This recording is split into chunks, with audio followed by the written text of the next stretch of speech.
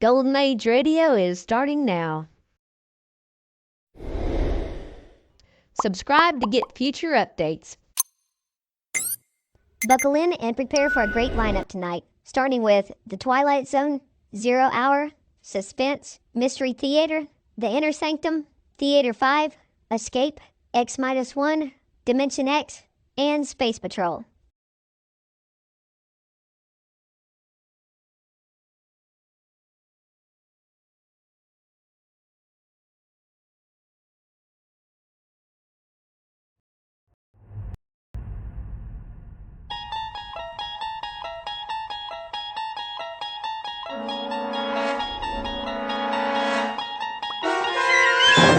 There is a fifth dimension beyond that which is known to man. It is a dimension as vast as space and as timeless as infinity. It is the middle ground between light and shadow, and it lies between the pit of man's fears and the summit of his knowledge. This is the dimension of imagination. It is an area which we call the Twilight Zone.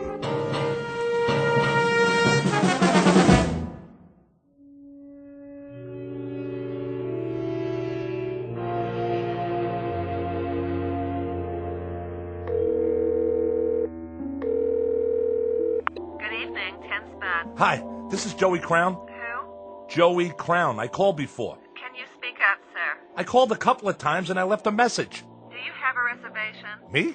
No, not exactly. I mean, this is Joey Crown, the trumpet player. I'm having trouble hearing you. Did Baron get my message? I don't know about any message. The band's on now. I can hear that. Boy, can I... And the second set is at 10:30. Do you want a table? I don't need a table. Tell Baron I'll fall by if I can. You know how it is. I got a gig all the way across town. How do you spell your name? Just tell Baron that Joey Crown's coming, okay, sweets? Man, oh man.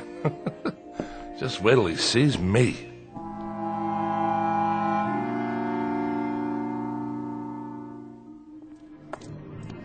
Hey, Bobby, what's happening? Name? You know me.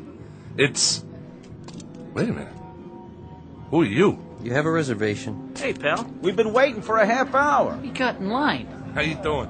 Sorry, folks, but I'm supposed to be inside. Hold on, I gotta check the list. I'm not on the list. See, I got a gig here tonight. Oh, you're in the band. Well, not in it exactly. Baron knows I'm coming. He'll let me sit in, I'm sure of it. First show's sold out. If you want to put your name down for 10:30... Just tell Baron, all right? He'll comp me. Hey, fella. Hang on. There's been a little misunderstanding. No, I mean, I know you. You do? Didn't you used to be Joey Crown? Used to be? What do you mean, used to be? Crown. Sorry, man. You're not on the comp list. If you want to wait in line... Hey, hold on. See this? It's a trumpet case. I'm not some piker. I played with Baron lots of times. I used to work the Page Street and the gate. What's the matter? Don't you believe me? Ask Artie. He owns the joint.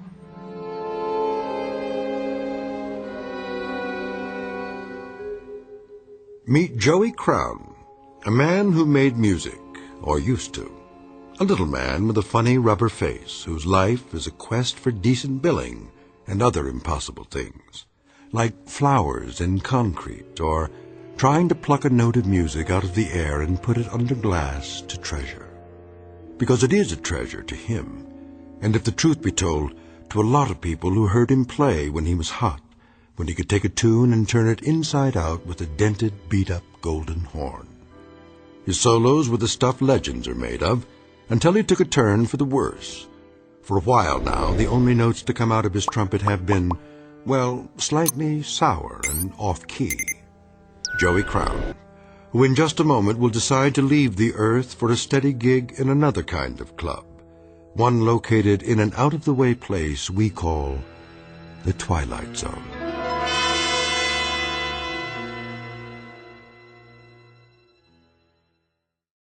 And now, The Twilight Zone, and our story, A Passage for Trumpet, starring Mike Starr, with Stacy Keach as your narrator.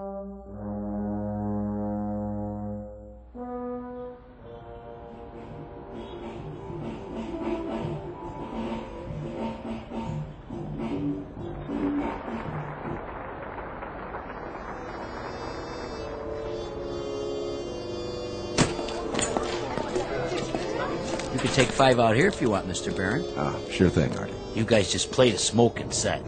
Thanks. Yeah, thanks. I came in early on the bridge. You had all the changes. Nice set, boys. Was it okay? I couldn't tell. That sounded good to me, just the way I like it. Sure was. Man, you guys know how to swing. Who's that? Too dark to see. I think it's... Hey, Joey. What do you say, Baron? What are you doing here? Well, what do you think? I brought my axe. What for? I thought you might need somebody with a horn. I already got my sidemen, Joey. Sure you do. But I was thinking I could sit in, for the second set. Not tonight. Just a few choruses. Maybe some other time. Why not?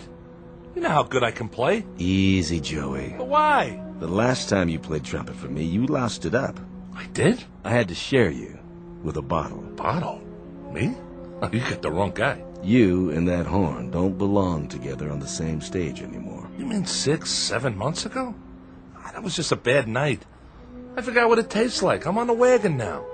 Way up. That right, Joey. Who's your brass section? Right here. Meet my new trumpet player. Yeah? That was him? Yeah, that was me. Don't get me wrong. He sounded great in there. Really cooking. But what do you think I am, some kind of a lush? Listen, Baron, I know what that stuff does to me. I ain't an old man yet. Me and my horn got a lot of years left. I could be a #1 boy again. Club dates, sessions, the whole bit. Hey, take it easy. What do you think I'm gonna do? Chuck it all away in some bum habit? Be serious. Listen, man, this is one mellow horn, and I got sweet music in me. A whole lot of it. You know yourself, when I open the case and pick that thing up and blow, I can make 'em cry. That you can, Joey. I remember. So what's the big deal? I can come in behind your man on the bridge. Then I sit out while he takes his solo. Then we trade choruses, and I... You dropped something, Joey? That's not mine, honest. I never saw it before. It was in your coat pocket. I saw it the minute you walked up. Come on, boys. Let's go back in. No, you come on, Baron. What are you trying to do to me? All I need's a chance. Okay, it's showtime. Go on. I'll be right there. All I need's a chance. One shot. That's what you need, all right. A shot. Better make it a double. That's not what I mean. Oh, don't worry about the mess, Joey. Somebody will clean it up for you. They always do. I'm sorry, Baron, but if you knew what it's been like to... One thing I don't know. When a guy has so many friends, why would he hang out with his worst enemy? All right, I get it. I shouldn't have come here. We've been doing all right at the club. Sold out most every night. So let me lay some green on you. Your share. For old time's sake. Keep your money. Hey, for old times. Come on, man, when you had the magic. Remember? Harry James, Max Kaminsky, and Berrigan, and Butterfield, and Diz, and Miles. Man, you had a little bit of all of them. And you traded it for some bad booze. Well, you got took. That was no kind of a deal. You got the crummy end of the stick. I don't want your charity, okay? I got one question for you, Joey. Why'd you throw it all away? Maybe because I'm sad all the time. Because I'm nothing anymore, and I know it. Because from now on, I'll live and die in a crummy one-roomer with dirty walls and cracked pipes. I'll never have a girl because I'm an ugly little gnome. I'll never be anybody again because half of me is that horn. I can't even talk to people without it. That's my language. Go easy on yourself, Joey. Oh, but when I'm high, Baron, when I'm high, I can't see how dirty the walls are. I don't see the cracked pipes. I don't even know the clock's running, that the hours are going by. Then I'm Gabriel. I'm Gabriel with the golden horn. And when I put it to my mouth and blow, it comes out jewels. It comes out a symphony. It comes out the smell of flowers and summer nights. It comes out beauty. When I'm drunk, Baron. Only when I'm drunk. Take care of yourself, son. Oh, man. I got so much misery. I got so much sadness. I'm nothing. I'm just plain ordinary nothing. I'm so tired of hanging out.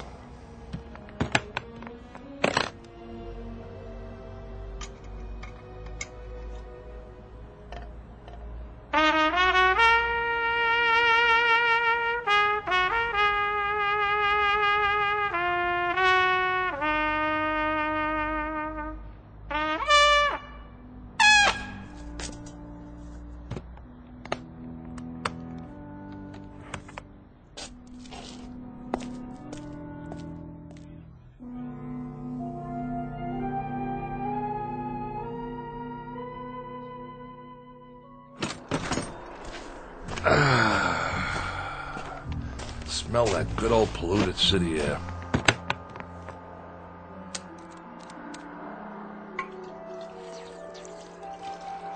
All right, Joey.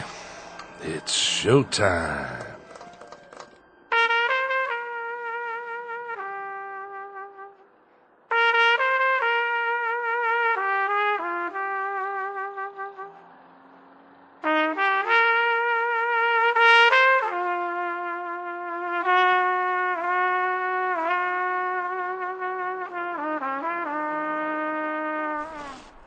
Yeah, I gotta write this in the blues, all right?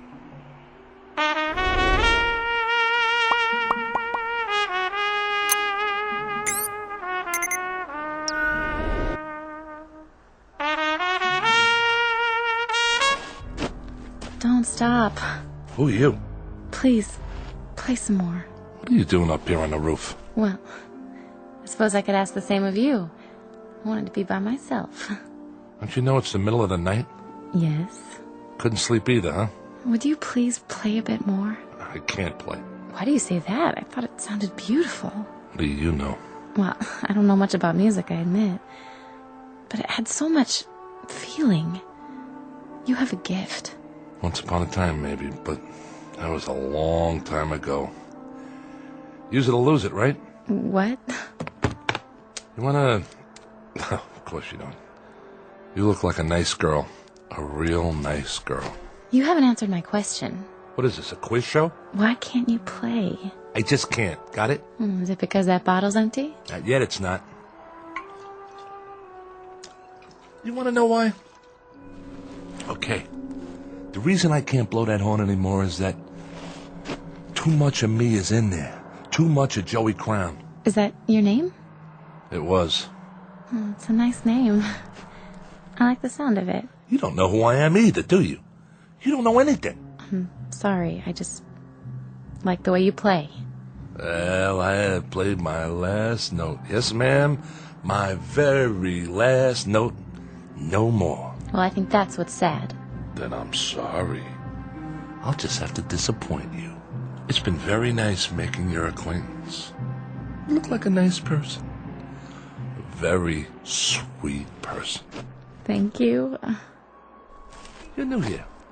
You come out from Iowa or Cincinnati or someplace like that, and you don't know anybody. I could have shown you around. I could have taken you places where they play some nice jazz, you know? All we'd have to do is ride the subway down to the village, walk around. There's places everywhere. On every street almost. There was a time when you could have heard me play. Now, it's too late, so go home, lady. Go back to where you came from. 'Cause you'll never make it here. This town's too tough for people like you. Go on. It's been nice talking to you. Yeah, it's been a ball. Now do me a favor. Get lost. Way to go, Joey. Every time something nice happens, you go and wreck it. What's the matter with you? You're stupid, Joey. Stupid. You know something? This town's too tough for me, too. So wake up. Time for something else, Joey. Anything. Time to get out. Or die.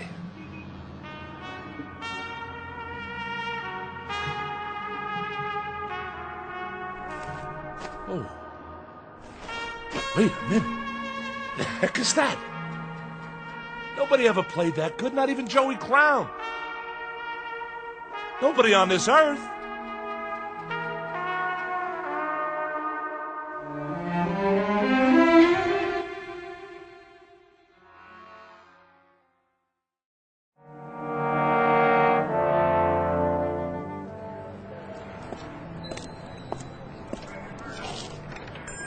Hi, Ned. How's it going?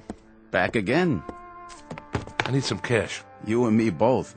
Look, Joey, I can't keep loaning you money on that beat-up old trumpet. What do you mean? You know this horn. It's got a tone you wouldn't believe. That's the trouble. They all sound great when somebody's playing them. Look around. I got enough instruments to equip Sousa's band. I need another bugle like I need my taxes raised. But this horn's been around. It's got character. I played it at Newport. I played it on so many sessions you couldn't count them all. Go over there and flip through those records in the box. I bet you got 20, 30 albums I'm on. You name it, this is the horn, the same one. Trumpet is a trumpet, Joey. It's the man who plays it. That's what counts. Otherwise, it's just a pile of brass. $20. What? You gave me 40 last time. Like you said, it's been around. The case has got dents in it. Listen, Ned, I'm serious. So am I. What I need is enough to get a bus ticket out of the Port Authority. Taking a little vacation, huh? Atlantic City? At this time, I'm leaving for good. $20 won't get me out of Jersey. Then you're not coming back. Not in your life. This is the new Joey Crown. I'm turning over a new leaf. If you're selling, 25. That's my best offer. Take it or leave it. Okay. 25. All right. Sign here. Just think, Ned. After today, you won't have Joey Crown to kick around anymore. This is the last time you'll see my ugly mug in here. You can count on that. Now hurry up before I change my mind. You want to kiss it goodbye? I already did that. Changing jobs, huh? Yeah. I'm gonna start a new career. Digging ditches. So you don't need it anymore? That's right. Like I don't need lungs. See you in the funny papers. Then if you're sure... I'm sure. I'll go ahead and put it in the window. Wait a minute.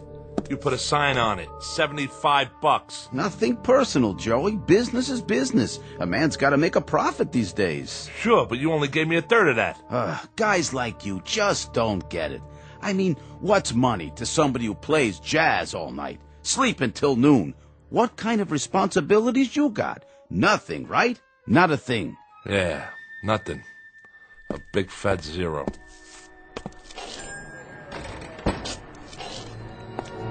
Hey, mister, watch where you're going. Get out of my way. Hey, don't cross the street like that. Mind your business. Hey, buddy, get out of the way. Leave me alone. Watch out! You think I care? You're gonna get killed! Oh my gosh! He just walked right out in traffic. Like he could care less. Somebody call an ambulance.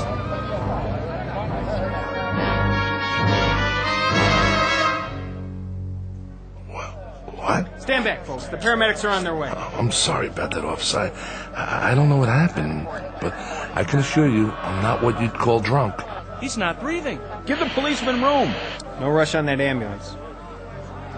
He's gone. What are you talking about? I'm not going anywhere. I'm right here. There was this big truck that went by, and man, let me tell you, it gave me a kiss. I don't see it now, but I'm not drunk. You can ask Officer Flaherty. This is his beat, and he'll vouch for me. I'm not the kind of guy who goes around walking on red lights. Okay, folks. Party's over. What is going on? I'm okay, I tell you. Something like that, it shakes a guy up. I need a smoke. Hey, man, you got a match? What's the matter? You can't hear me? I'm not a bum. I just want a light, that's all. Excuse me, buddy. You wouldn't happen to have a light, would you? Hey, fella, do you have a... Some town, all right. Real friendly.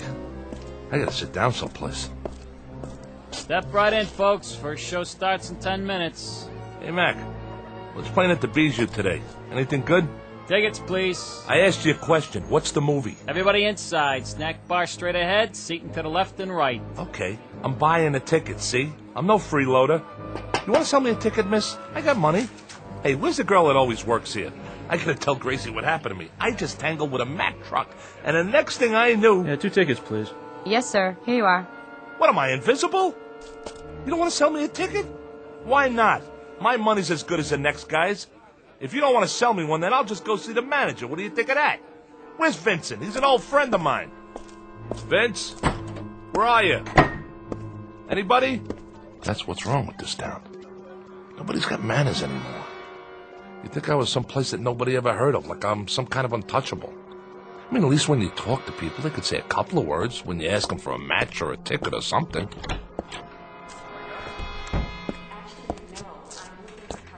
What's the name of this flick, anyway? Really Scary Stories. Looks like a winner. What is this, a horror movie? No thanks, I gotta get out of here. Excuse me, if you could move your feet a little. Sorry, I didn't mean to step right through your leg. Hey, what's going on? Where is everybody? You behind the counter, can't you hear me? Are you deaf? Those people in there, they couldn't see me, feel me. I stepped right on one guy's toe. Pinch me, I'm real, ain't I? Wait a minute, is somebody pulling a gag? Vince trying to shake me up? Well, now look, miss, is somebody trying to... Look at me! Right behind you in the mirror. It's my reflection. I can't even see myself.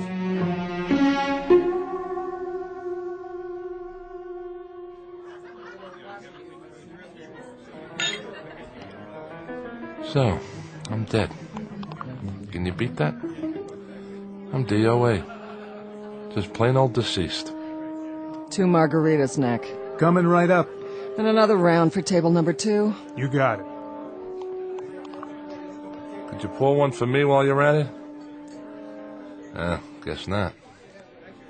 How does that go? Water, water everywhere, and not a drop to drink. You get it, don't you? I'm a ghost, see? That truck must have done it after all. Understand?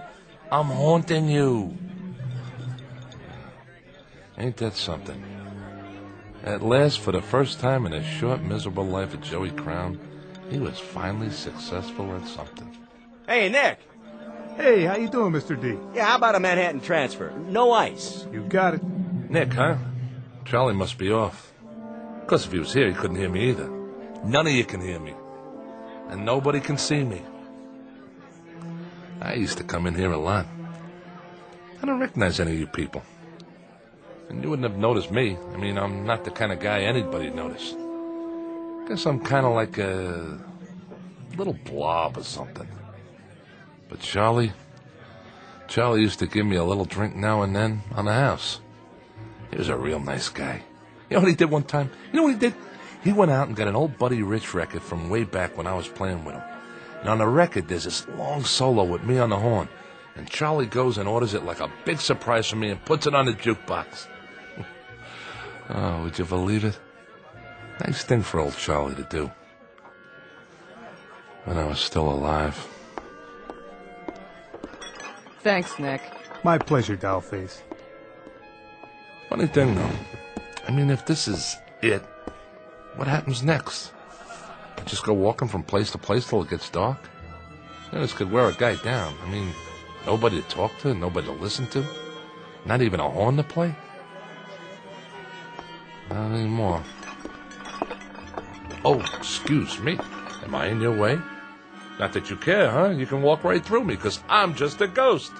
Plain old nothing little man and a plain old nothing little ghost.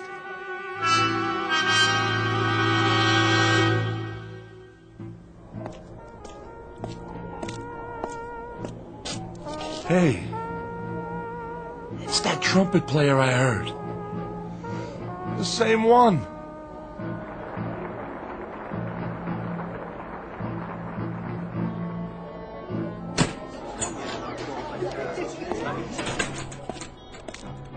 You're good. Real good. Thanks. I mean it. The tone's so clean and pure. You got some chops. Who's Baron? Oh, he took the night off. I see. Wait a minute. Yeah? You said thanks. That's right. Then, I can't believe this. You can hear me? Sure I can, Joey. I hear you just fine.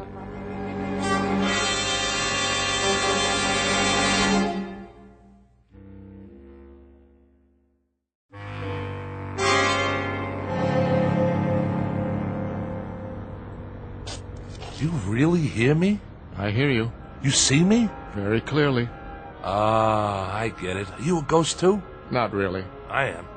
I stepped in front of a large vehicle this morning. Is that right? It ain't good for the health, believe me. I'll bet it's not. Say, if you don't mind my asking, who have you played with before? Before what? Before now. What bands? Oh, I've played all over.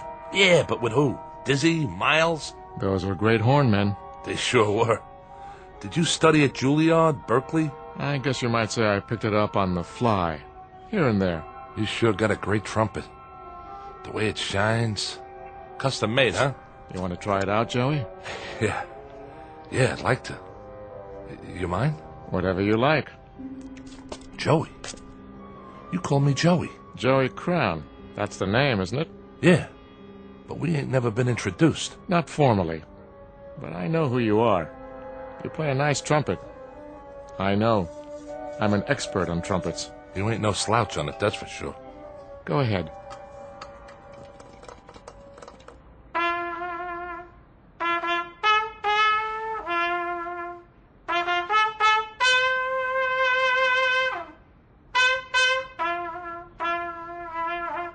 Not bad, Joey.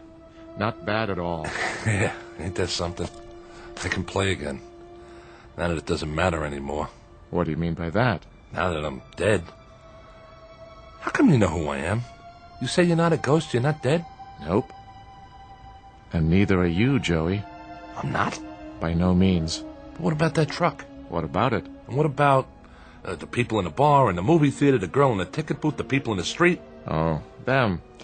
Well, you see, they are dead. But that doesn't make sense. How? They're the ghosts, Joey. They just don't know it. Huh? You're losing me. Sometimes, to make it easier, we have to work it that way. We let them go on in a life that they're familiar with, and they never know for a long while. But that's why they can't hear you. You're the one that's alive. But like I said, I stepped off that curb. That you did. And right now, Joey, you're in a kind of limbo. You're neither here nor there. You're in the middle. You're on a break between sets, so to speak, waiting to go on in the real world or the shadow world. Which do you prefer, Joey? Which? Well, just what do you think? I want another chance. Think it over, now. I have thought it over. I used to think I was getting dealt from the bottom of the deck, but you know something? I just forgot how much I had already. I forgot about the music I could make on the horn and how nice it sounded. I'd have to agree with you there. And going to Charlie's and talking to people, real people, and maybe going to the movies now and then. Cutting a record once in a while, walking in the park, hitting the clubs late at night, even when it was rainy or snowing and I had to bundle up like an Eskimo. I miss that. I really do. I never won a beauty contest, but I had friends. I had good friends. What do you think happened to all that? Somewhere along the line, I forgot the good things. That's what happened. I just forgot. You've got a choice, you know. A choice? One way or the other. It's not too late.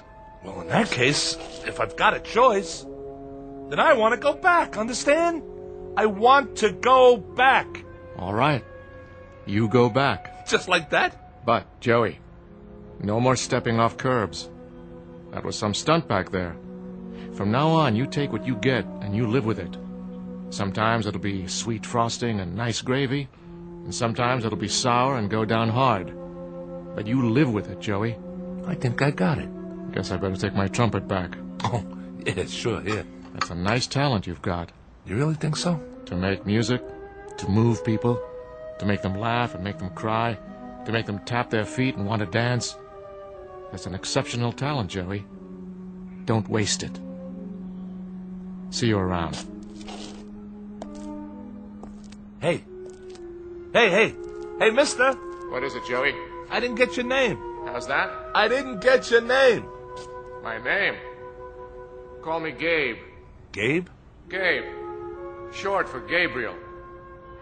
Goodbye, Joey. Gabriel. Hey, wait. Wait, I gotta ask you something.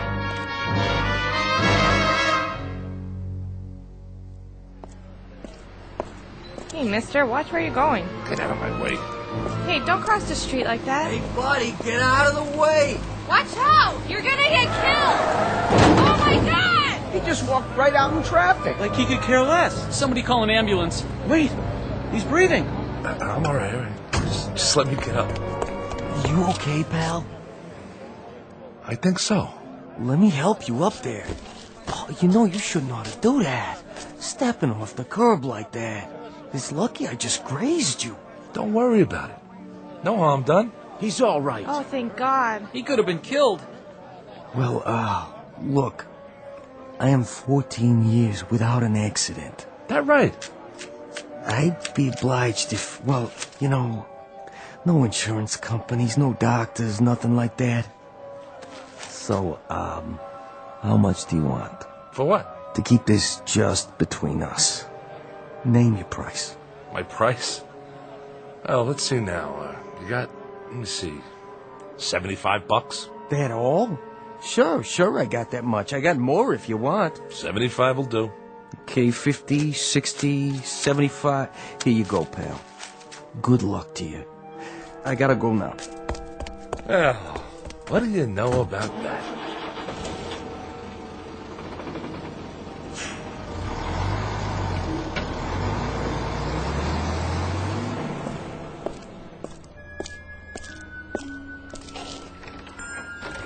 Hello, can I... Oh, it's you. Hi, Ned. Change your mind already? Yeah, I changed my mind. They come and they go. But you, Joey, you're the first one to go and then come back. I know. I don't want to hear your argument. No argument. I guess I can let you have it. How much? 75? No. 25. He'll talk me back down anyway. How long has it been? 5 minutes? Not even enough time to accrue interest. Go. The sign says 75, and 75 it is. A man has to make a living. You tempt me, Joey. Right is right. It's only business. What did you do out there? Win the lottery? Something like that. Goodbye, Ned. You won't be seeing me for a while. Hope business picks up. You too, Mr. Jazzman. But tell me something. Anything. What have I done to deserve such good fortune? Nothing much. You've been my friend is all. For quite a few years, and I'll never forget that. Get out of here. Go on.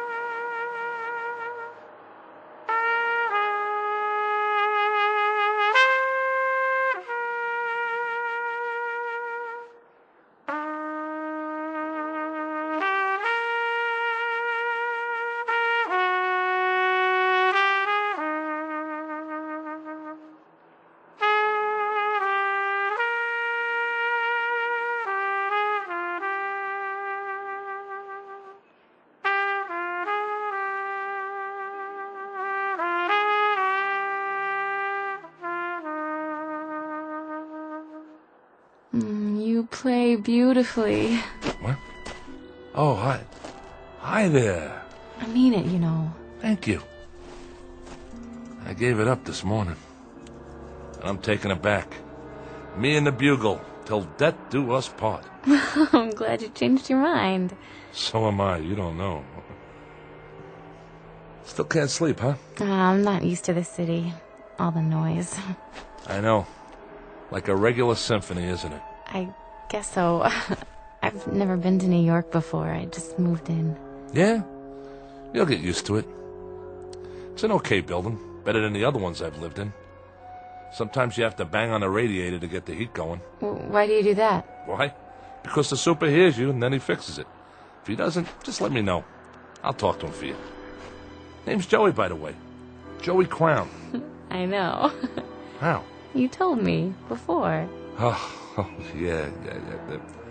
Listen, I'm sorry for that stuff I said. Don't be. My name's Nan. Pleased to meet you, Nan. I was hoping you'd come back. You are? You're the most interesting person I've met in New York. Yeah, sure. There's a lot of guys around here. Most of them ain't little apes like me. I mean it. The most interesting. And the nicest. I love your music. Honest? Honest. Will you play some more, Joey? Sure, I'll play some more. I'll play whatever you like, for as long as you like. What's your favorite song? I don't think I have one. Well, I know a couple you might like. Well, that would be nice. You know, you might get to like it here. It's not a bad town. I'm sure it isn't. Maybe you could show me some of it, Joey. If you have time. Me? Oh, I got time, all right. I got nothing but time from now on. I'll show you everything. The Battery, Central Park, the Village. I'll show you 52nd Street, and we'll hear some good jazz. I mean good. I'll take you to Charlie's. You'll like Charlie's. It's a great place. And you know what? You're not going to believe this, but he's got a record of mine when I was playing with one of the big bands. At least I think he still has it. If he doesn't, there's a little pawn shop I know that has all kinds of records in back. And we can pick up a copy and bring it home and listen to it.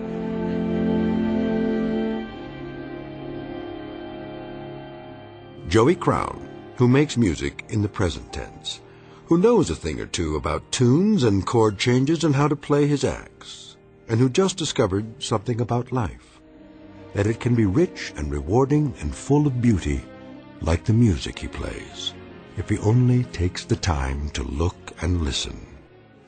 Joey Crown, who finally got a cue and a clue in the Twilight Zone.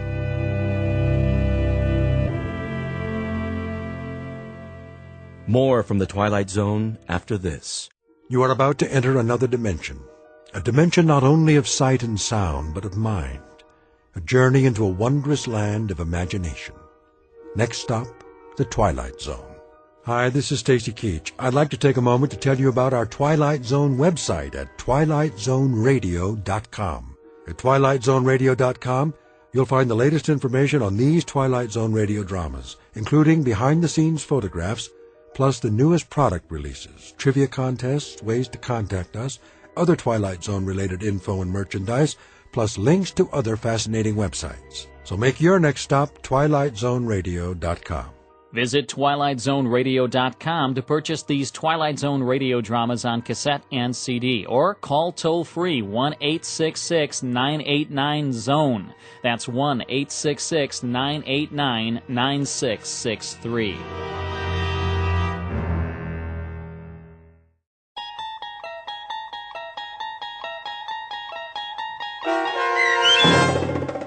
A Passage for Trumpet, starring Mike Starr with Stacy Keach as your narrator, was adapted for radio by Dennis Etchison and based on a script by Rod Serling. Heard in the cast were Doug James, Brooke Sanford, Jeff Lupetin, David Darlow, Kurt Nabig, Meg Falcon, Lynn Foley, Carl Amari, Sarah Marks, Chuck Somar, Vince Amari, Karina Karpolovsky, Bo Nortel, and Roger Wolski, with special trumpet stylings by Chuck Somar. To learn more about the Twilight Zone radio dramas and to obtain audio cassettes and CDs of these programs, visit our website at twilightzoneradio.com. The producers of The Twilight Zone wish to thank CBS Enterprises, Carol Serling, Dennis Etchison, Dick Brescia Associates, Claire Simon Casting, Terry Jennings, the American Forces Radio and Television Service, our sponsors, and our radio affiliates for helping make this series possible. This copyrighted radio series is produced and directed by Carl Amari and Roger Wolski for Falcon Picture Group. Doug James speaking.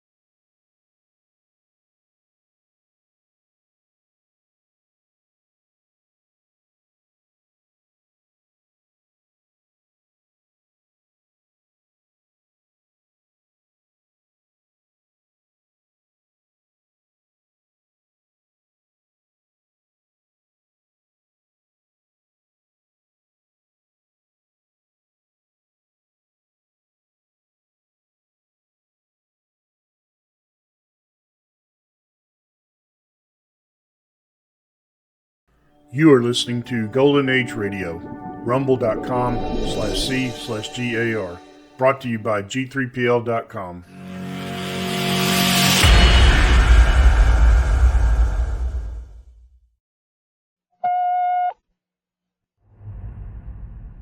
I'm Rod Serling. You're listening to the Zero Hour. Rest your eyes.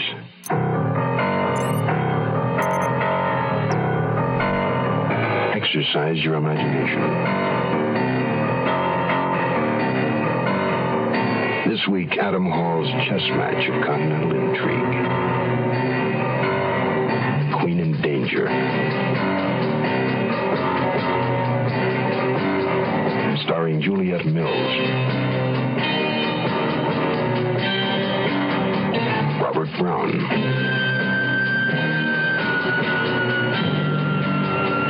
And Murray Matheson.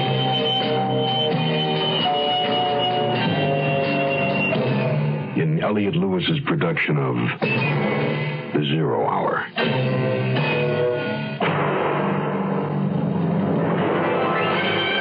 The Mutual Broadcasting System presents The Zero Hour. Sponsored in part by State Farm Insurance and Beechnut Chewing Tobacco. This is The Zero Hour on Mutual Radio.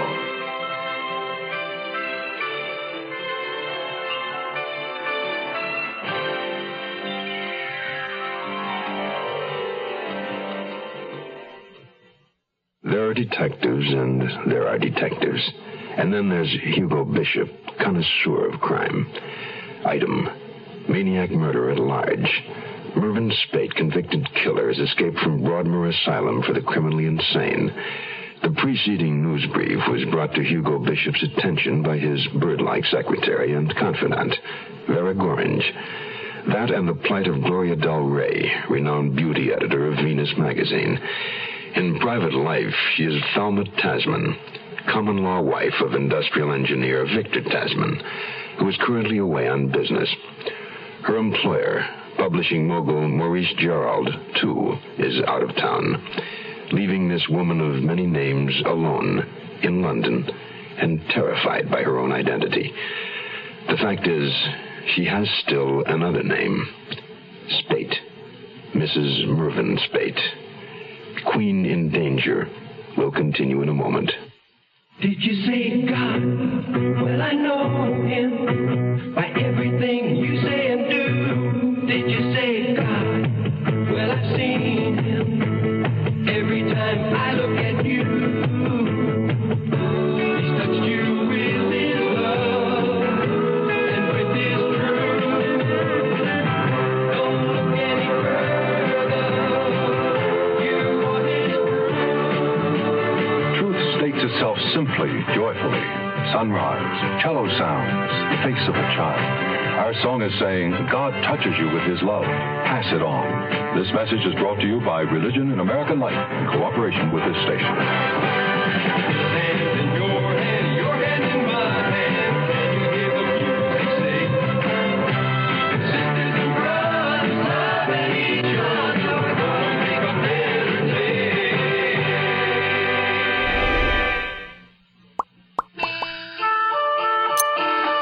It was the first of the week's fashion shows I was scheduled to cover. I was alone, except for the jostling crowd around me, dividing their attention between the show about to begin in the main salon and the table bar set up here in the anteroom. Hello, beautiful. Rex! You sound glad to see me. I am. Built for the soccer field as you are, you can probably manage to make your way through this mob to get me a sherry. Any little service I can render, love. Be right back. Rex Willison was London's favorite fashion photographer. He was also a rat, a rake, a roue. I wouldn't rely on him for my life any more than I would thin ice. But he was big, with magnificent shoulders and a cheerful grin, and just the sort of company I needed at the moment. Here you go, love. Thank you, Rex. That's just what I needed. Oh, for a moment I relished the thought that I was just what you needed. You are, but not quite in the way you're thinking. What's wrong, beautiful? You look a bit down under. Victor's gone away on business for a week. Yeah. I wonder if I'll ever meet a girl who'll be miserable when I leave her for a week. You wouldn't be interested in one like that. You're right there, love. So, shall we? Looks like post time for the show horses. Nice music. And on the show. Number 1. A tie-silk day dress in Mediterranean blue by Jacques Decoir. Note the loose three-quarter length sleeves designed for coolness on all occasions. And the softly draped neckline eternally feminine. Neat little filly lad and pretty footwork. I feel Rex's solid masculine presence beside me, and somehow I'm safe. Safe for now. Shoes made beautifully to match by Northern Lane, and the mischievous little hat by Michelson. Later tonight, if I feel really afraid, I can telephone Victor. Just the sound of his voice over the phone will comfort me. Or I can spend the evening with Rex. He'll dine me if I ask him, and I could deal with the inference he'd draw from it later. For that matter, I needn't stay at my place at all this week. I could rent a room at some small hotel while Victor was away. Somewhere across the city, far away from the flat where Mervyn would never find me. Rex is flashing me his best grin, and I can manage a smile back.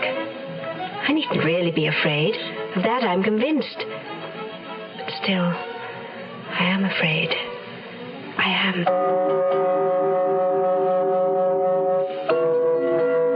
The Tasman flat, where Thelma Spate lived out her new alliance with Victor Tasman, was round the corner from Queen Street and Thames Gardens. When I walked by there to take a look, I found my Scotland Yard confederate, Freddie Fresnay, checking with his man on the job. No sign of Spate or Mrs. either up to now. You going to talk to her when she shows? No. Why not? Well, she could be ready to aid and abet him, you know. Not as I see it. Reason it out, Freddie. She goes abroad after the trial and comes back with a man who's her new husband, except for that little detail of the ceremony. Doesn't sound to me like she's ready to give Spate a hand. More likely she's worried what he's ready to give her. Well, we can keep just as good a watch on her without knocking on her door. And she hasn't knocked on yours yet. What do you mean? She hasn't asked for any police protection. No, which shoots your theory.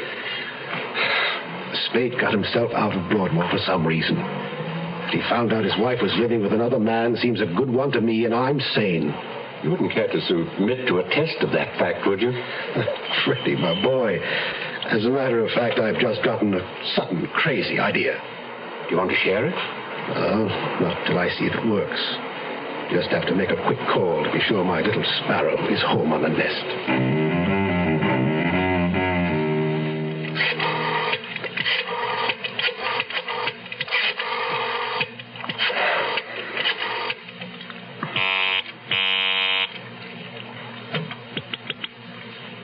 Hello? Gory? Yes? Did you send it? Yes, it's there by now. Do you mind staying in case there's a call? I wouldn't miss it. This was my case to begin with, you know. I know. But I gather it's caught your interest. A bit. At any rate, I've just gotten a notion, and it might keep me most of the night. Dangerous, Mr. Bishop? Yes. A slight risk of varicose veins. Ta-ta, auntie.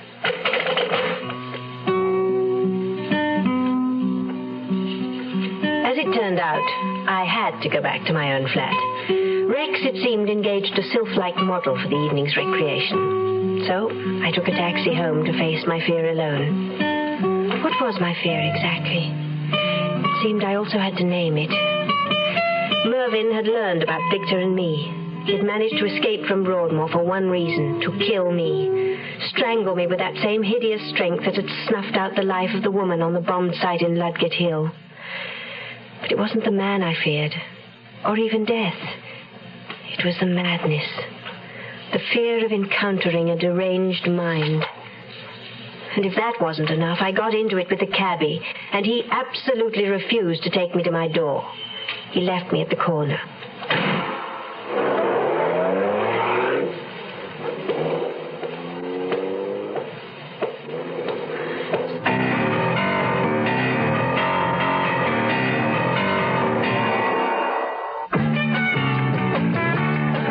You know, a man's world is small and getting smaller every day, but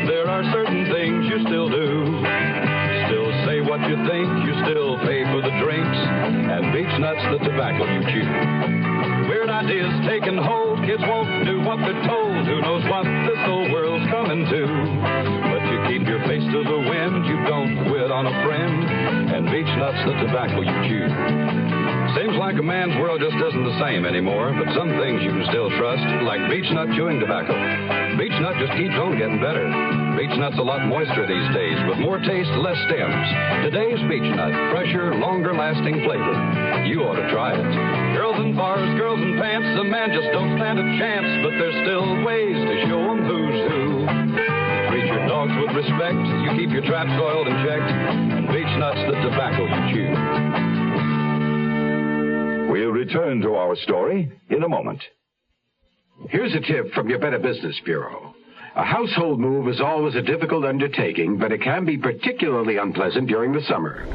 Pickups and deliveries are more likely to be delayed then because the demand on moving companies is at a peak.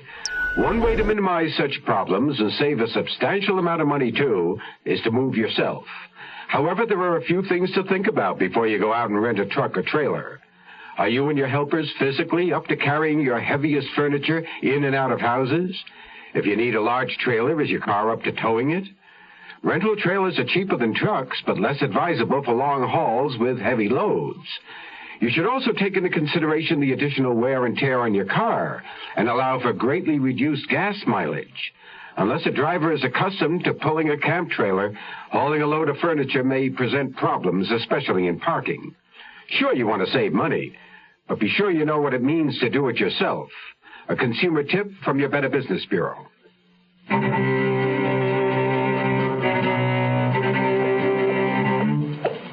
As I turned up the steps to the entrance of the flat, I became acutely aware of the presence of a man in the shadows of the doorway across the street. The flesh at the nape of my neck crawled. I quickened my step, hurried inside, and closed the outer door. A moment later, I was inside my apartment, flattened against the door in the dark, frightened of what I might see if I turned on the light. Then the toe of my shoe touched something on the floor, and I reached for the light switch. In the glow of the ceiling lamp, I saw the envelope, mute and white against the royal blue of the carpet.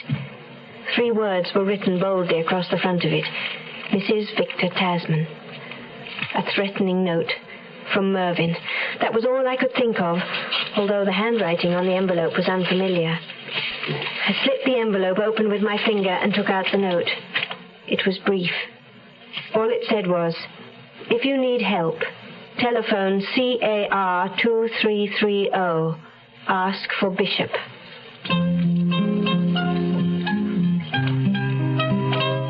The flower grew against the sky, black-petaled, with a stem as thick as a tornado's rope. From where I viewed it in my cramped position against the broken wall.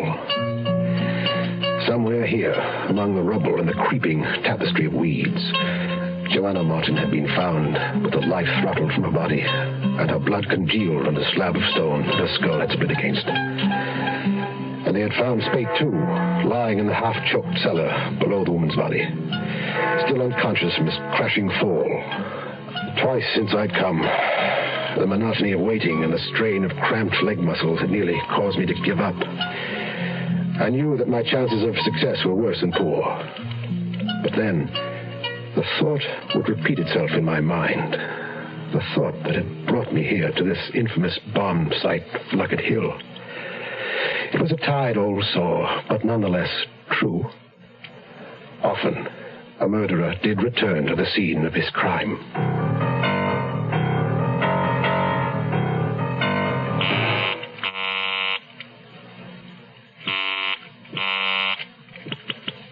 Hello? Victor, is that you? Thelma, what's wrong? Nothing, darling. I'm sorry it's so late. It's only 12. You sound, odd. What is it? No, Victor. Everything is all right. I just wanted to hear your voice and say good night. I'm glad. Actually, I meant to phone you, but I've been talking my head off steadily for hours, trying to fix a deal. Any luck, darling? Not really sure. But never mind about business. I miss you, my love. I caught myself only half listening. My eyes were focused on the door to the flat, and I was imagining Mervyn walking up to it, his hand on the knob, his brute strength forcing it open. Darling? I miss you too, Victor. Terribly. There is something wrong. I'm lonely for you, that's all. Please don't be away any longer than you have to. You know, I really... Your 3 minutes are up. Operator, this is a private call. I'm sorry. You booked 3 minutes. Shall I extend it? Yes. No. Good night, Victor. Hurry back. I'll telephone you in the morning, darling. Get your good night's sleep. Victor, I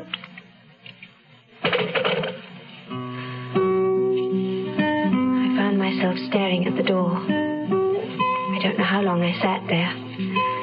I was not aware when my mind crossed the border dividing reason from obsession, from control to submission, plunging me into a wilderness of terror.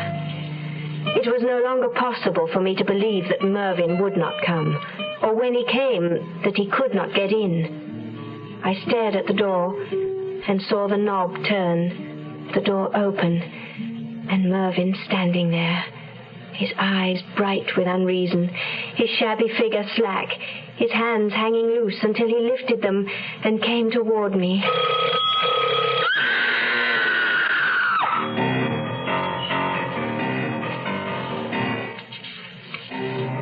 Perhaps mute stones are infused with memory, like an unseen stain. Or else I was only diverting myself from the boredom of my vigil. In any event, I found my mind absorbed with images of that night 2 years ago, when Joanna Martin was slain. I saw the movement of her dress as she fled across the weed-strewn masonry, her stricken face as she turned back toward the man who picked his way through the rubble, moving to her with strong arms outstretched, eyes glinting with madness. The fierce look of fingers upon flesh, the violent squeezing out of the last vital breath of air. Of air, poor girl. Poor unfortunate madman. The vigil had made me morbid. The stones against my back had left me cold. And again I thought of giving up, leaving this place to its own brooding memories. I moved to ease the cramp in my legs and lifted my face to where the stars roofed the jagged gap between the broken walls. And there he was, a dark, hulking shape against the night sky, staring down at me with eyes void of all expression. Beyond the shadow of a doubt, it was Mervyn Spate.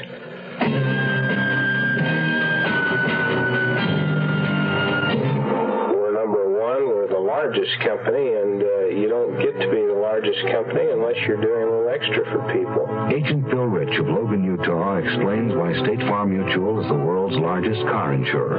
This is what the consumer feels, and you know that if the consumer feels State Farm is number one, it's got to be on two things, service and price. And if you're not competitive in both of these areas and do the job, the customer is not going to rate them where they have. We're number one. We only got there because we were most competitive, or as competitive as anyone, and because we're there to serve. Service and price. That's what car insurance value is all about. And there are two good reasons to see your nearby State Farm agent now. Like a good neighbor,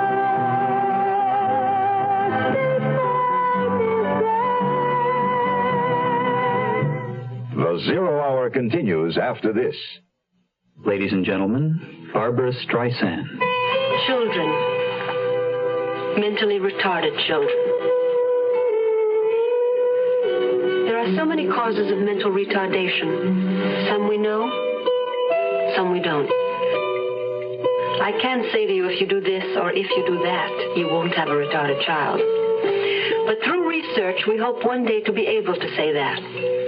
In the meantime, there's the help we can give to those already born mentally retarded, because the retarded can be helped, but it takes a lot of money. If you'd like to cut the odds a bit in favor of the next mother and father who will bring a child into this uncertain world, whether it's your child, a grandchild, or the child of a friend, support the work of your local association of the National Association for Retarded Children. cast a little bread upon the waters.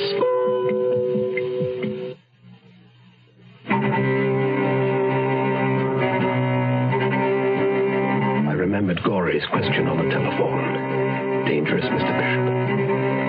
And now it was. I had crouched against this wall for more than 2 hours. My legs and back were cramped. My position alone had me at a disadvantage. Spade was standing almost directly over me, and he had already murdered once.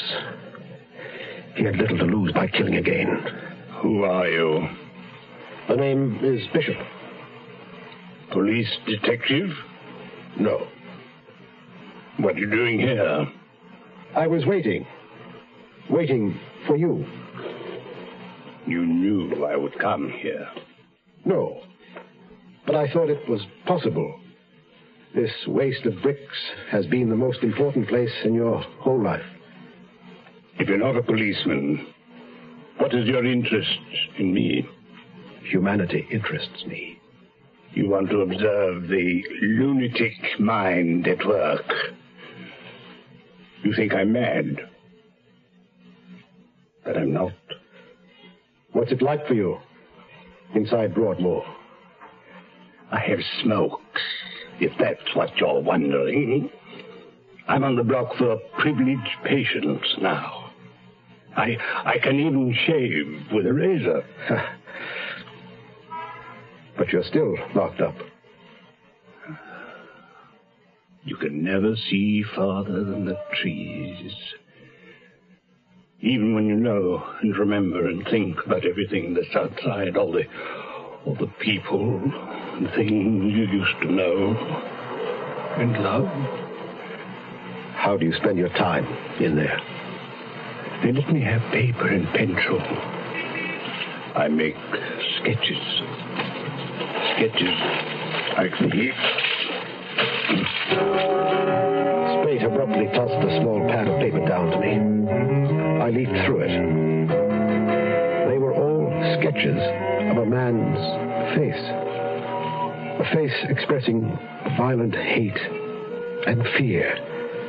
The fine drawn lines of the eyes and mouth conveyed a strain that transformed it into a face of abstract evil. I wondered if Spade meant it as a self-portrait. Do you know that face? It's the face of madness. Why do you spend all your time sketching only that? I don't want to forget it. And it's not meant as a self-portrait. I told you, I'm not mad. Why did you break out of Broadmoor, Spade? Because you wanted to see beyond the trees. Give me back the sketches. Oh, here you are, Spade. You still think I'm mad? He turned away then, and in a moment his dark, brooding form was no longer silhouetted against the sky. If I tried, I might follow and overpower him from behind. Or I could notify Freddy at the yard of his whereabouts. I did neither. At this point, I chose to let Spade go free. I don't know when the phone stopped ringing or when I stopped screaming. I was still sitting by the phone, staring at the door, paralyzed by fear, when suddenly... It's Bishop, Mrs. Tasman. Let me in.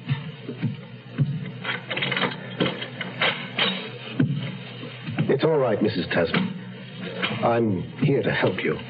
But how did you know I You called my number. You talked to my associate, Mrs. Gorringe.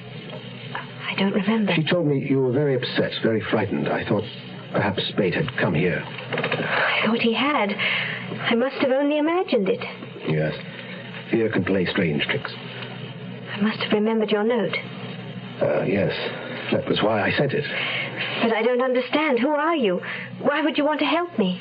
I want to help people in trouble for the opportunity it gives me of seeing life through other people's minds.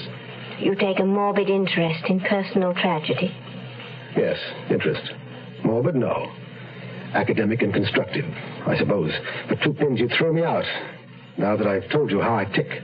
I think you're a strange man, Mr. Bishop, but I'm grateful for your offer of help, for whatever your reason. When I called your number, I was in a state of shock. The mere ringing of my phone had sent me into hysterics. You thought it was your husband, that is, Mervyn Spate. It's true, you've never divorced Spate. Yes. Somehow I couldn't. After he was sent away to the asylum, it seemed he needed me more than when we were together. Well, I doubt it was Spate calling you tonight. Would have been about the time I was with him. You've seen Mervyn? I waited on the bomb site in Luggett Hill. He came there as I thought he might. How was he? I mean, how did he act?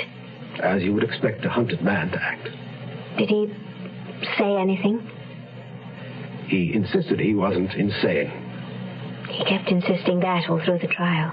Well, criminals are always insisting they're innocent. Did he say anything else?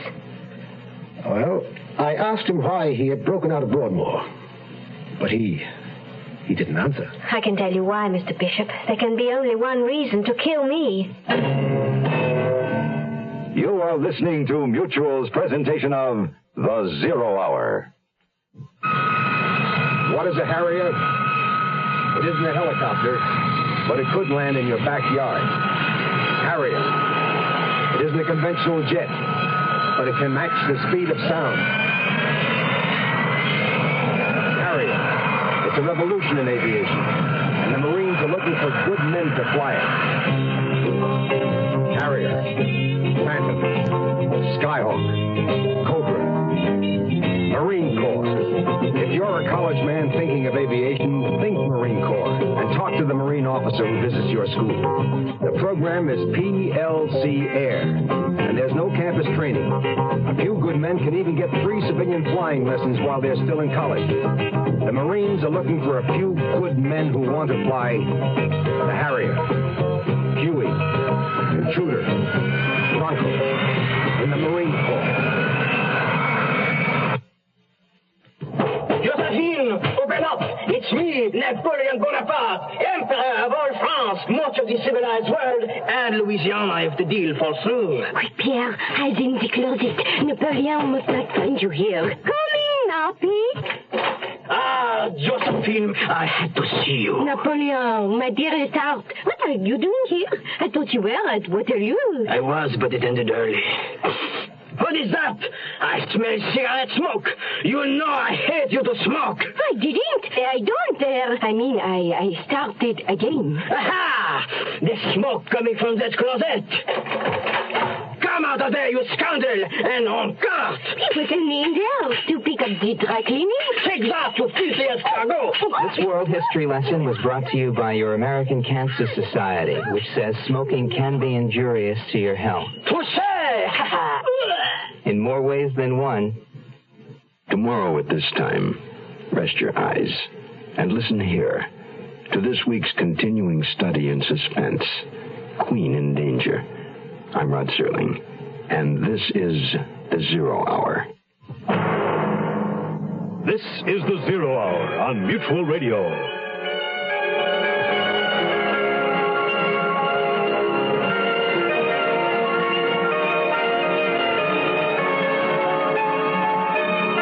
You have been listening to The Zero Hour, a presentation of the Mutual Broadcasting System in association with Hollywood Radio Theater, heard every weekday at this time. Rod Serling is your host. Zero Hour is produced and directed by Elliott Lewis. The Hollywood Radio Theater theme was played by Ferranti and Teicher and is now available on United Artists Records and Tapes. Hugh Douglas speaking. Tune in tomorrow, and once again, rest your eyes and listen here to the Zero Hour.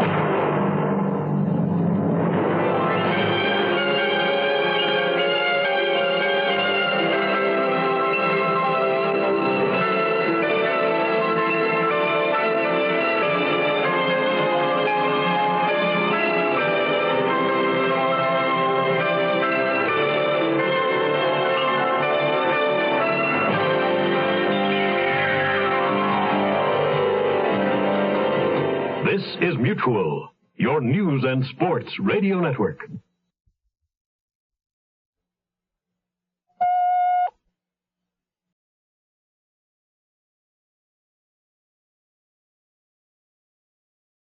You are listening to Golden Age Radio, rumble.com/C/GAR.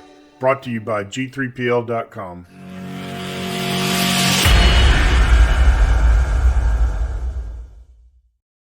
Now, Roma Wines present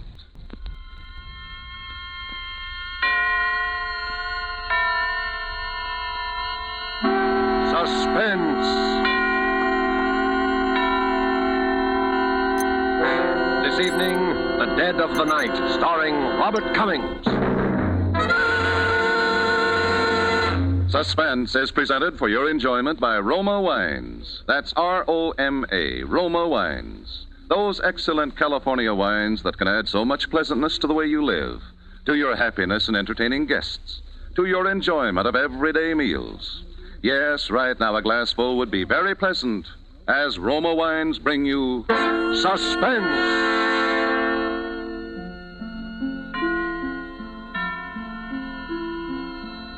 This is the man in black, here for the Roma Wine Company of Fresno, California, who tonight from Hollywood bring you in his first appearance in a radio drama since his enlistment as United States Army Air Force flight instructor, one of the screen's favorite young players, Mr. Robert Cummings. And so with the strange events which befell the young Californian named Jimmy Barton in The Dead of the Night, and with the performance of Robert Cummings, we again hope to keep you in suspense.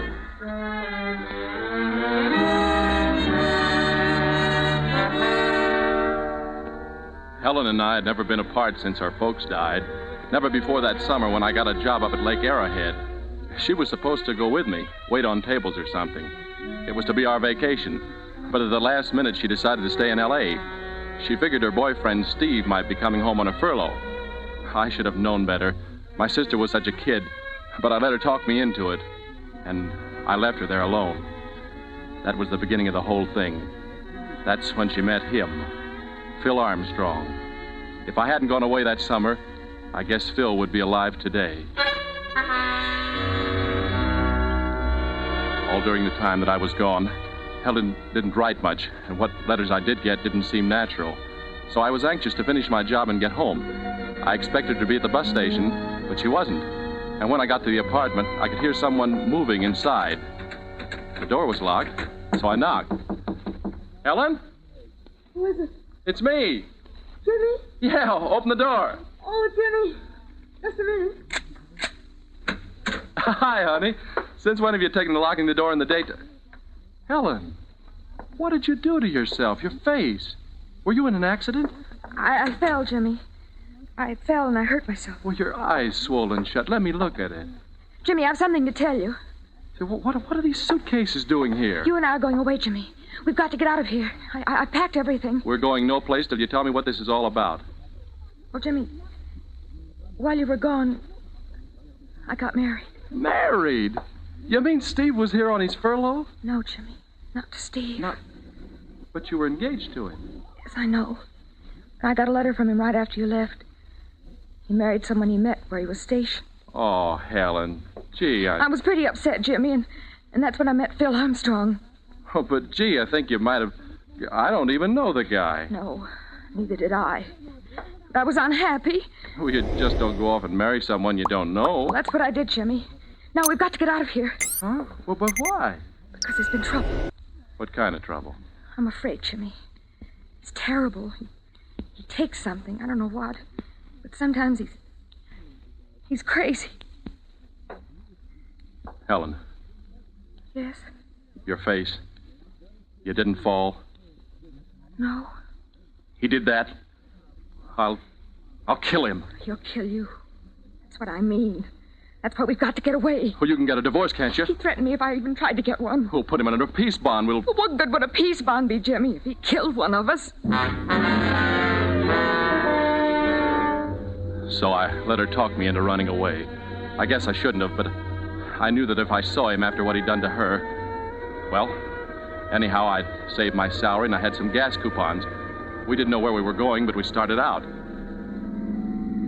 know what he'll do when he finds I've gone. Helen, don't you think we ought to go to the police? Oh, I'm afraid, Jimmy. I know him. I know what he'd do if he found out we'd reported him. But they'd protect us, Helen. They'd protect us. But what if he got to us before they got to him? And she looked so frightened, I thought it best to let her do it her way. We got to Santa Monica that night, and we stopped at a motel near the water. Well, a week slipped by, and Helen seemed to be forgetting. She didn't jump every time someone knocked at the door, and she began to get a nice tan.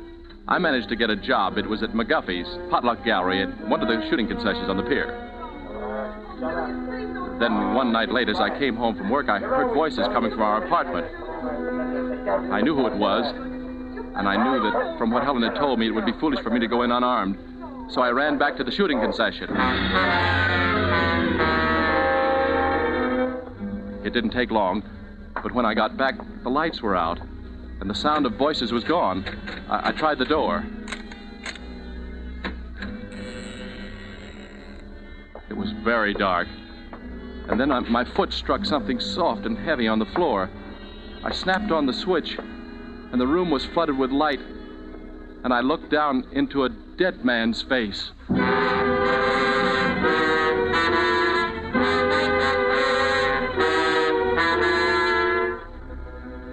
Tonight for Suspense, Roma Wines are bringing you a star, Mr. Robert Cummings, whom you've heard in the prologue to The Dead of the Night by Mel Dinelli. Tonight's tale of Suspense.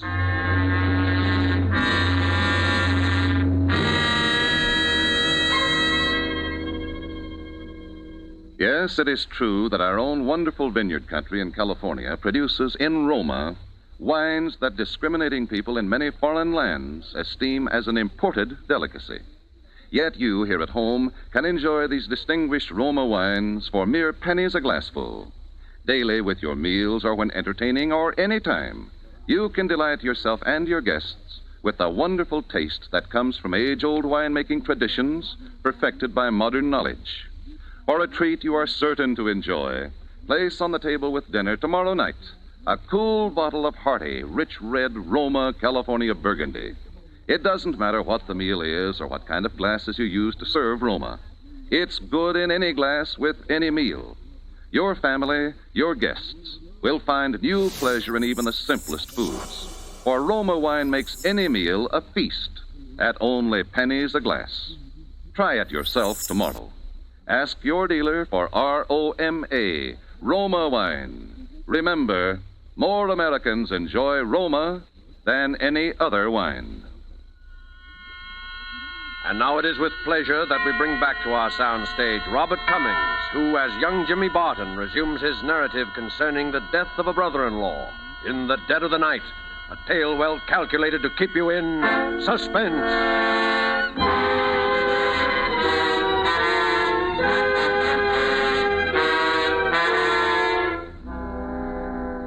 It's funny how in the biggest, the most important, the most terrifying moments of your whole life, you remember little tiny insignificant things. I remember that I set my alarm.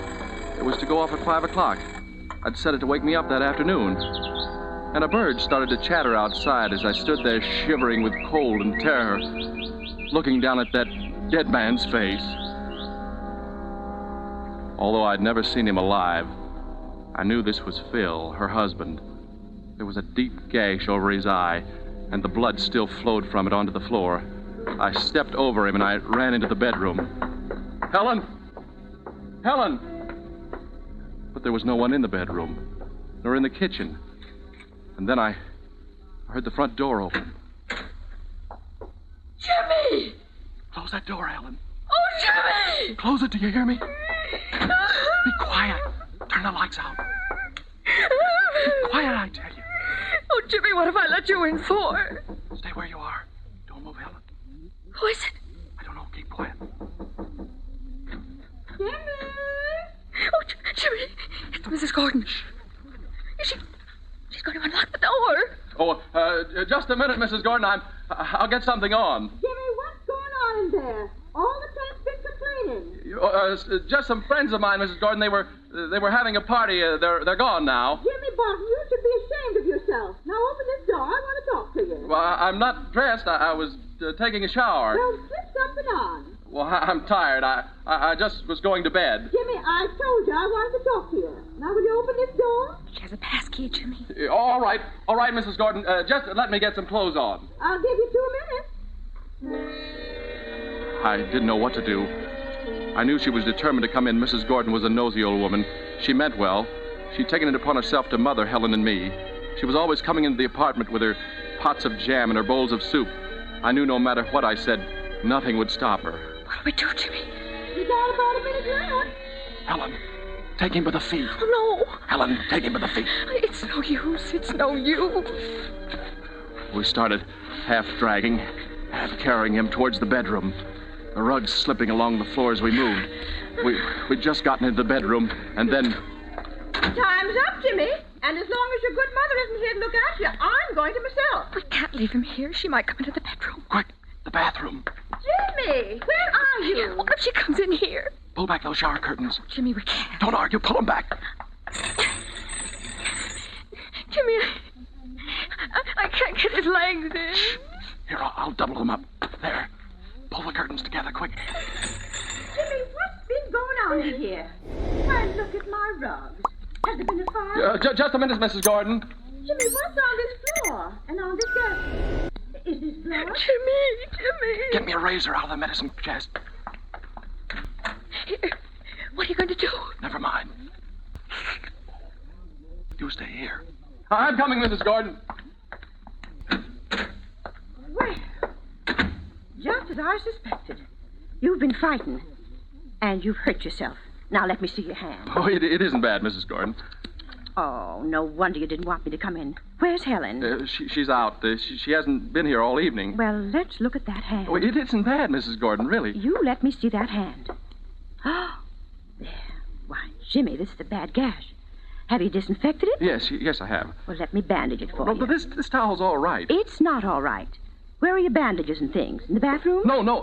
I mean, I don't have any. Now, you're just saying that, Jimmy Barton, because you don't want to be bandaged. You're not fooling me. I'm going right into the bathroom and get No, some... not the bath. I mean, I don't have any. Well, I'll just see for myself. No, Mrs. Gordon. Jimmy, why, you've dripped blood all over this floor. Here, let's look in this medicine closet. Uh-huh. There, I knew it. Here's some tape and some gauze, too.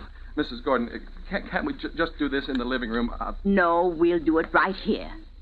Now, here's some alcohol. Come on, put your hand over here. We stood there, and she bandaged me, and I kept wondering where Helen had gone. And then I saw the shower curtain move slightly, and I knew. For a moment, I thought Mrs. Gordon had seen it, too. Jimmy, just look at that shower curtain. Yes. Goodness, you smeared that with blood, too. Well, I'd better clean things up for you before Helen gets home. Why, you'll scare the life out of her. Well, I'll clean it up, Mrs. Gordon. You've done enough. Thanks very much for taking care of this hand. Well, all right. If you don't want me to. Now, you'd better get some sleep. I'll see you in the morning. Good night, Jimmy. Good night, Mrs. Gordon. Oh, Jimmy. Helen. I had to hide someplace. It was terrible. I know. It was the only thing you could do. Jimmy! Yes? Jimmy, I forgot to tell you that I'm having some painting done tomorrow. So you'll have to be out of here early. It's hard enough getting painters these days without making them wait for the tenants to get up, you know. Yeah, all right, Mrs. Gordon. I'll be out first thing in the morning. Mm-hmm. Well, good night. Good night. I will have to get him out of here. Yeah. Where'll we take him? I don't know. I've got to think. Here, Helen, you try and get some rest. Jimmy, let me go to the police. Let me tell them that I did it. Let me tell them what he was. They won't do anything to me. No. You try and rest. What time is it? It's about 6. 6. We've got 2 hours before the painters get here. What are we going to do, Jimmy? Let's see. So there's a car. No one will see us if we take him through the service porch into the garage. And what? I don't know, but that'll get him out of here anyway. I think I can do it alone, Helen. Listen, Jimmy, we're in this mess because of me. I'm going to help you. I'll be ready in a minute. When I went into the bathroom, the shower curtains were standing open. His legs had slipped from their cramped position and they'd pushed themselves into the room. He sat there with his head twisted down and his chin digging into his chest. I took a washcloth and it was awful. I wiped the blood off his face just in case anyone saw us. They might think he was just sick. I tried to lift him, but I slipped, and his head made a hollow sound as it thumped down on the shower floor. Helen helped me get him into the luggage compartment of the car. Where are we going, Jimmy? Helen, won't you please stay in the apartment, please? No, I couldn't. I'm going with you. Helen, haven't you done enough? I'm going with you. Too late now to wish that I hadn't... Where we go? To the pier, the Santa Monica Pier. Beyond the concessions, you can drive a car on the end there.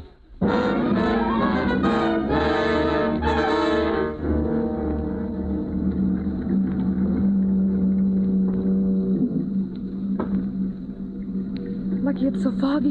Yeah. What time is it? 5 of 7. We'll have to act fast. This fog will be clearing soon. It'll be harder to get him out of this car. Now, you stay here. I can manage this alone this time. Oh, I'll help you, Jimmy. You stay here. Do you hear me? All right, call me if you need me. I'll go round the back. Keep your eyes open. Yeah. Jimmy. What? Someone's coming. Who is it? I can't see. Jimmy, it's a policeman. What? It's a policeman. Jimmy!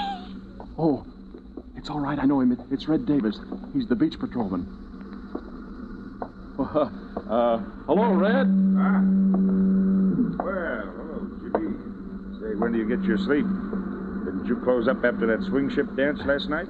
Yeah, Red, but I couldn't seem to remember if I'd locked up the old shooting gallery, so I came over this morning to have a look around. I see. Oh, I'm sorry. This is my sister. Red, this is Helen. This is Red Davis. How do you do? Hello. So you're an early riser, too, huh? Yes, Well, the fog's clearing up. It looks like we're going to get some sun today for a change, huh? Yeah. Well, I guess I'll be getting back. I think I'll try and catch a few more hours sleep.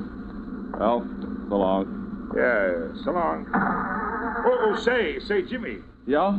Say, Jimmy, I have to take my wife over to the nursery today to pick up some plants and stuff, you know, and I don't have a trunk on my car. I wonder if you'd let me have yours. You have to drive me over to Malibu this afternoon, Jimmy. Yeah, I'd forgotten. Well, you can drive her over in my car. How's that? Well, you see... That brother of yours thinks how wrecked that beautiful car is. Oh, it isn't that, Red. Okay, then I'll be over about noon, and I'll leave my car for you till I get back, huh? Well, I won't be home at noon, Red. All right, I'll meet you at the entrance to the pier. How's that? Oh, all right, Red. Well, so long. Yeah, so long. Why'd you say you'd meet him, Jimmy? Well, if I didn't, he'll go over to the apartment looking for us.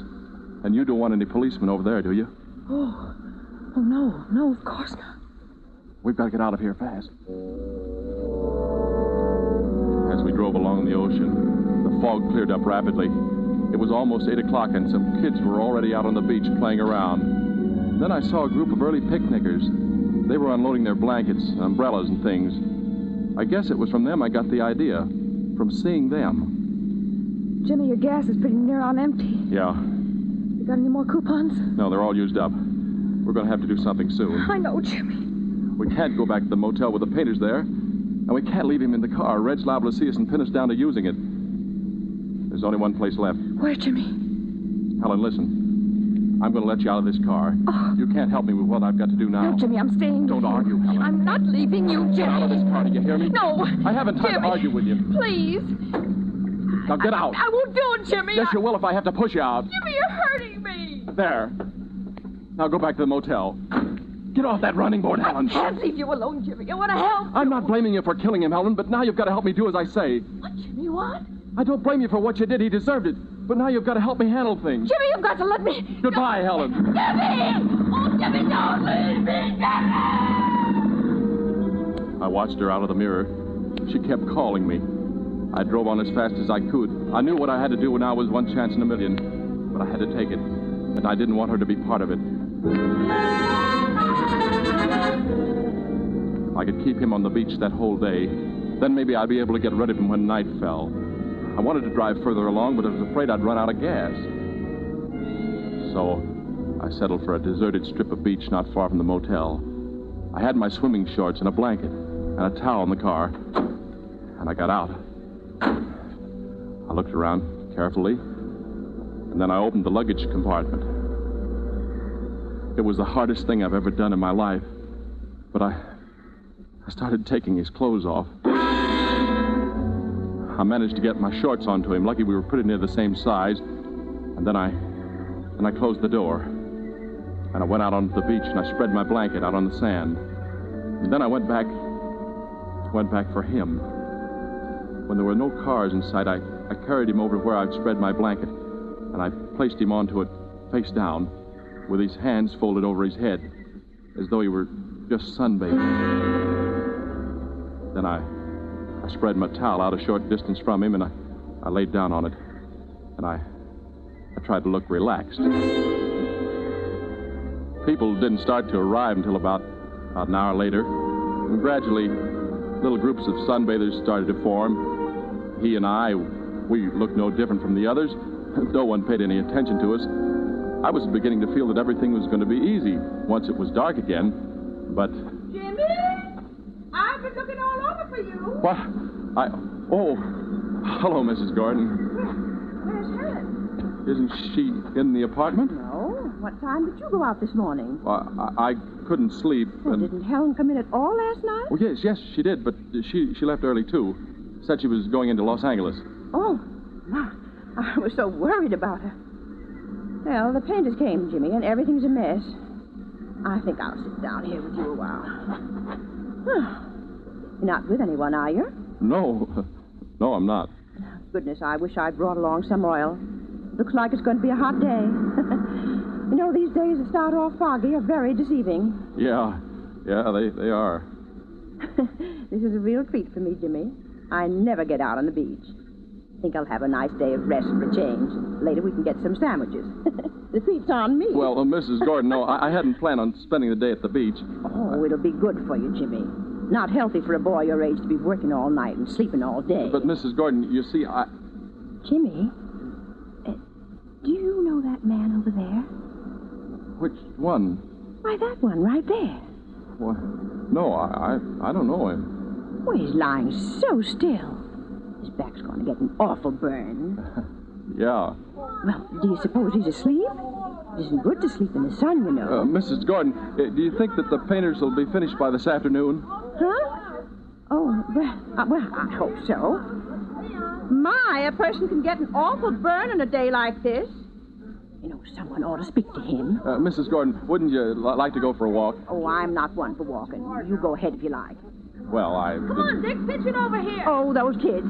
You children, stop that. You're getting sand all over me. Oh, sorry, No lady. need to play here. There's a playground over by the pier.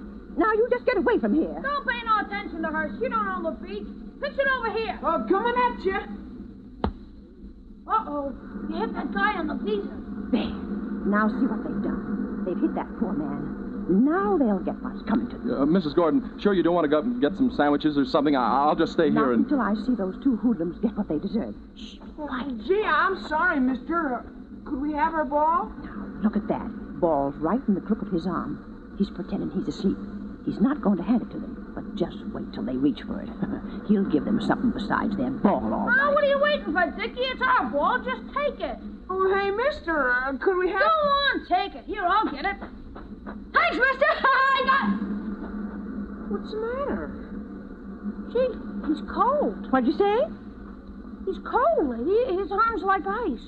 I just touched it. You probably hurt him. A little ball like this couldn't hurt anybody. Well, nevertheless, it did. Here. Now, let's have a look. And then she started moving toward him. I knew it was useless to try and stop her. And then she reached over and put her hand on his back. And suddenly she was screaming. This man is dead! Look at him!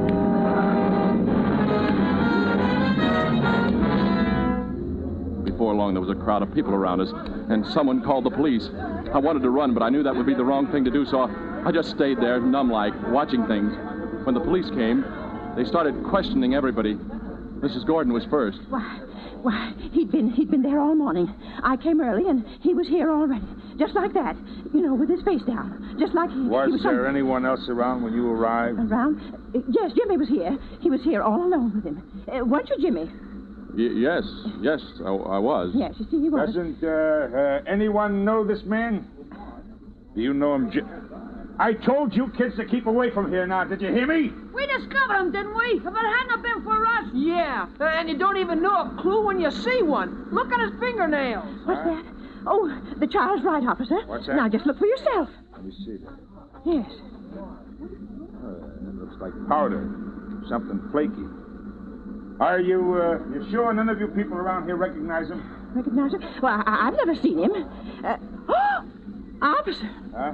Why, that blanket he's lying on. Why, it's from my motel. See, it's stamped right under where you moved his hand. Oh, dear. Look for yourself. See, it says Seaside Motor Cabins. Yeah. Yes. And you're sure he wasn't registered? Why, I'm positive. Is there anyone else around here from your hotel, from your motel?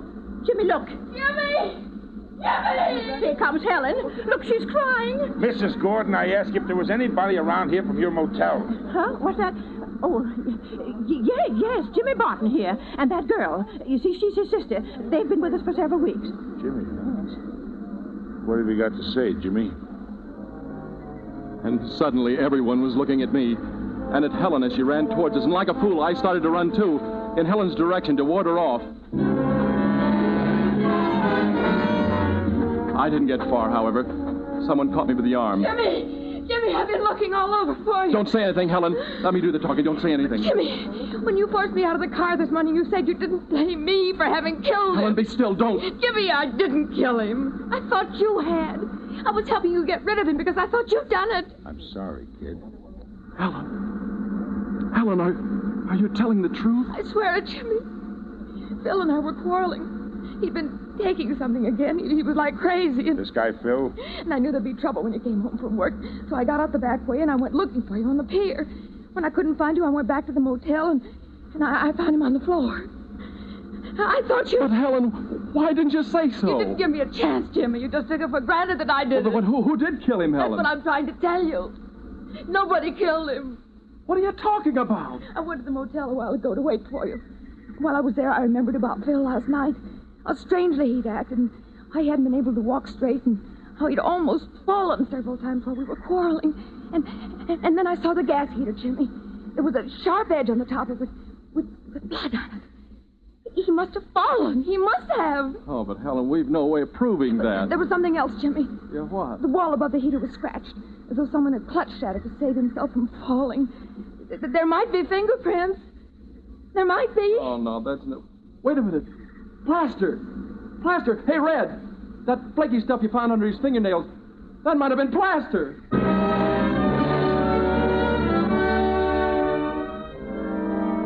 And it was. Well, that's about it. Everything checked back at the motel, and the autopsy showed he was full of dope. But I guess it was really Mrs. Gordon who saved our necks for us. Besides talking so loud and so long that they'd probably acquitted us just to get rid of us, she did dig up a witness who'd heard Helen and Phil quarreling and who'd seen Helen leave alone after he threatened her. Well, everything's all right now. Helen and I are beginning to forget. But it's Mrs. Gordon who's making quite a nuisance of herself on the beach these days as she goes along poking all the sunbathers and asking if they're sure they're all right.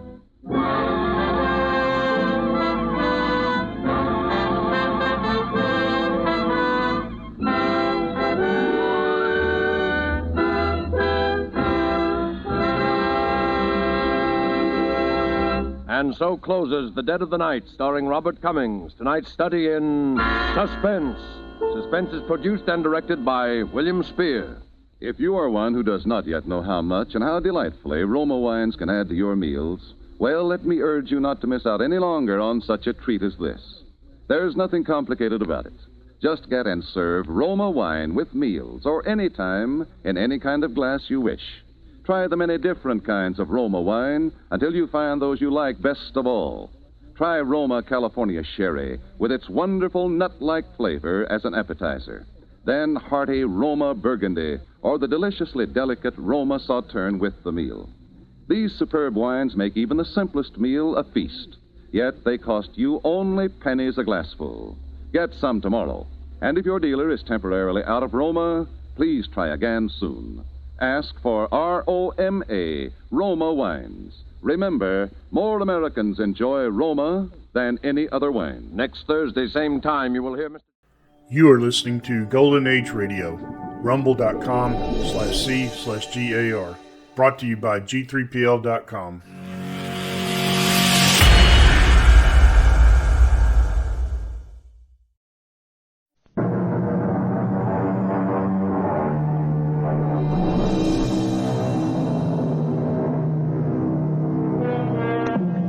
It was Sigmund Freud, the master himself, who said, "The great question, which I have not been able to answer, despite my 30 years of research into the feminine soul, is, what does a woman want?"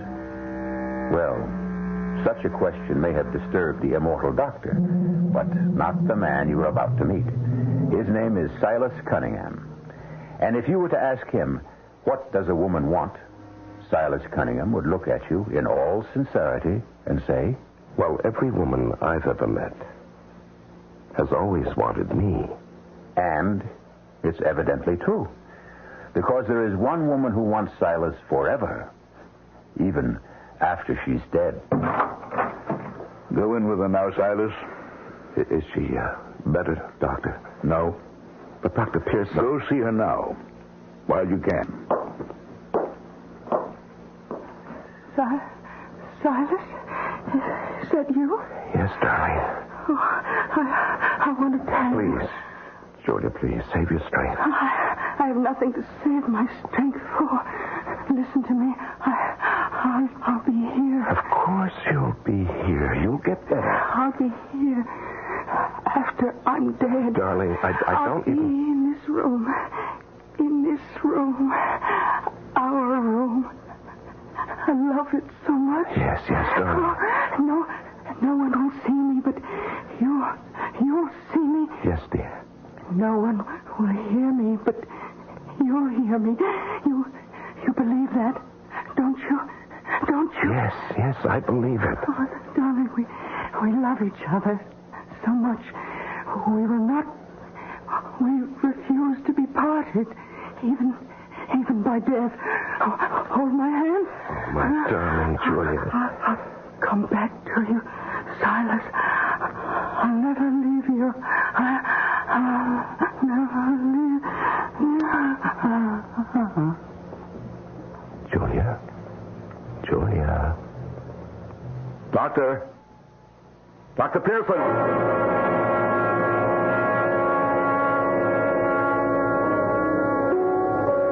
Hello, Marilyn. I was afraid. Of what? I'd be stood Now, up. when did I ever break a date with you, darling? Why, you're late. I didn't take the early train to town.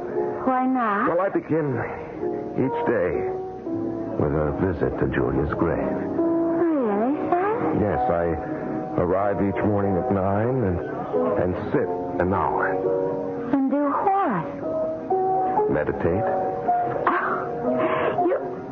You're such a fraud. Marilyn, darling, how can you say that? I suppose everyone in the village knows about it. Oh, yes. The talk of the town seems to be how grief-stricken I am. You have absolutely no moral. But it's true, dear. I am grief-stricken. After the way she drove you crazy? Oh, was all that just talk? For my benefit? Oh, Julia was all right, in her way. She made very few demands of me. If it weren't for that occult nonsense she was all wrapped up in, I could have even been happy. Why is it so important for you to create this appearance of the bereaved and ravaged lover?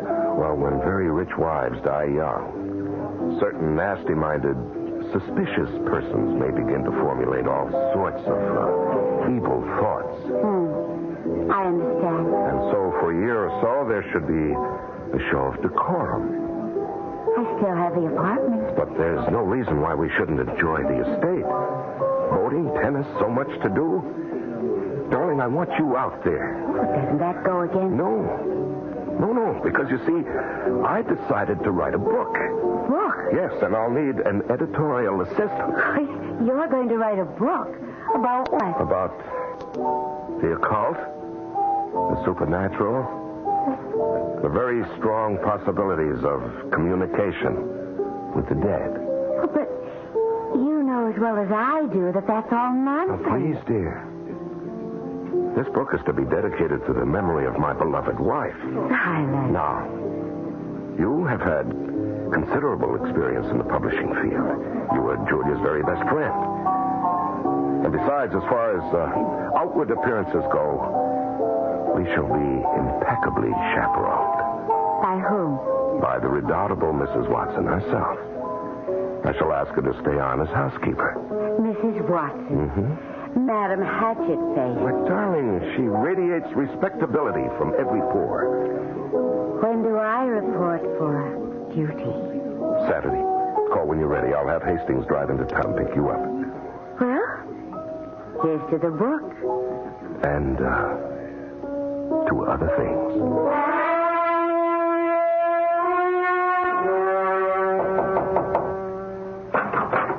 Mr. Cunningham, I brought you some nice hot tea. Oh, come now. You must have something. Oh, look, I know how you feel. Everyone knew. It was a real love match, you and that wonderful lady, Mr. Soul. But would Julia Cunningham want you to despair like this? Thank you, Mrs. Watson. What would I do without you? Good evening, Silas. Oh, Dr. Pearson. You want to fetch me a cup of that tea, Miss Watson? Yes, Doctor. Thank you. Mrs. Watson says you don't eat. Thought I'd stop by to see if you're all right. Oh, I'm fine. I'm worried about you. Me? Your marriage was something special, Silas. Well, every marriage is special. You and Julia. No two people ever seem to be more close, more content, more in love. She was everything to me, Doctor. Everything. In a marriage like yours, when one partner goes, well, sometimes the other one loses all interest in life. Now, don't let it happen to you, Silas. No, I don't care much about anything right now, Doctor. Get hold of yourself. Don't let your mind wander. Don't shut yourself away. Life must go on. And it can be quite a life for you. She came into all her money last year. You know, I'd give every penny to bring her back. Yeah, you would. That's what worries me. What are you saying, Doctor? Julia was very much taken with the idea of being able to communicate with the dead. It was a very sincere belief. I'm sure you discussed it. Even decided that in the event one of you died, there'd be an attempt at communication from beyond the grave. Doctor, this is a very personal and private matter between Julia and me. I notice you say is instead of was. I'd rather we don't discuss it. In those final feverish moments, she talked about it. She said... I know what she said. She said her spirit would always be in her room. Doctor, why do you insist on... Because it's hokum. Sane, sensible people know these things simply can't happen, period. Well, don't you worry about it. I worry because in this world there are all sorts of unscrupulous confidence operators who prey upon vulnerable people. People like you. Well, I can take care of myself. Your tray, Dr. Pearson. Oh. Well, one thing's in your favor. Mrs. Watson staying on, and she's the most level-headed person I know. Mrs. Watson, can I depend on you to keep Mr. Cunningham here out of trouble? Yes, Doctor. You can depend on it. And you can depend on me.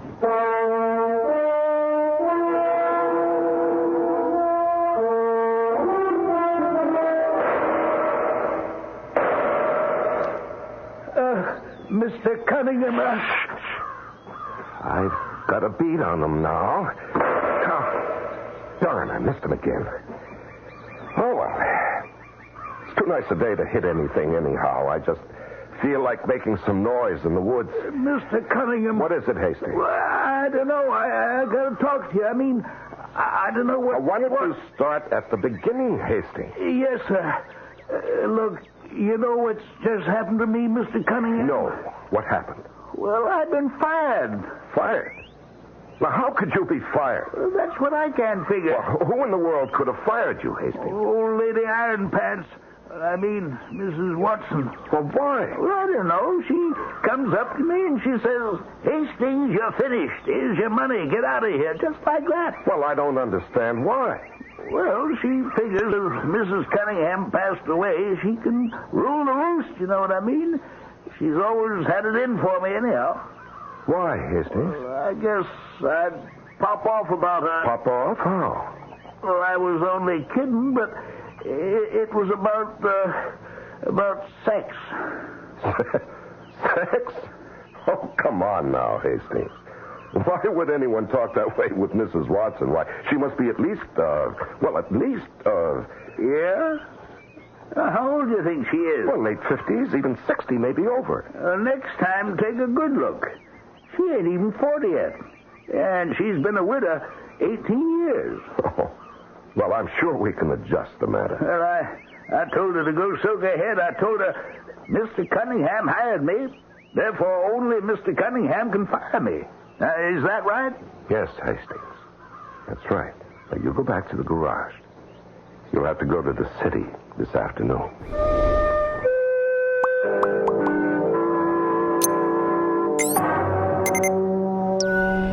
If I'm to perform my duties in a satisfactory manner, I must have the right to hire and fire Mr. Cunningham. Yes, of course, Mrs. Watson. It's just that Hastings has been with us for such a long time. I dismissed him for good cause. He's a thief. A thief? I found out. He's been getting together with some of the service places in town. We've been paying bills for repairs that were never made, for gasoline that we never bought. Oh? Are you sure? I'm positive.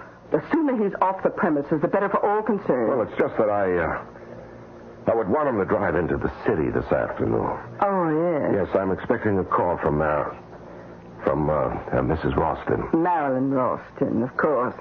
She called while you were out shooting. Oh? Did she say what time she wants to be picked up? If we fire Hastings, I'll drive in myself. Oh, that won't be necessary, Mr. Cunningham. What do you mean? She isn't coming out this afternoon. Oh. Something the matter? Or any afternoon, for that matter. Well, why? Did she suddenly change her mind? No. But I told her that you had changed yours. What are you talking about, Mrs. Watson? I never told you I changed It wasn't necessary for you to tell me, sir. I acted in your best interests. Mrs. Watson, I'm very capable of determining my best interests. And furthermore... Yes, Mr. Cunningham. What are you staring at? That bracelet. Yes, this bracelet. Well, how dare you, Mrs. Watson? That was my wife's bracelet. I know. Well, what right do you have to wear... She told me I could have it.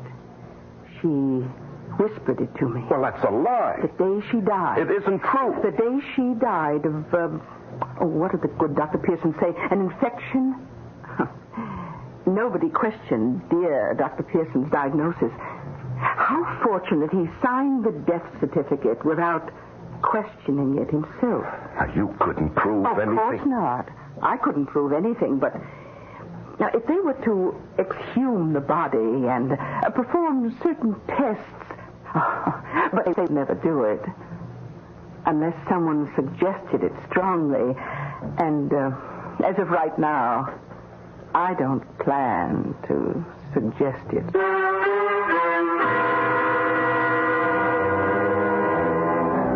Well, there you are. You get what you consider to be the perfect setup for the perfect murder. You get rid of a woman who is a thorn in your side, only to discover you've just acquired one who could be a rope around your neck. The rope either gets tightened or loosened.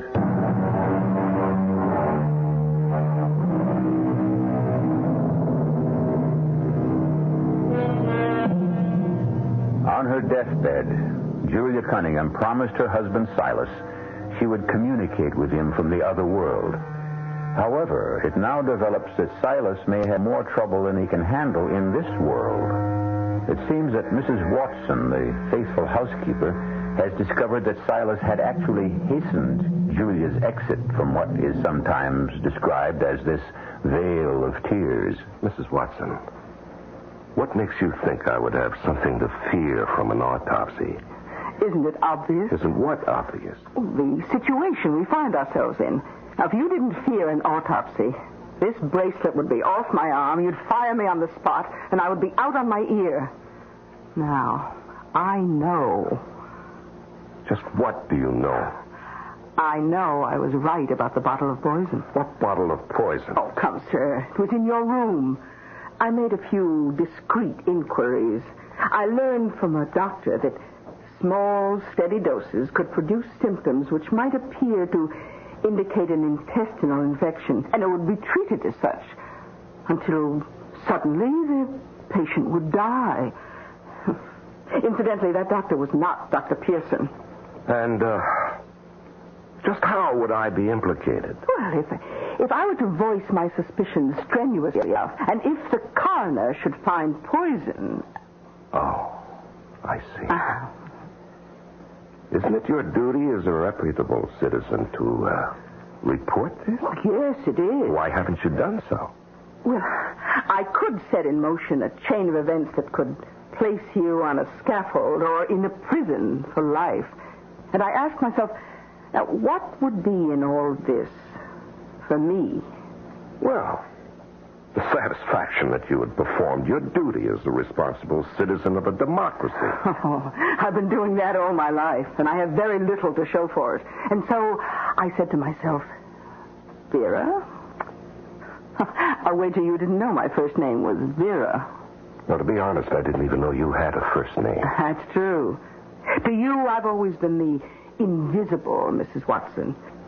And so, for the first time in my life, I did something different, unusual, unprecedented. And what was that?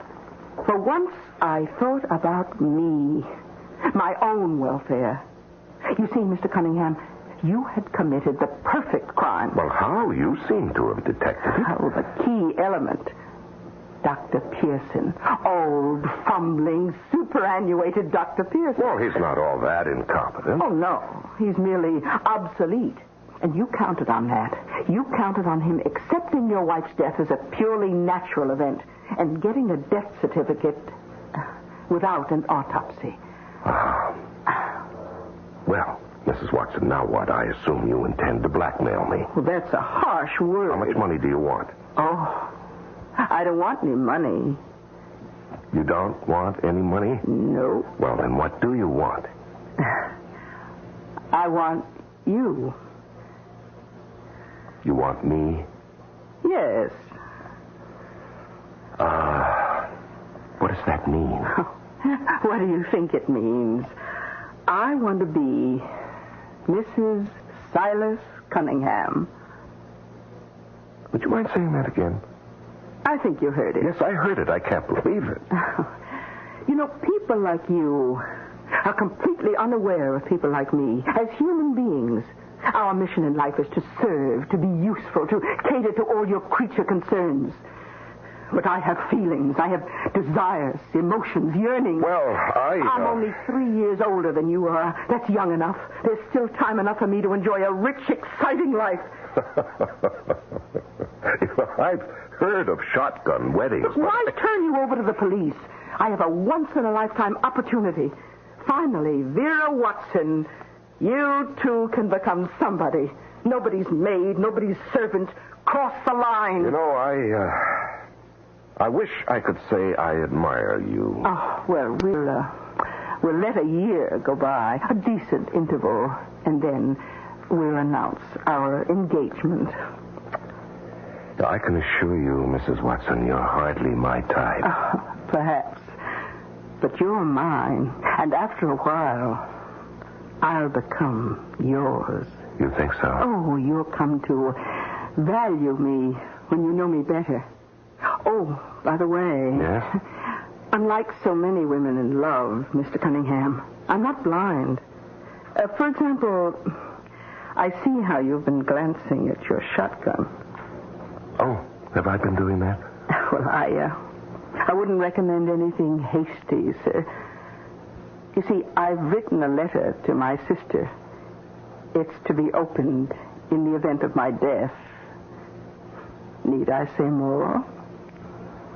No. I think you've said quite enough.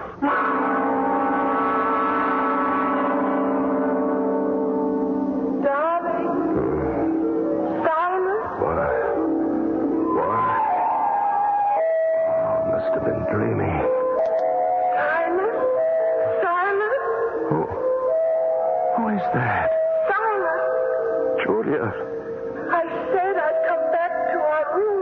Julia. Silas. Darling. Why did you kill me? Julia, I didn't. My darling. You mustn't lie to me. But, Julia. I've come from such a long way.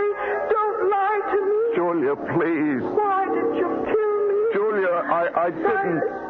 Oh, Silas, it was for nothing. Julia, I didn't mean to. I must have been crazy. It was for nothing. Will you be better off with her?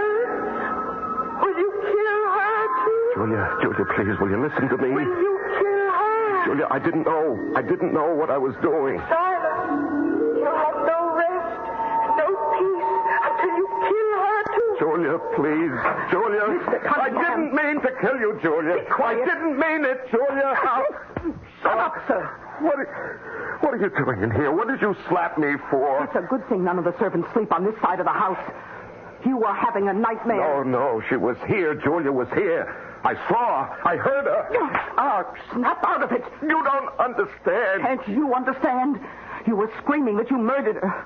All we need is for someone to hear that. But it was so real. Oh, look, you've got to get hold of yourself. Because if you don't, we're going to have a problem.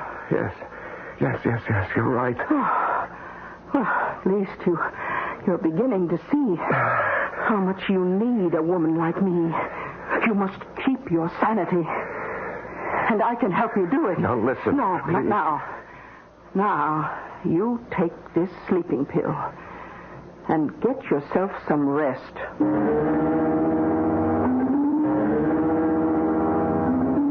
Doctor, I'm fine. I'm just fine. But you don't go anywhere. You don't do anything. Well, I don't care to. Silas, you've lost your color. You look thinner.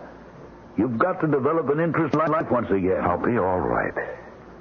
Silas, you're not getting all twisted up in that occult business, are you?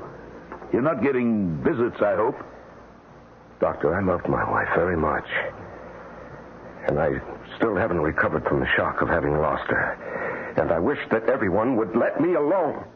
All right, Silas. I'll leave you some vitamins. Oh, Mr. Cunningham. Oh, good morning, Dr. Pearson. Good morning, Miss Watson. Our friend here looks a bit peaked. Hasn't been eating much, I bet. No, but I'm on my way to town to buy some things to tempt his appetite. I'll give you a lift. Oh, thank you. I just have to stop by the kitchen to leave some instructions. I'll see you outside in a couple of minutes. You know, Silas, something's different about that woman. Different? No. In what way? Well, for one thing, she looks much younger. For another, she's not too bad looking. I hadn't noticed. Something's come over her. Now, what do you suppose it could be? I haven't the faintest idea.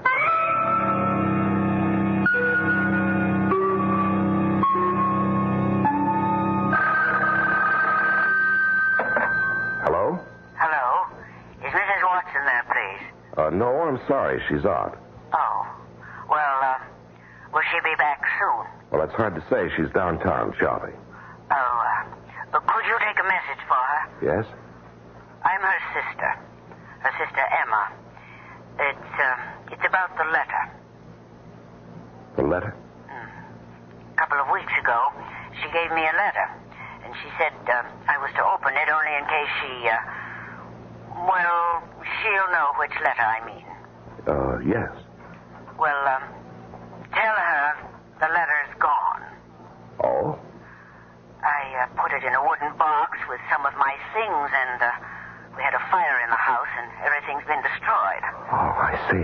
So I don't have the letter anymore.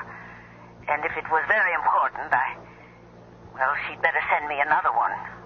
Would you tell her that? Yes, certainly. Thank you. Don't mention that.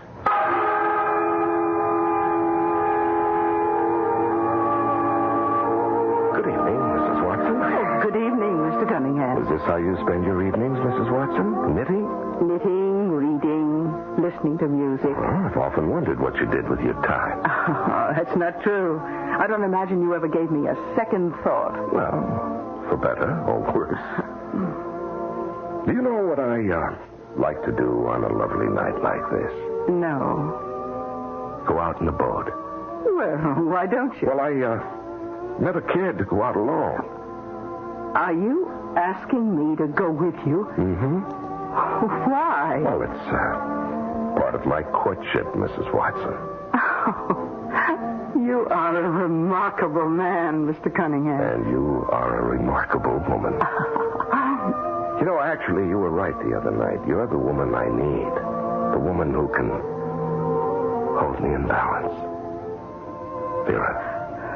Vera? Yes, Vera. You know, I have the feeling that I'm falling in love with you, Vera. Mr. Cunningham. My name is Silas. Silas. Vera, I need you. I need your strength and your good sense. Well, we'll be very good for each other. You'll see. Oh, yes. Yes, you'll supply the common sense and I'll supply the romance. Now, how about that boat ride?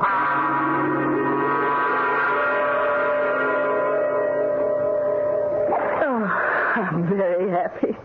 Oh, Silas, life is so unpredictable, isn't it? Yes, that's the one thing you can say for sure. A month ago, who would believe that you and I would be drifting along out here, close together? You know, it's getting a bit late. Oh, do we have to go back in now? Well, we better. The breeze is freshening. We may be in for a gale. You wouldn't want to be blown out to sea, would you? Oh, no. Well, we must do this more often. Silas? Yes. So where are we headed? I mean, we're not going toward shore. That's right. But you said... What did I say? Well, that it was time to go home. I'm going home. Silas... What am I saying? What I'm saying is there's no one within miles, and this should be far enough. Far enough for what? Well, you see, you took the boat out tonight all by yourself. And I guess you fell overboard. Simon! And here you go. Oh, no, you must have forgotten my letters to my sister. Don't! Simon! I can't quit! Yes, I know. I can't help! Simon! Oh, I forgot to tell you. You had a phone call from your sister. I can't quit!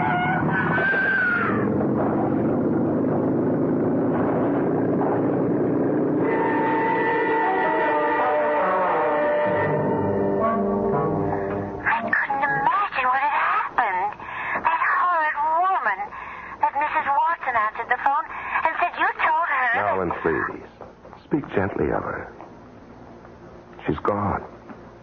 You see, she had an accident last week. She went out in the boat, and she drowned. It was a terrible thing. But why did you instruct her to tell me to forget all about you? Darling, I can explain everything.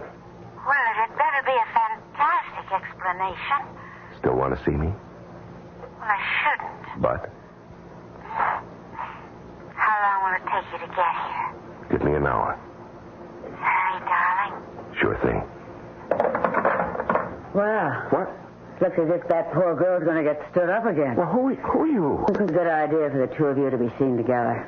Now, wait just 1 minute. What are you doing here? Who are you? How do you do, sir? I'm your new housekeeper. Now, see here. Let's cut this nonsense. I'm your new housekeeper for a very good reason. My name is Emma. Emma? You remember? Emma? Vera Watson's sister? Oh. Oh. And the reason I'm your new housekeeper is because I found the letter.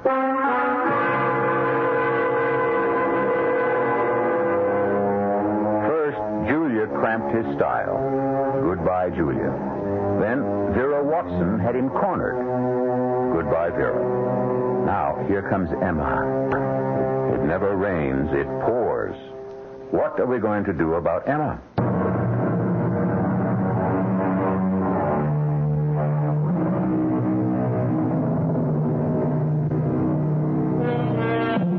How does Silas Cunningham keep track of all his women? They all fall madly in love with him. They all want him. How does he manage them? Well, some of them have accidents. For example, his wife died of a stomachache. His housekeeper drowned. It seems she went out in the boat by herself and fell overboard. Or anyhow, that's what the sheriff thinks.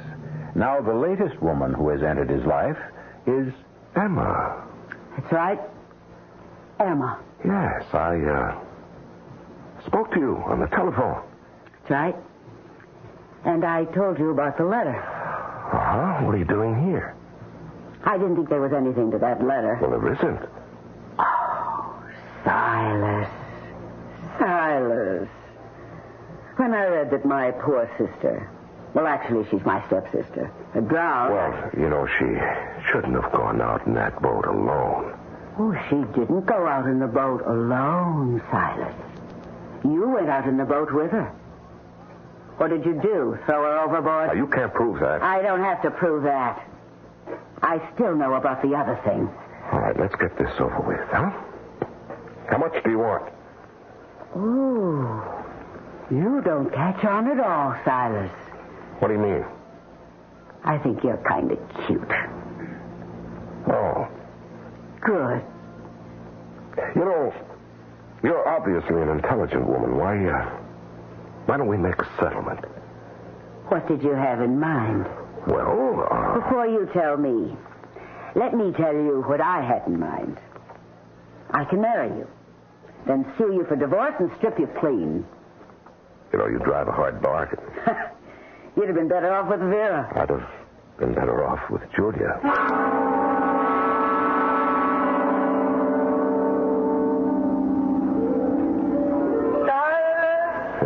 Yes. Yes? I'm here. Oh, no, go away. It's Julia, darling. It's me, Julia. What? Julia, please, what do you want of me? What do you want? Silas, darling. What do you want? I'm keeping our promise. We will not be parted by death. I killed you. It doesn't matter. Oh, Julia. You are foolish, Silas. Oh, Julia. Love is immortal, invincible. Nothing can destroy love. Love lives forever. Oh, Julia, I was so stupid. I don't know what happened to me. It just keeps getting worse and worse for me. I know. You had to kill poor Mrs. Watson. Yes, and now I'll have to kill this horrible woman, this Emma. Yes, you must kill her before she destroys you. But how? How can I kill her, Julia? How? Darling, it's so simple. Think. How? Think. Tell me, Julia. Please tell me. The poison. The poison? Hide the bottle in her room and take a little bit yourself every day, just as you did with me. But, Julia, you died. But you'll stop in time. Call the doctor. Complain. Tell him you think you're being poisoned. They'll discover the bottle in her room. Oh, Julia, please don't think she was trying to poison me. Yes, darling. You see how simple it is? Well, why would she want to poison me? Why did Mrs. Watson want to poison me? Mrs. Watson? Of course. It was Mrs. Watson. Don't you see? Emma was finishing the job her sister started. I'm dead. Now they find poison in your system. The bottle in her room. Oh, Julia, please. My darling, Julia, please. My beloved, Julia. What's going on in here? Julia. Hey, snap out of it. You're having a bad dream. No, that was not a dream. Okay, have it your way. Now, don't you humor me. I saw her. She was right here. Oh, sure. She's keeping her promise. Her promise? Yes, she said she'd come back, and she told me how I could... She told me. It's wonderful. Oh, this is terrific. Keep it up. Keep what up? Oh, what you're doing now? And after we get married, I can have you put away in the nut house. No. She was right here. You can laugh all you like, but she was here. Oh, sure she was. And she was wearing a white dress with blue shoes and a green hat, and there were little men 7 inches tall with heads like pancakes. Shut up. What? And get out of here. Don't you dare insult the memory of my wife. You better be careful how you talk to me, Silas. Why? You know what I can do. Yes, but that's all you can do. Oh, I can put you on a scaffold. You do that, and you won't get 1 single cent. You're bluffing. Am I? Call it. Silas, honey, we're stuck with each other. Why not make the best of it?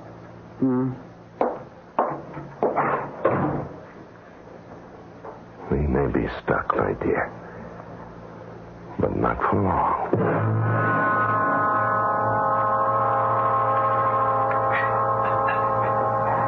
Good morning, Silas. Good morning. I hope you feel better today. I don't. Breakfast? No, just coffee. You haven't hardly eaten a thing for the last 3 days. You got me worried. Worried? Yeah, you're my meal ticket. I don't want anything to go wrong with you. Besides, as I said the first day I met you, you're cute. I don't think I'll have any more coffee either. What's the matter? Nothing. But it has to be something. Oh, well, I have these pains.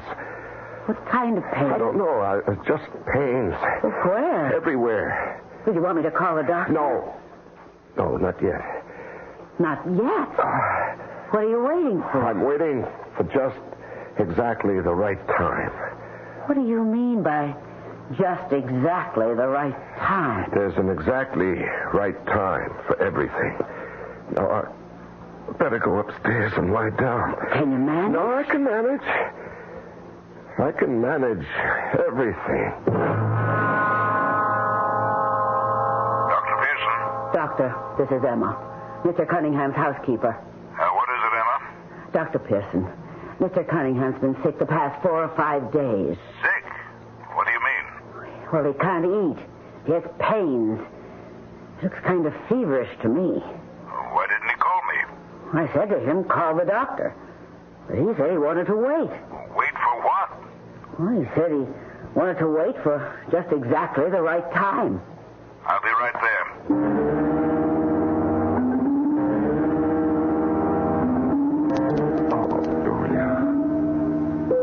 Julia, why does it hurt so much now?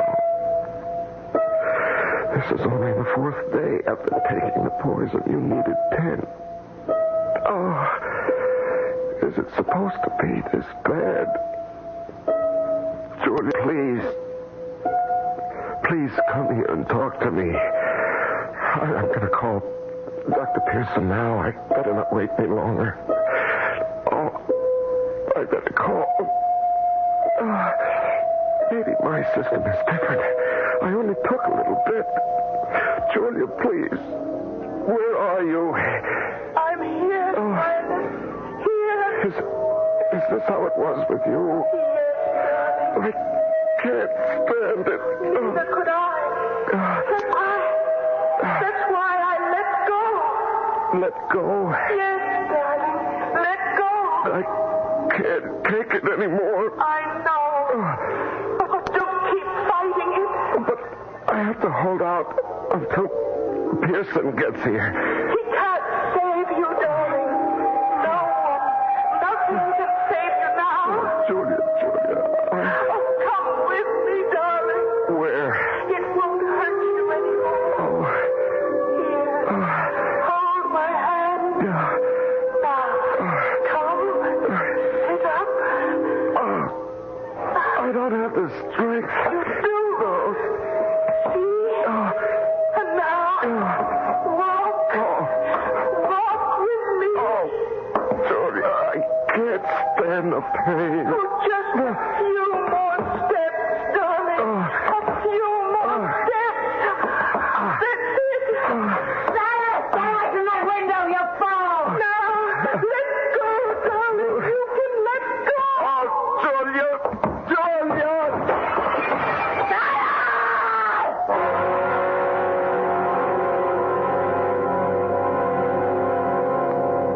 Well, Emma, it's obvious. What killed him was a skull fracture. He fell out of the window and hit his head on a rock. Poor Silas. What was he doing near the window, Emma? I don't know. Well, did he say anything? He just called Julia. Julia? Yes. Well, he simply never got over her death. I suppose he couldn't accept it. Julia? It was as if he could see her. Yeah, maybe it's for the best. There was really no living for him without her. You know that. Yes, Doctor. Never knew him even to look at another woman. Is that right, Doctor? A very unusual man. That's true, Doctor. He's the kind of exceptional person you meet so rarely in this world. All of us will be the poorer for his loss. You can say that again, Doctor. All of us will be the poorer.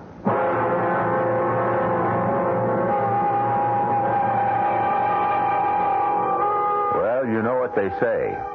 De mortuis nil nisi bonum, which means only speak nice things about the dead.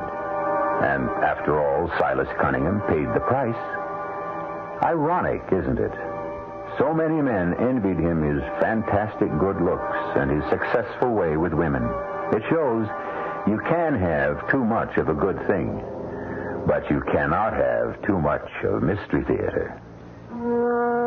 Our cast included Larry Haynes, Evie Justice, and Guy Sorrell. The entire production was under the direction of Hyman Brown. This is E.G. Marshall inviting you to return to our Mystery Theater for another adventure in the macabre. Until next time, pleasant dreams.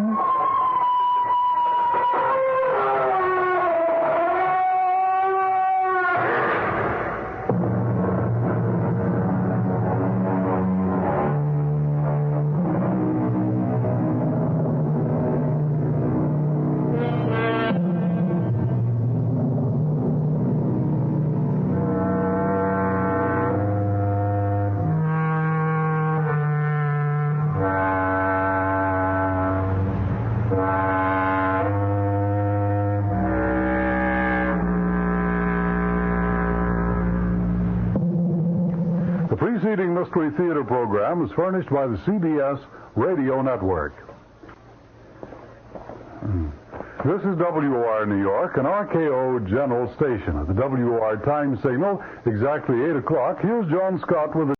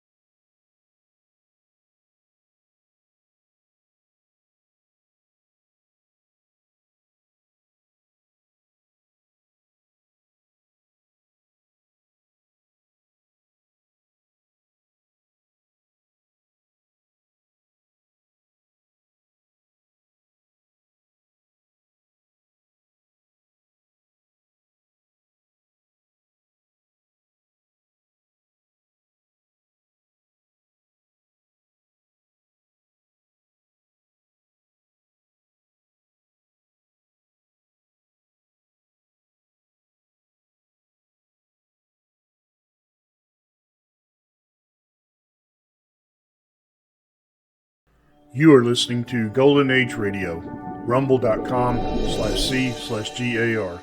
Brought to you by G3PL.com.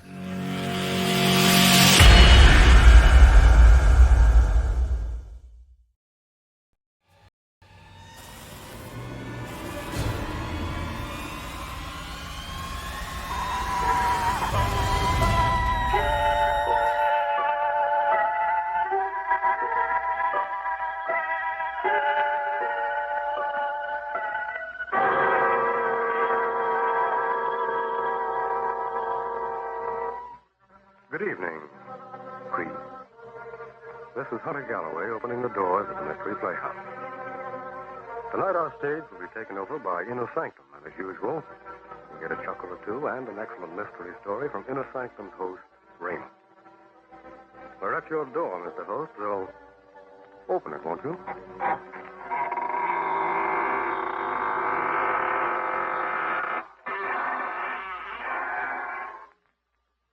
Good evening, friends of the Inner Sanctum. Welcome. Come right in. There's room enough for everybody. As a matter of fact, the more bodies, the better.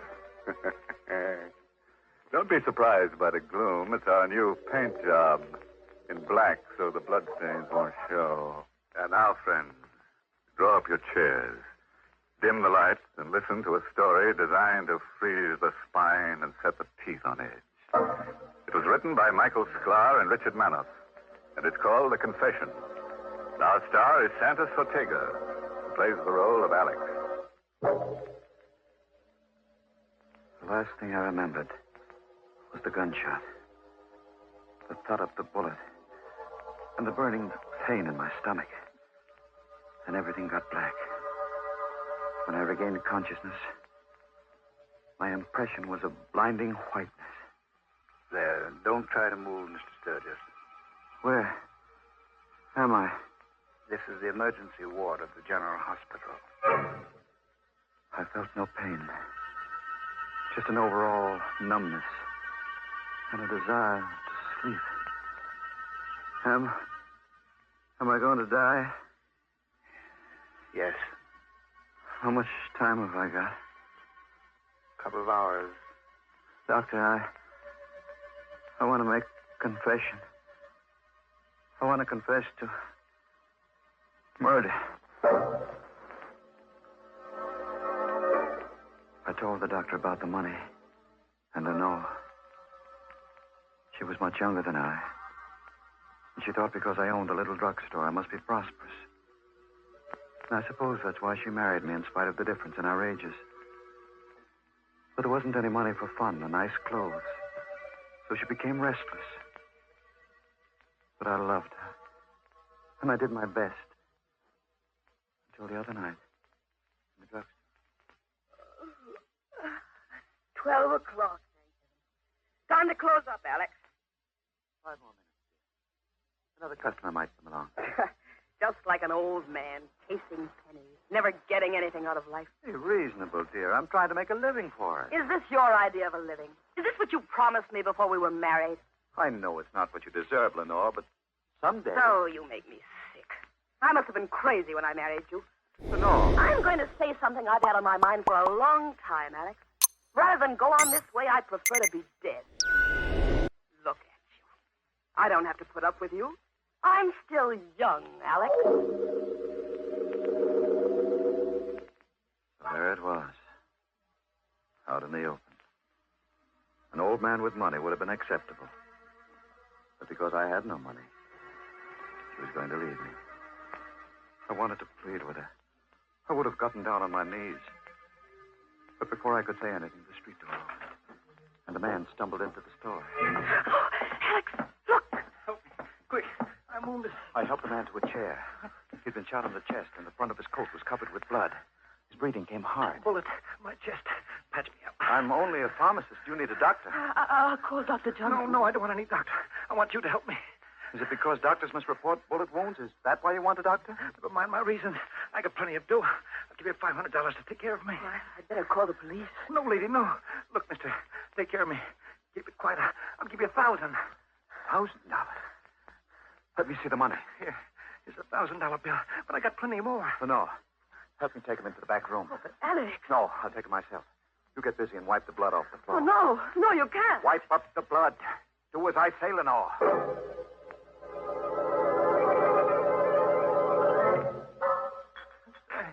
What's taking you so long? I'm looking for a certain medicine among these bottles. Give me something to stop the bleeding. Hurry. I'll be ready for you soon. Oh, Lenore, did you get the floor clean? Yes, it's clean. How is he? He's in bad shape. Weak from loss of blood. Alex, you haven't done anything for him yet. Be quiet. But you've been in here 5 minutes and Just like he was before. Alex, you're stalling. Alex.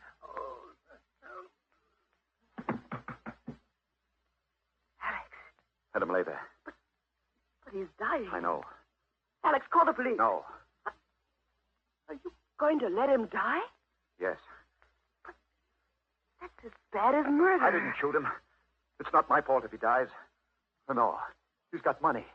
Thousands of dollars. No one knows he came here. This is our chance, Lenore. What do you mean? I'm going to let him die. Take his money, and then get rid of his body.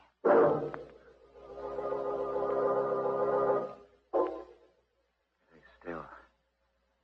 I stooped and went through his jacket. There was a wallet containing a few $1 bills and a driver's license, which I handed to Lenore. His name is James Kirk. He lives in Hillsborough. His pockets were crammed full of bills of large denominations. Lenore watched, fascinated, as I counted. How much is it, Alex? A little over $78,000. We're rich, Lenore. I'm frightened. There's nothing to be afraid of. All we have to do now is wait until he dies and get rid of the body.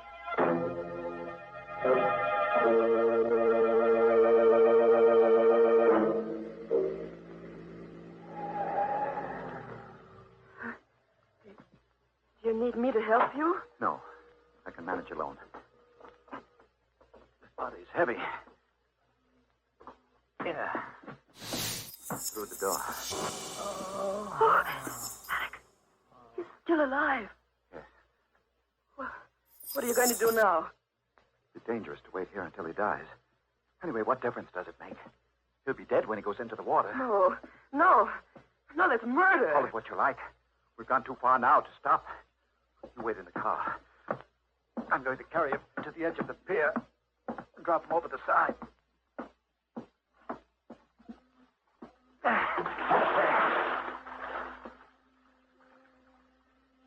He's gone.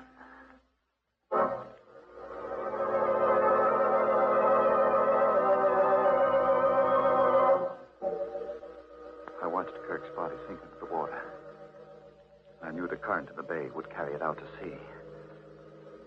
One doesn't picture a middle-aged druggist committing a perfect crime. But I felt sure that I had done it. For I had Kirk's money, and it seemed that no one could connect his death to me. I rejoined Lenore in the car, started for home. After I'd driven for a few minutes, I noticed she was strangely quiet. What's the matter, dear? Nothing. Nothing at all. Something's troubling you. What is it? Nothing. You act as though you're afraid of me. No. You are afraid of me. But no. Why? I never saw you act this way before. Something's happened to you. You're different. Oh, nonsense. Don't you feel it, Alex? You're a murderer. No. You wouldn't even wait until he was dead. Listen to me, Lenore. Whatever I did for your sake. I wanted the money for you, so you could be happy. Oh, how can I be happy with this thing hanging over us?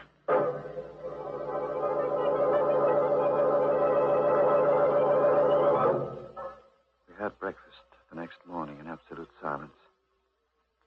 Then Lenore went to open the store, while I wrapped the money in a parcel, took it to the bank, placed it in my box in the safe deposit vault. No one paid any attention to me, although the bank was swarming with police detectives.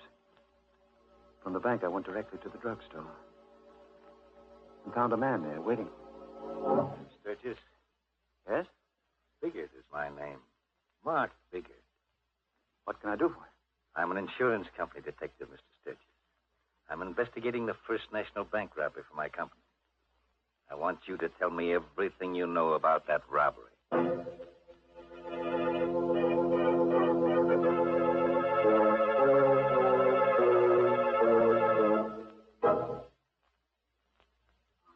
He was a big man, but not fat, this detective.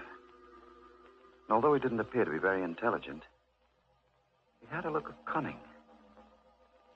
His clothes were rumpled, and he rolled an unlit cigar around in his mouth as he spoke.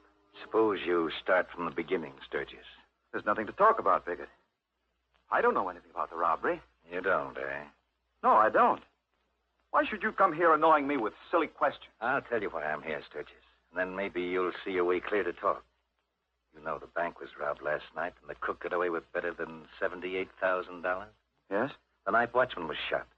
He's in a coma now, but before he was shot, he shot one of the crooks. What does that have to do with me? I'm coming to you, Sturgis. I'm a slow man, but I'm thorough, which is more than you can say for the harness bulls in the police force. Take those harness bulls. They didn't spot the trail of blood that wounded crook left when he ducked down the alley behind the bank. Funny thing, they clean missed it. But I noticed it, Sturgis. I followed it through the alley and straight up this street. And here's another peculiar thing. The trail ended right smack at the door of this drugstore. Are you implying... 2 and 2 makes 4, Sturgis.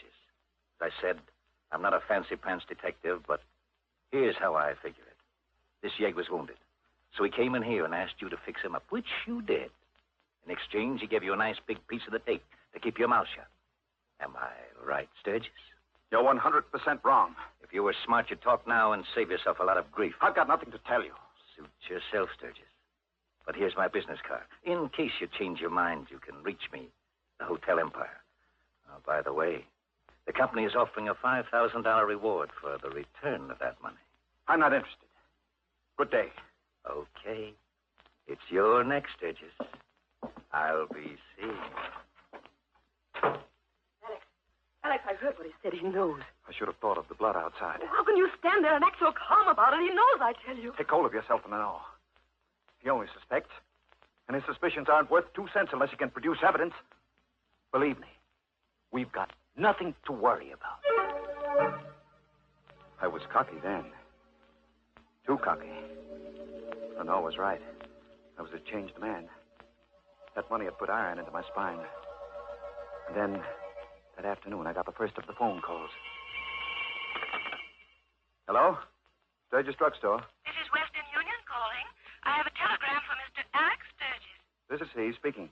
Will you accept the message over the telephone, Mr. Sturgis? Yes, of course. The message reads as follows.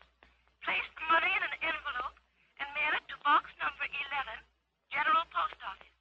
Don't fail to act as instructed because your future depends on it. Is, that all? That's all, Mr. Sturgis. There is no signature. Thank you. Bye. Oh, it was bad enough having that detective snooping around, but now this telegram. Oh, don't take any more chances, Alex. Send the money. No. Alex, please. I'm frightened. Listen, Renault. Calm yourself. It's perfectly clear what happened. One of the bank robbers came with Kirk as far as the store. He must have been frightened away by the police. Now he's using this method to get the money. But he won't get it. Why? What are you going to do? I'm going to put a wad of blank paper in an envelope and mail it to that post office box. Then I'll stand watch at the post office and see who claims it. And then what? That money means everything to us, Renault.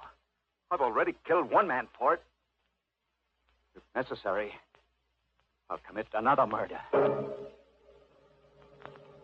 I placed blank strips of paper in an envelope and mailed the envelope to that post office box. The next morning, I went to the post office and stood near the window, waiting for someone to come along and claim the envelope in box number 11. Hours passed. I got hungry. My legs began to shake from exhaustion. But I couldn't leave that spot. I meant to stay there until... What are you waiting here for, Sturgis? A voice cut through my thoughts. I looked up. It was Kelly, the policeman. He was suspicious. The clerk noticed you hanging around and called for a cop. It's nothing, Kelly. I arranged to meet my wife here. She's late. I saw your wife through the drugstore window as I came up the street. You must have forgotten all about your appointment. You'd better get back to the store, Sturgis. I couldn't stay there after that. I walked around the block. When I came back, the policeman had disappeared. I entered, went to the window, and asked the clerk if anyone had claimed the mail in box 11. He nodded. The letter was gone. My plan to discover the identity of Kirk's confederate had failed. There was nothing to do but go back to the drugstore. It was empty. I felt a sense of danger as soon as I entered. So I closed the street door quietly and walked as silently as I could to the door of the back room. It was open. No, it's at the telephone. Hello.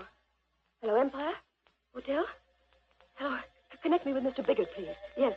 Mr. Mark Biggert. Hang up, Lenore. Hang up the receiver. Alex! You were calling that detective. Suppose I was. What of it? You were going to tell him about the money. You were going to double-cross me for the reward. You're so smart, Alex. What are you going to do about it? Lenore, don't you understand? I don't want the money for myself. I took it for you. To give you the things that will make you happy. Big-hearted, unselfish Alex. What are you laughing at? I'll tell you why you took that money, Alex. You thought you could buy me with it. Well, you're wrong. I wouldn't stay with you if you had all the money in the world. Lenore, would you leave me after all that's happened? I'm packing up right now. No. You can't stop me. I love you, Lenore. I did my best to hold you. I can't have you. No one else will have you. What do you mean? Alex, stay away from me. I'm going to kill you, Lenore. Alex, no. Stop. I'm going to kill you, my darling. Let go of my throat. Alex, please. Let go.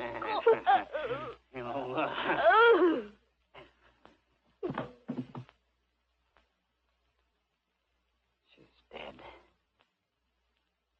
All men kill the thing they love. And I've killed you, Lenore. I felt empty, drained of all emotion. I buried her body in the cellar of the drugstore. I was even a bit glad that it ended in this fashion. For now, Lenore would be with me forever. Did I say it was ended? I was wrong. I found no peace. For the very next morning, Biggert came to the drugstore. Good morning, Sturgis. Nice morning, isn't it? What do you want? Just stopped by to have a chat, Sturgis. We're giving a lot of thought to the First National Bank robbery. You know, that night watchman came out of his coma this morning. Why, tell me about it. I thought you might be interested. Here's an angle, Sturgis. The watchman says the robbery was pulled by only one man. One single crook, and he was shot. Nice angle, isn't it? Is it? Yes, it gave me a new idea, Sturgis. Now, I'm no Sherlock Holmes, but I figure it this way. That crook came in here and asked you to fix him up. We've gone through this before. I'm going to take it a little further, Sturgis. The crook asked you to fix him up, but you got a peek at all that money. So you let him die, took the money, and disposed of the body. How's that? Very clever.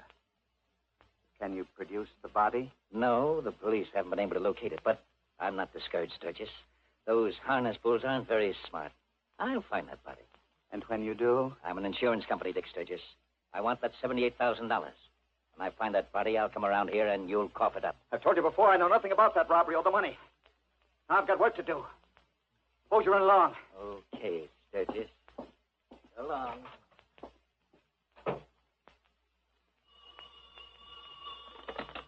Hello. Sturgis Drugstore. Western Union calling. I have a telegram from Mr. Alex Sturgis. This is he speaking. Read it to me, please. The message reads as follows. Received your letter. Contents not what requested. Suggest you obey instructions. Same box number and post office. This is final. Is there a signature? No, sir. There's no signature, Mr. Sturgis. I hung up. My head was reeling. Out of the confusion in my mind, one thought emerged. The night watchman had said Kirk had no Confederates in the bank robbery. Therefore, the person sending me the telegram must be Kirk. The salt water of the bay must have revived him.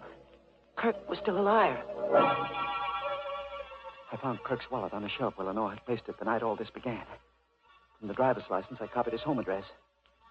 I waited till after midnight and drove to Hillsborough, where I found Kirk's apartment in an old tenement building. The door was unlocked. I drew out my gun and entered. I meant to kill Kirk. I had to kill him. The living room was empty.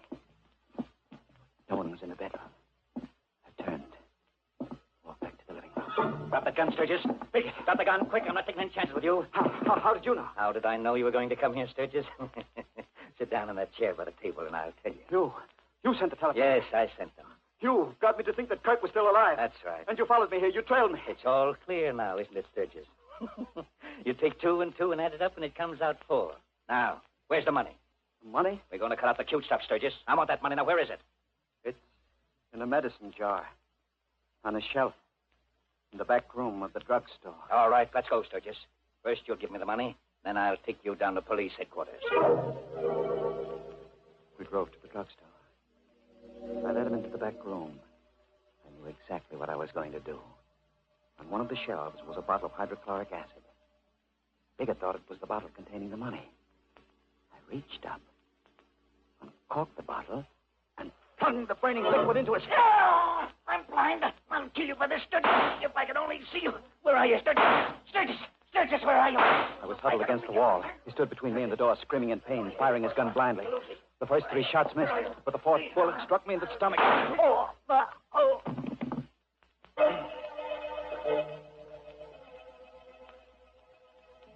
The last thing I remember is Biggett running out of that room, shouting for help. I lost consciousness soon after. When I came to, I found myself here in this hospital. You know the rest of the story, Doctor. That's your confession, eh? That's my confession. Did you get all that down on paper, Mr. Biggert? Got every word of it, Doctor. Biggett, how did you get here? I thought hydrochloric acid. You thought you blinded me permanently, but not enough of the stuff get into my eyes to do any real damage. Oh, Lenore.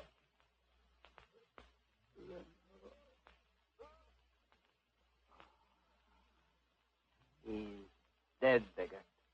I've seen a lot of funny cases in my time, Doc, but this beats them all. He's a man who commits murder to get a lot of stolen money for his wife. Then he kills his wife. And finally, he gets killed himself. And the money? The money is safe and sound in the bank safe deposit vault.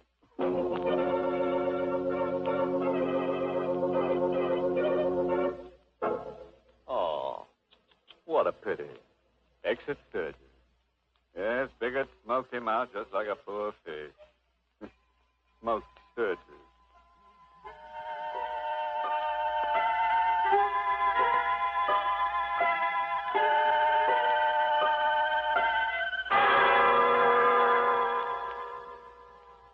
Well, thank you, Mr. Host, for a very enjoyable performance of The Confession, tonight's Mystery Playhouse presentation. We'll be hearing from you again in the near future.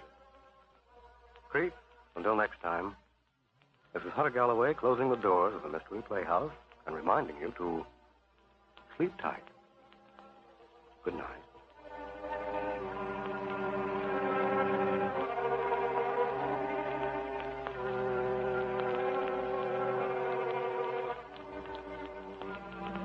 This is the Armed Forces Radio Service.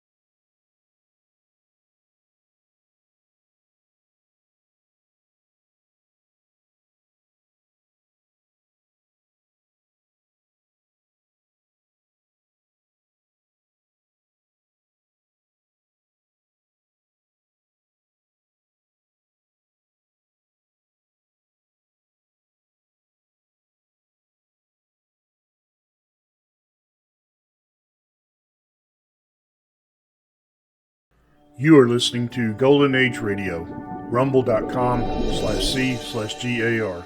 Brought to you by G3PL.com.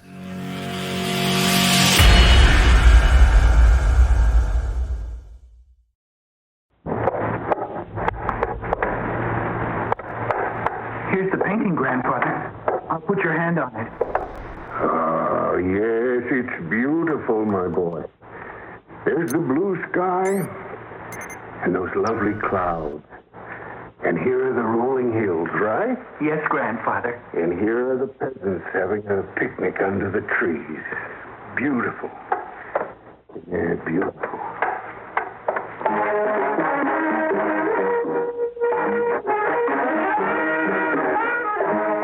Theater 5 presents A Genuine Granada.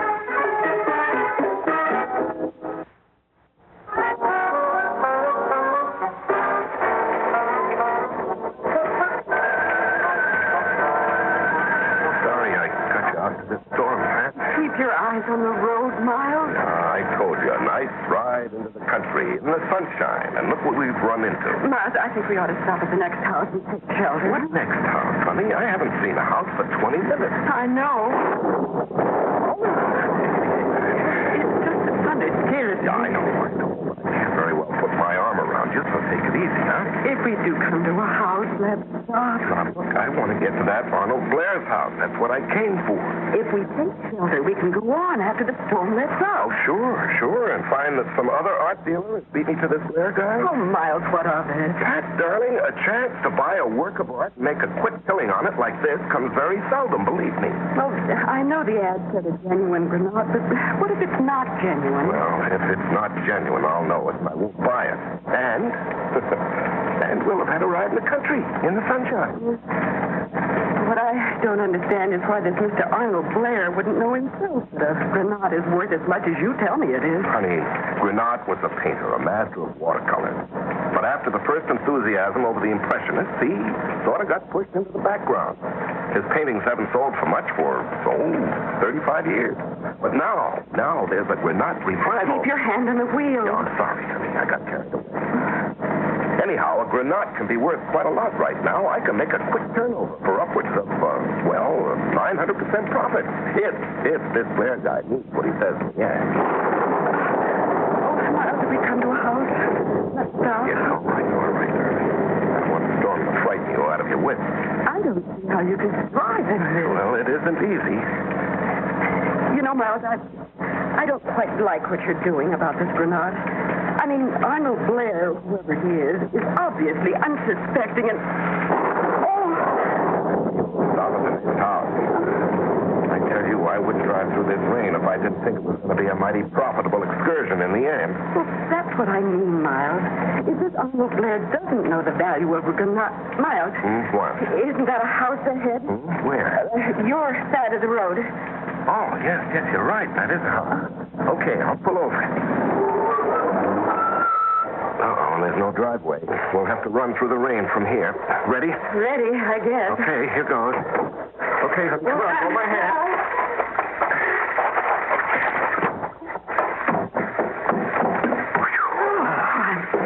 Yeah. Well, at least we have a roof here. A porch roof and leaking. Yeah. Well, let's see if somebody's home. Well, howdy, Durant. What is it, Miles? Well, here, look at this nameplate. Arnold Blair. Yeah. That's a good omen, right? It's certainly strange. Imagine coming right to the right house. Well, that's because there isn't another house to come to. I've become convinced of that. Well, here goes. Miles, don't you think there's something faintly dishonest about what you're doing? Well, why, honey?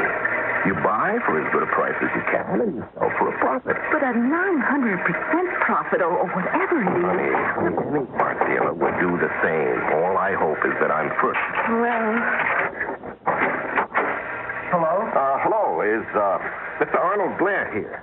Mr. Blair? Mm-hmm. Well, gosh, I'm not sure. Well, this is Mr. Blair's house, isn't it? Yes, sir. Well, I've come in answer to his ad in the Times. Here, for sale, genuine Granat landscape. Will sell at sacrifice, $75. That is Mr. Blair's ad, isn't it? Well, I'm not sure. Well, the ad is signed Arnold Blair, and it gives this address. Mr. Blair does own a Granat, doesn't he? A Granat? Well, yes, that's the French painter, Impressionist, early 20th century. Yes, I know. Well, has Mr. Blair got a Granat for sale, or hasn't he? I don't know. Well, who are you? I'm his grandson. You live here? Yes, sir. Well, may we come in? I'm not sure my grandfather would want you to come in. Well, may we see your grandfather? I'll see if he's in. Well, look, this is a very small house. You might even call it tiny. And you don't know if your grandfather is in it or not? I'll see if he is. You wait here. Well, I've never encountered anything like this in my life. Well, if that young whippersnapper comes back here and says his grandfather isn't in, I'm going to wring his neck. If he says his grandfather isn't in, we're going to turn around and get out of here as fast as we can, Miles. Are you kidding me, honey? This man has a Granat for sale for $75, and depending on its size, I can resell it for anywhere from $1,000 to $3,000. Miles. Well? I'm afraid of that boy. Something wrong, Miles. I know, he is creepy. Well, I think there's something terrible going on in that house, or something terrible has going on. Well, maybe, but that Granat... Never mind about the Granat or your profit. I really think it's dishonest anyway, Miles. And I must say I value my neck more than a Granat. Yeah. Well? My grandfather isn't in. Well, I don't believe that. He doesn't want to see anybody. Now, see here, young man. Let's just go, Miles. No, Pat. Now, see here, young man. Your grandfather advertised something for sale, so presumably he wants to sell it. Now, I demand that you let me in. Gosh, I don't know whether... Hey, are you talking to someone? I'll be right with you, grandfather. Please go away, please. Mr. Blair? Who's that? Is somebody at the door, Eddie? Now, Mr. Blair, I'm an art dealer. I've come in answer to your ad. I've got my fiancée with me, and... come right in, sir. Eddie, why didn't you show these people in right away? I guess you've lost, Eddie. Come in. Please, please.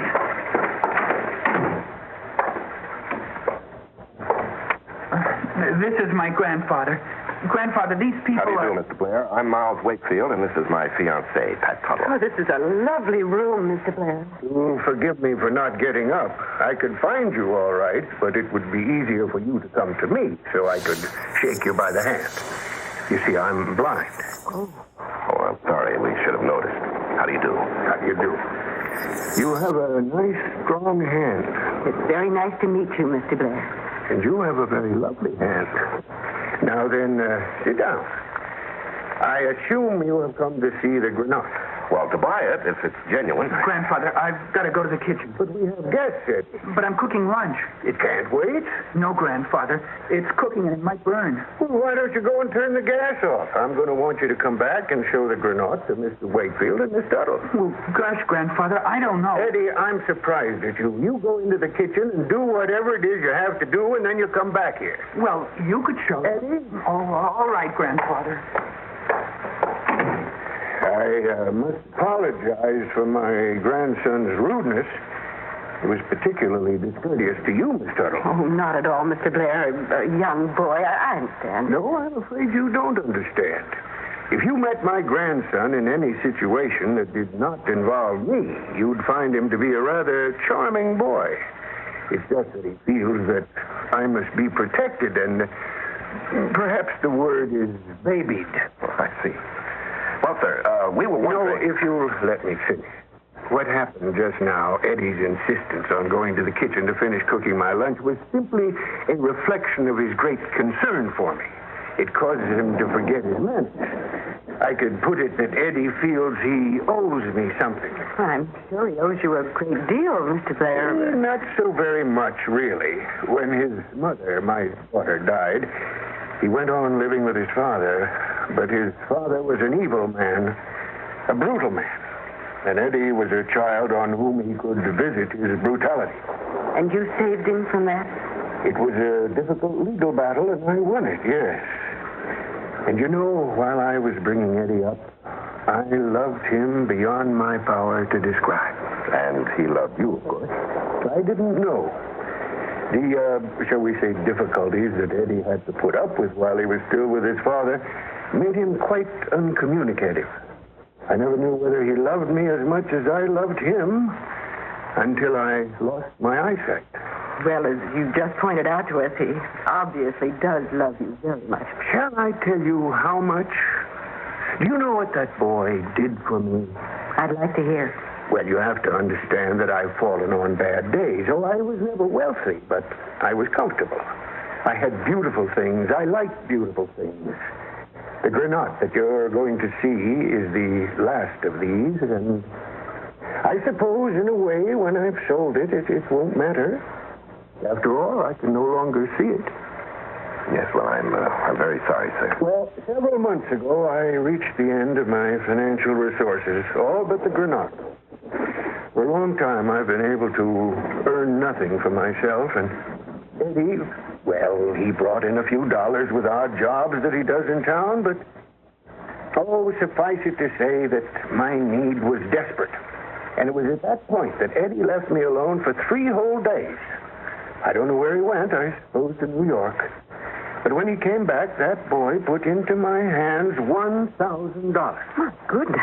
So where would a boy that age get $1,000? He told me that he worked for it.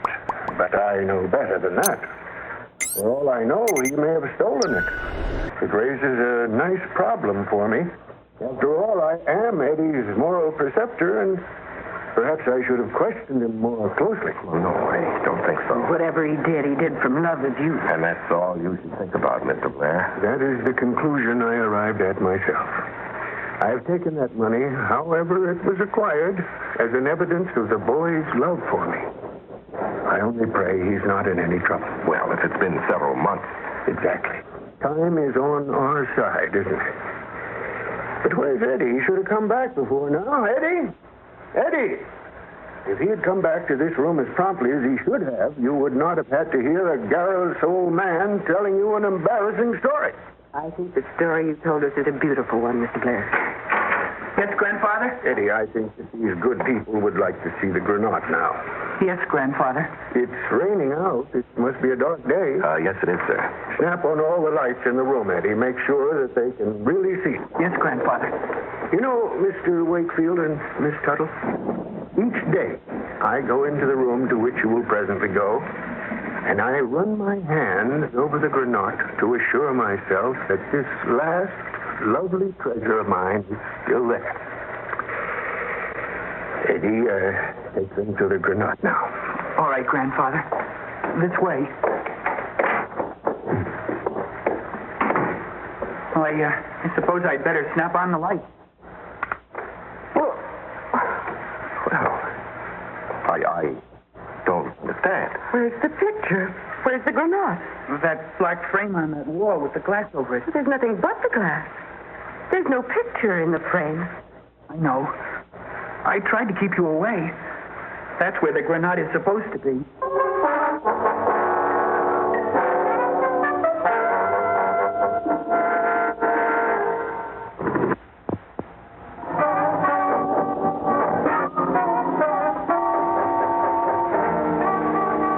Please, go away. How can we do that, Eddie? Your grandfather's waiting for us. Please don't tell him what I've done. Well, there's a good deal for us to think about, Eddie. After all, you've taken that Granat. You'll have to go back to him yourself. I can't face him, or you, or anyone. No, Eddie, now wait. No, honey, let him go. Miles, you see what's happening, don't you? Yes, it's pretty obvious. He left here and went to New York with the Granat. It took him 3 days to sell it and bring the money back to his grandfather. Yes, I know. But now what the devil are we going to do? What are we going to say to the old man? You know what I keep thinking of, Miles? What? That thing that Mr. Blair said just before we came into this room. Every day he comes here himself and runs his hand over the glass in that frame, consoling himself with the thought that the Granat is still there. Yes, I know. How can we tell him that it's not there? Well, how can we fail to tell him, honey? Well, the other deal is in to answer that ad, and not every one of them will hear about young Eddie's trip to the city. Now, the old man is probably ashamed that he told us, and he probably won't tell anyone else. I know. And some dealer will come into this room and storm back into the living room and shout at the old man. Oh, Miles, what are we going to do? I don't know.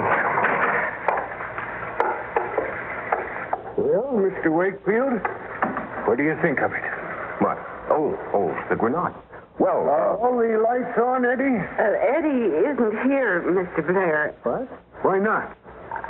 Well, I think he wanted us to be alone and think about the picture. I see. Well, what do you think of it? I haven't seen it, so to speak, today myself. Oh, I do love to run my hand over this. I have this painting so indelibly impressed on my memory that I can tell what lies under my hand wherever I put it. Here are the rolling hills, right? Yes, Mr. Blair. And here are the peasants picnicking under the trees. Yes, Mr. Blair. Oh, it is a lovely picture. I don't mean that as a sales talk. Mr. Blair. Yes. Mr. Blair, I wonder if Miss Tuttle and I could be left alone with the picture for just a little longer. We'd like to talk about it. Privately, of course. It's perfectly all right. Well. Miles, I could cry. Yes, I know. So could I. But it won't do any good. What are we going to do? Well, I think we ought to find Eddie, wherever he is, and put it up to him. We're worried about what happens when another dealer comes. Well, Eddie is going to be here when the other dealer comes, so I think we should talk to him. Sure, if we can find him. A scared young boy goes to hide in his bedroom. Let's find his bedroom.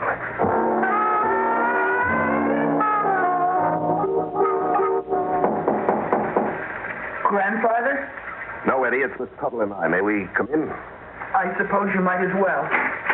Now, we haven't come here to trouble you, Eddie. We need your help. You'd better close the door, Miles. Yeah.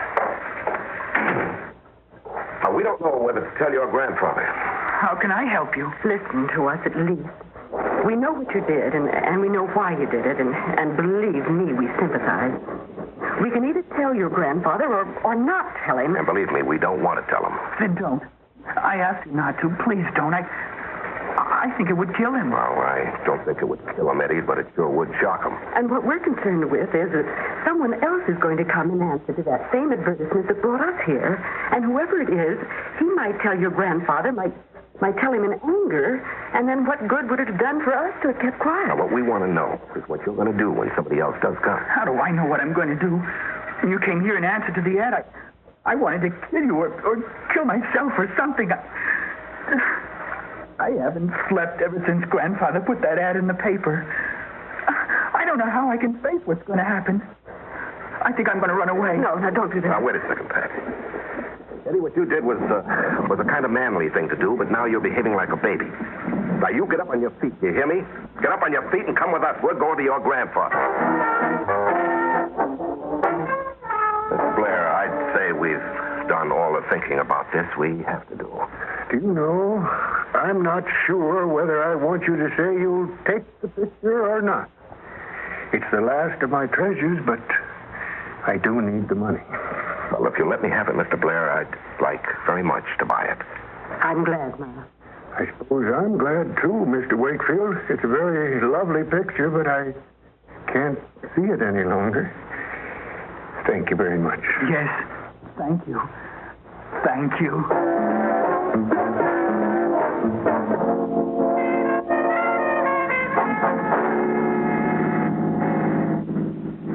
Well, it's clearing up. Mm-hmm. So we get a drive in the country in the sunshine after all. And all it cost me is $75. Now, don't get grumpy about it. There's nothing that makes a man more ashamed of himself than doing something altogether wonderful. Oh, I don't know, Pat. I'm a little proud of myself. I'm proud of you, Miles. I wonder what old Mr. Blair and young Eddie are saying to each other right now. I wonder.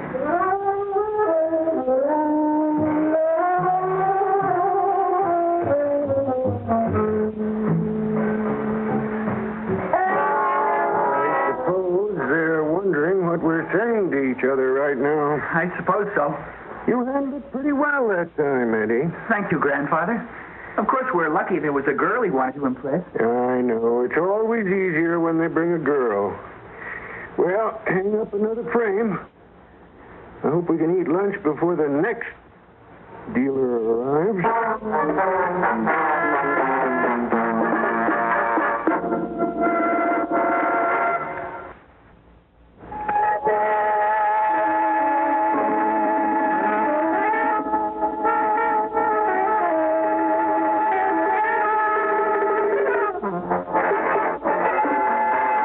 Theater 5 has presented A Genuine Granot, written by Robert Senadella and directed by Ted Bell. In the cast, John Gibson, Peter Fernandez, Fran Carlin, and Larry Haynes. Audio engineers Bill Sandroiter and Neil Poe. Sound technicians Ed Blaney and M.C. Brock. Associate Director Bill Gately. Script editor Jack C. Wilson. Original music by Alexander Vlastotsenko. Orchestra under the direction of Glenn Arthur. Executive producer for Theater 5. You are listening to Golden Age Radio, rumble.com/C/GAR. Brought to you by G3PL.com.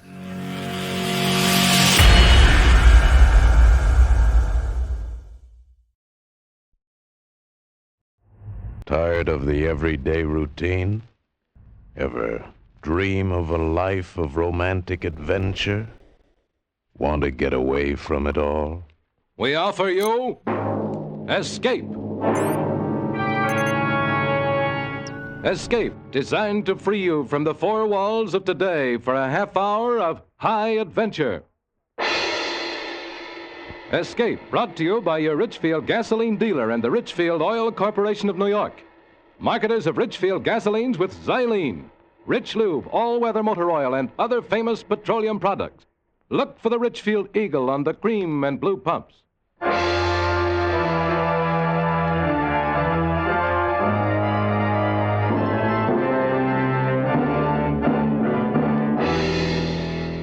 Tonight, we escape to India, and the story of a man trapped in his bed by a crate, the most deadly, poisonous snake in the world, as Roald Dahl tells it in his terrifying story, Poison.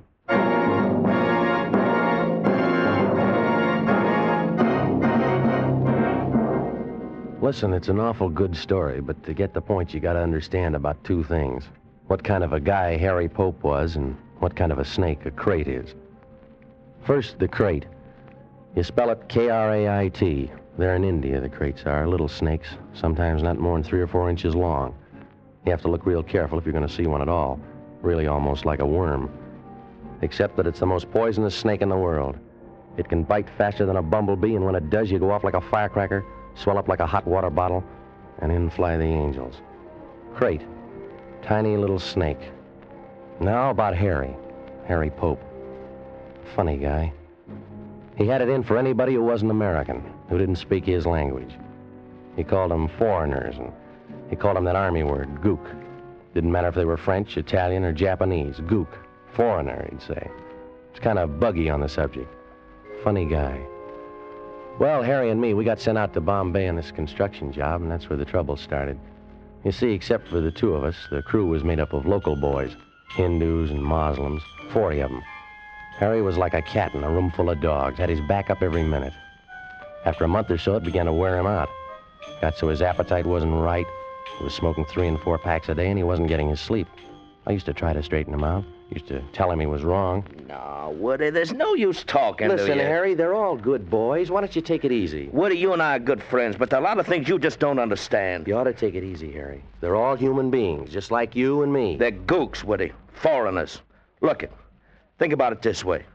How'd you like your sister to marry one of them? I haven't got a sister, and anyway, you've asked me that before. Yeah, you see? You won't even make the effort to understand.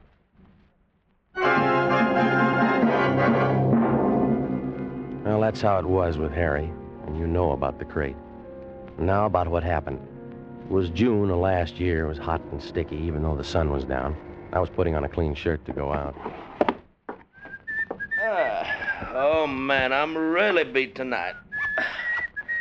What's with you, Woody? What's the clean shirt for? Going out. What do you got, a date? No, I thought I'd stop off at Dr. Ganderby's. He promised he'd show me the photos he made down in the leper colony. Ganderby? Yeah. These photos are supposed to be pretty interesting stuff. Well, how about it, Harry? Would you like to come along? Ganderby? He's a Hindu. A gook. Foreigner. I don't want to spend no evening with a gook. Shoot, not old Harry. So I went off to the doctor's, and Harry went to bed with a detective story. I had a very interesting evening. Later, old Harry was plenty sorry that he stayed home. I didn't leave the doctor's until around midnight, and when I drove back through the sleeping city, it was very quiet and dark. I thought about the pictures of the lepers I'd seen. I remember thinking, I hope Harry's awake because I'd like to tell him about those pictures. And when I got home, I was glad to see the light in his room was still burning. Harry, you up? I didn't get an answer. Probably fell asleep reading. Harry, you awake, Harry? Shh. Woody. Harry, boy, what's the matter, kid? Shh. Stop, Woody. Take off your shoes. I couldn't tell what was the matter, but I knew he was serious, whatever it was about, so I did what he wanted. He was in bed, under his netting, with a reading light on, his book on the floor. He lay quite still, and the sheet came halfway up his chest. He was wearing those corny pajamas of his with the big checks all over them. And the pajamas were soaked in the sweat that was rolling off his face. He lay like a corpse, flat on his back, with his hands lying dead on the bed. His hands, even the backs of them, were sweating. His eyes looked like he was watching somebody saw his leg off. Woody, what's the matter, boy? It's a crate. Crate? Where? For Mary's sake. Where? Where's the crate? In here. Under the netting? No. Under the sheet. Where'd it bite you? It hasn't. Yet. Where under the sheet? Right on my belly. Holy son. You can wake it up if you don't cut out that yelling. How'd it get in there? I don't know. Came up under the net, I guess. Or it's been in the bed all day. Is it a big one? No. Crate don't have to be big. Looked about 3 or 4 inches. Come along my side. I didn't move.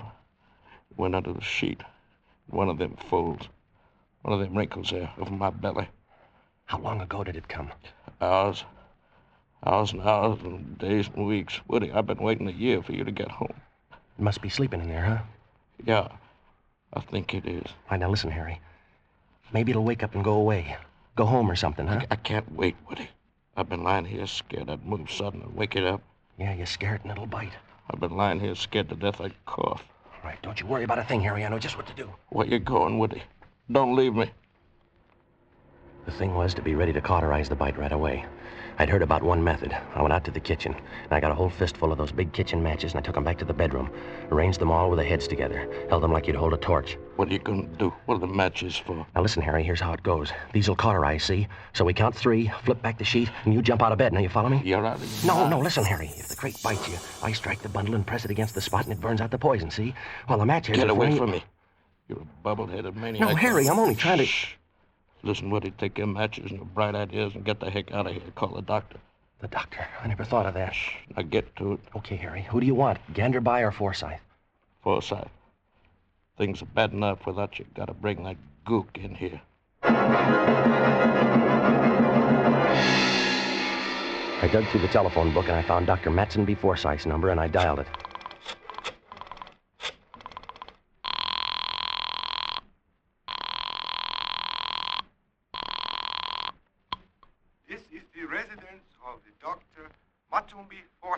Please? Yeah, let me speak to the doctor. It's very urgent.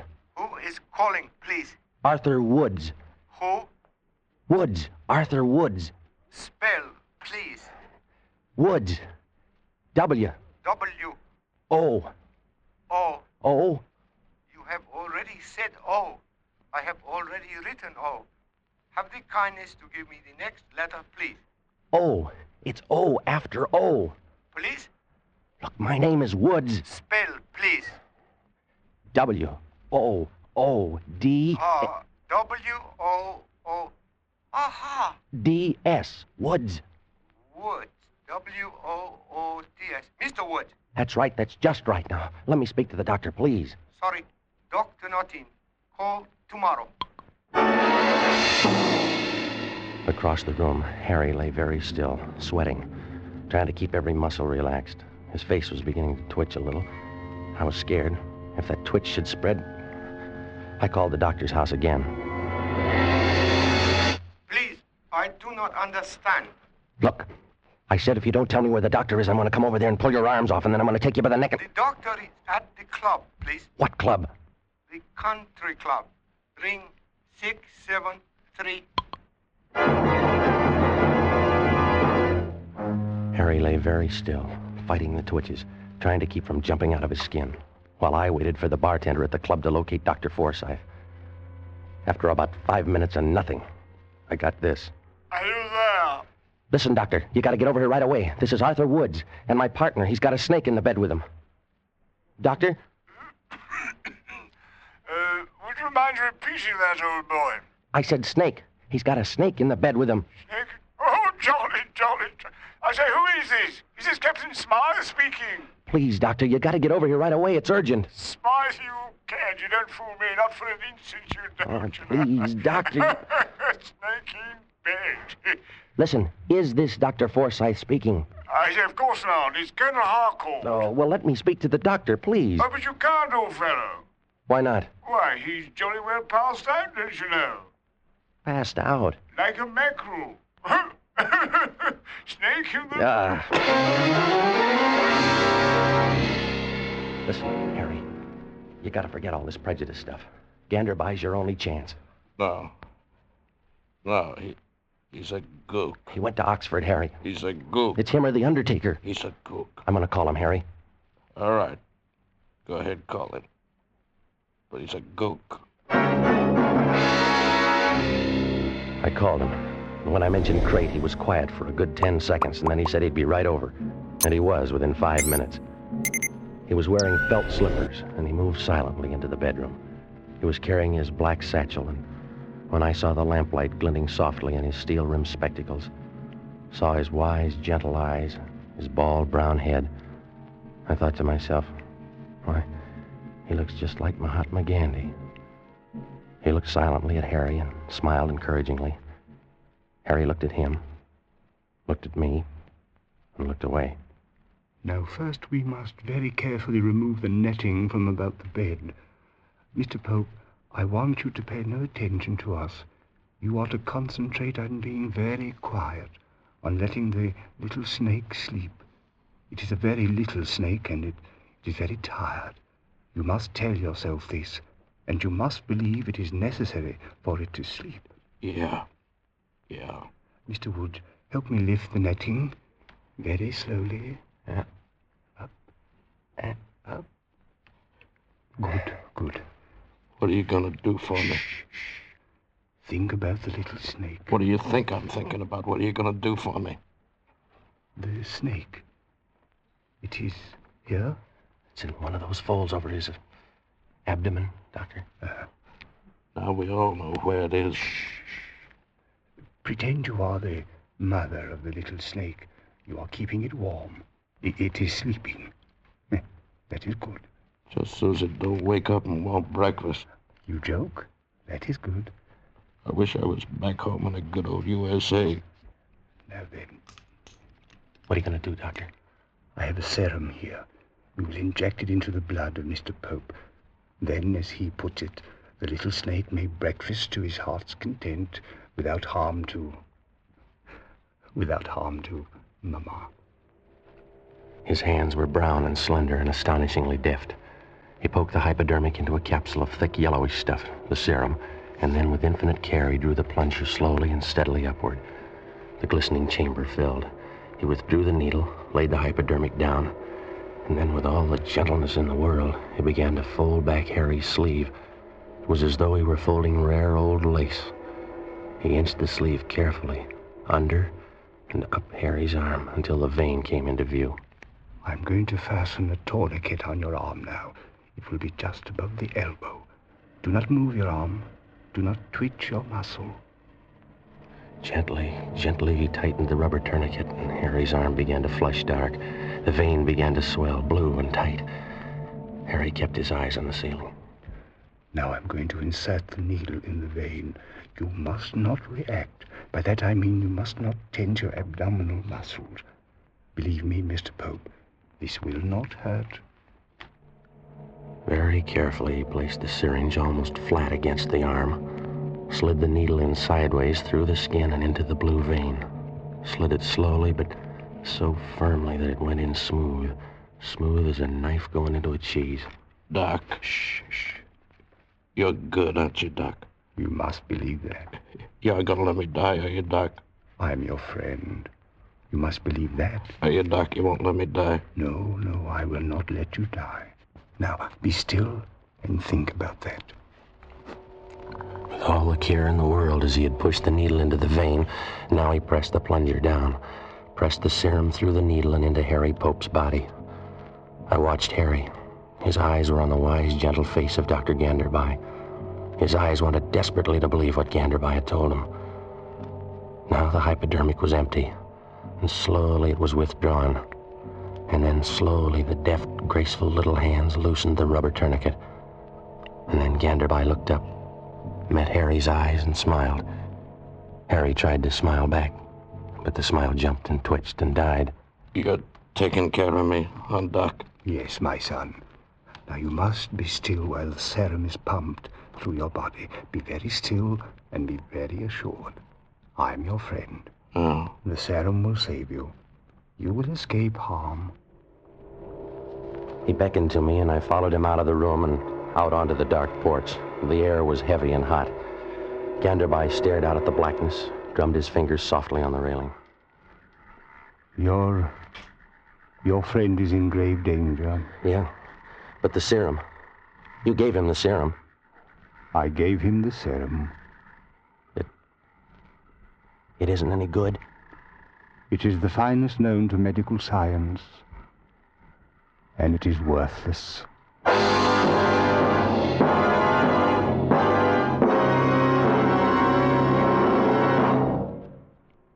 To most of us, science is something strange and mysterious. We think of magic medicines and supersonic planes. But here's a scientific achievement that's as real as your car and as near as your Richfield dealer. It's xylene, one of the highest ananoc gasoline components ever discovered by scientific research. And xylene can benefit you today, because every gallon of Richfield gasoline now contains xylene. Xylene to give your car that smooth, knockless power that eats up the miles.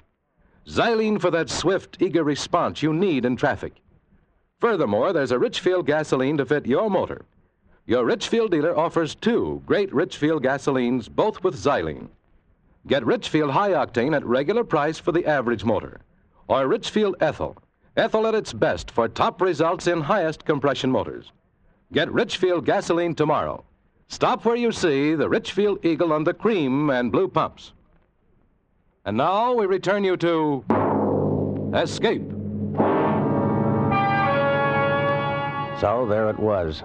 Harry Pope, the man who had been an enemy of anyone and everyone who didn't come from his country or speak his language, was now halfway through death's door, and his only hope lay in a Dr. Ganderby of another race, another creed, another country, and another color. Now, for the first time in his life, Harry had made a gesture of friendship toward a person of another race. First time, and it seemed to me the last. No, my friend. The serum is worthless. What can we do then? The snake is bound to wake sooner or later. Harry will move. He won't be able to help himself, and the snake will strike. We must think. Yeah. Look, I'll shoot it. I can hold the gun low and flat so that even if I hit Harry, it won't be a penetrating wound, and I'll blow the snake, sheet and all, clear the bed, huh? But you don't even know which of the many folds and creases in that sheet is the harbor of the snake. Yeah. You might shoot the air. Yeah. You would most certainly wake the snake then. No, we can't do that. I think I have a solution, Mr. Woods. Yeah? We will anesthetize the snake. Yes. We will use nitrous oxide, or ether, or chloroform. I think the last. Chloroform, yes. We put the snake out right while he's lying on Harry? Is that the idea? That is it, Mr. Woods. Now, if you will please drive quickly down to my house, my boy will show you where I keep my supplies. The chloroform is in a bottle with an orange label. Orange label? Yes. Bring it back as quickly as you can. I will stay with Mr. Pope and try to keep him assured. He seems to like you. We all like the doctor when we are sick. I drove it as fast as I could. The houseboy at the doctor's thought I was a madman at first, but then he decided in my favor, showed me where the stuff was. I found the bottle with the orange label, smelled it to make sure, and then took off back to the house. I eased the car up the driveway and tiptoed into the bedroom. You're my friend, Doctor? Huh? My pal? Yes, I am your friend, and I am not going to let any harm come to you. Here's Woody. He's my friend, too, Doc. Here's the stuff, Doctor. Him. Woody, I've been an awful dope all my life. You know that, Woody? It's okay, Harry. You're going to be okay from now on. The doc here, my friend here, I didn't like him when he first come into the room. Why? Because he wasn't an American or even an Englishman. What do you know about that, huh? He's my friend. It's okay, Harry. You're going to be okay now, boy. I've been a prize dope. Mr. Woods, you'll have to help me. Right. He pulled a prescription pad out of his case, tore the cardboard backing off, and twisted it into a neat little funnel. He laid this on the edge of the bed. And then he took the piece of hollow rubber tubing which had been used as a tourniquet, and he began to slide it into the sheet. It went in where the sheet ended, across Harry's chest, and he slid it down. He slid it slowly, so slowly that, although I was watching it, I didn't see it move. Hours seemed to crawl by. The tube inched invisibly on and down, down and down, past the unseen buttons of his jacket, past the unseen cord to his trousers, and then it stopped. Ganderby had sent it by a route which did not cross any of the creases in the sheet. He was being very careful not to prod the snake with it. He was sweating too now, sweating and biting his lip with his teeth. It's funny, I remember now, one was gold. I remember staring at it while he inched that tube. Now the funnel. I fit it into the end of the tube and we are ready. Mr. Pope, this is going to be very cold. The evaporation of the chloroform will cause a sharp lowering of the temperature. You must be prepared for this.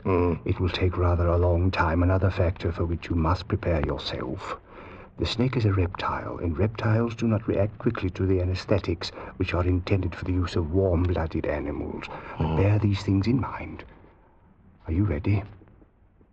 Sure. Friend. He opened the bottle and began to drip the stuff into the funnel. Slowly, very slowly, drop by drop, the clear liquid entered the tube and traveled the long, dark route to Harry Pope's stomach, where the crate lay sleeping. Drop by drop, a pale, swirling vapor hung over the funnel. Down there on the sheet, where the tube ended, a wet gray patch began to spread, the chloroform spreading and evaporating, spreading and evaporating. The room began to reek of it. And I remembered other places and other times. Hospitals, operations, the death of loved ones, smell of chloroform. Harry began to twitch now, his nose. He seemed to be in agony. Woody. Harry, what is it? I think I'm gonna sneeze. Don't do it, boy. Hang on, Harry. You gotta hang on. Don't. Ganderby looked at Harry's face. He reached up, pressed his knuckle against some nerve on Harry's upper lip, and the agonized look vanished. The relentless dripping of the chloroform continued. Harry was getting cold. I could see goose flesh along his arms, across the top of his chest where the jacket was opened. Ganderby looked at this and stopped pouring. That is enough. I think our little friend should be thoroughly unconscious now. Mr. Pope, you must remain very still. We are going to remove the sheet now. Anything you say, Doctor. Mr. Woods, you take the other side. We will have to do this ever so carefully. We each took a side of the hem. I watched Ganderby and did everything that he did. Harry's arms were still flat on the bed, pointing toward his feet. We inched the sheet under and free of these. It was rough, because we had to do it without disturbing the main area of the sheet. When it was free of his arms, we began to raise it slowly, gathering the material in our hands as we progressed ever so slowly down Harry's chest. We reached the end of his jacket. No sign of the snake. My hands were beginning to shake. Ganderby paused while I turned my head away for air. The odor of chloroform was stifling. And then we went on, slowly, thread by thread, raising the sheet and easing it away, down past the cord of his pajamas, and down, and still no sign of the snake. I'd stopped looking for it by now. I was concentrating on keeping my arms from shaking, and then, quite suddenly, we were done. Ganderby dropped the sheet on the floor. Harry lay on his back, not moving, but watching us with wide, terrorized eyes. Ganderby squinted at both sides of Harry, at his legs. Where is it? It is not as you suppose on the outside of your pajama pants. It must be up one of the legs.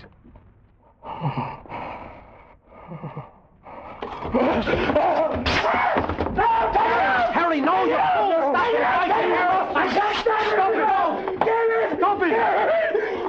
Stop it!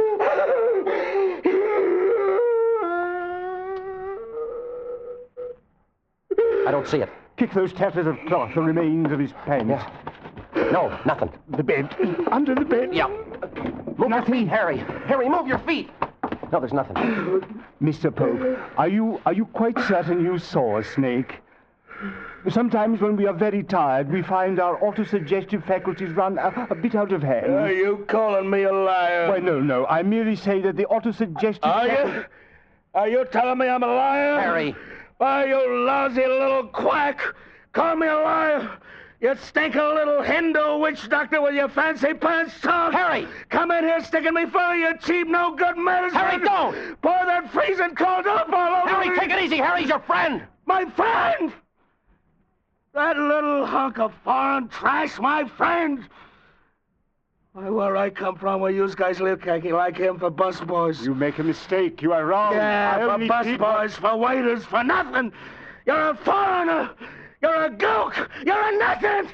Why, I ought to beat you to a bloody pulp. You and your chloroform. You and your stuff about friendship and Mama Snake. And I must make out like I like you. I ought to split your head wide open, you gook. You gook, you gook, you gook!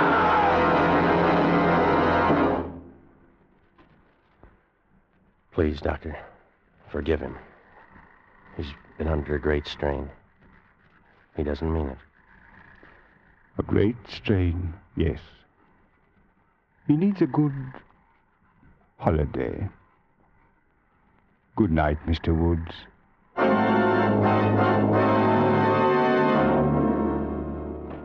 That's all. I couldn't tell this if old Harry was still alive. Poor old Harry. He didn't die in India. He died in Chicago, in the Loop. Got run over by a taxi cab. The driver was third-generation Irish, a real 100% white American. Maybe that means something, I don't know. Poor old Harry.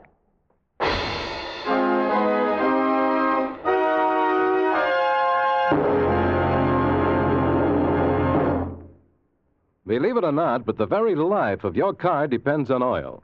Without oil, your motor would grind itself to pieces in a matter of minutes.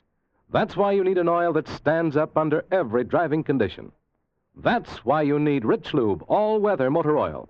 Rich Lube is refined 100% from the finest Pennsylvania crude oil ever discovered. That's your guarantee that Rich Lube won't burn up even under the terrific heat of hard summer driving. Its tough, long-lasting oil film is your faithful watchdog. It protects your motor every mile you drive. You can depend on it. Moreover, Rich Lube motor oil combats carbon and other harmful deposits by its special cleansing action. It cleans as it lubricates your motor. Keep your motor young, keep your motor clean. See your Richfield gasoline dealer tomorrow. Ask him to change your oil to Rich Lube all-weather motor oil. Escape is produced and directed by William N. Robeson, and tonight is presented Poison by Roald Dahl and adapted for radio by James Poe. Featured in tonight's cast were Jack Webb as Woody, Bill Conrad as Harry, Jane Novello as Gandabai, and Charlie Long as the houseboy. Special music arranged and played by Ivan Ditmars. Next week. You are lost in the headhunter territory of New Guinea, fighting your way through the swamps in search of gold. With you is a giant brute of a man and his beautiful wife, who doesn't care which of you is killed or who kills him, and from whose evil treachery there is no escape. Next week at this time, the Richfield Oil Corporation of New York invites you to escape with an exciting story of evil and violence in the deadly swamps of New Guinea, as Jules Archer tells it in Two Came Back. Goodbye then until the same time next week when once again we offer you Escape. Tom Hanlon speaking over CBS, the Columbia Broadcasting System.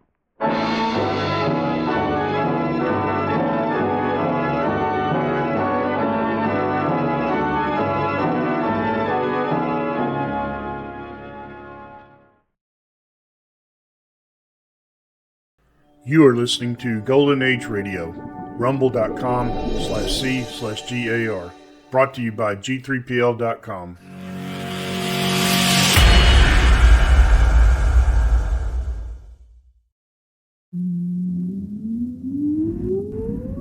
Countdown for blast off. X-5, 4, 3, 2, X-1, fire.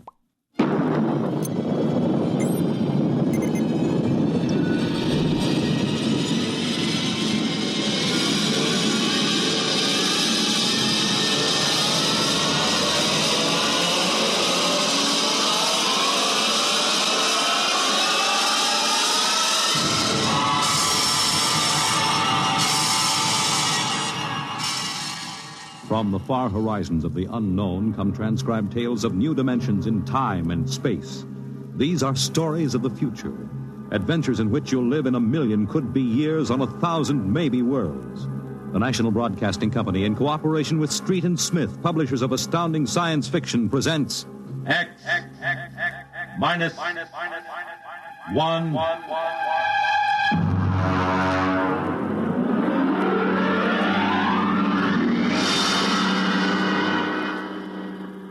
Tonight's story, The Vital Factor by Nelson Bond.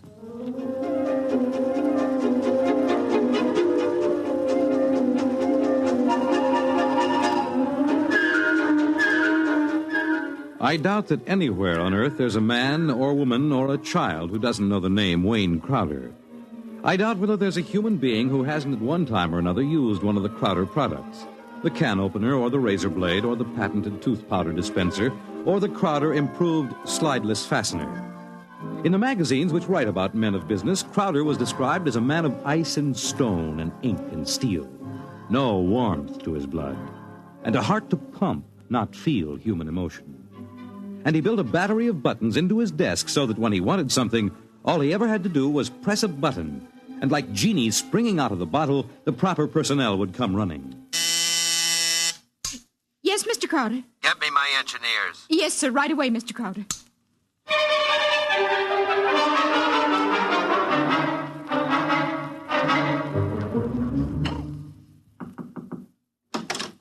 Here are your engineers, sir. All right, close the door and get out.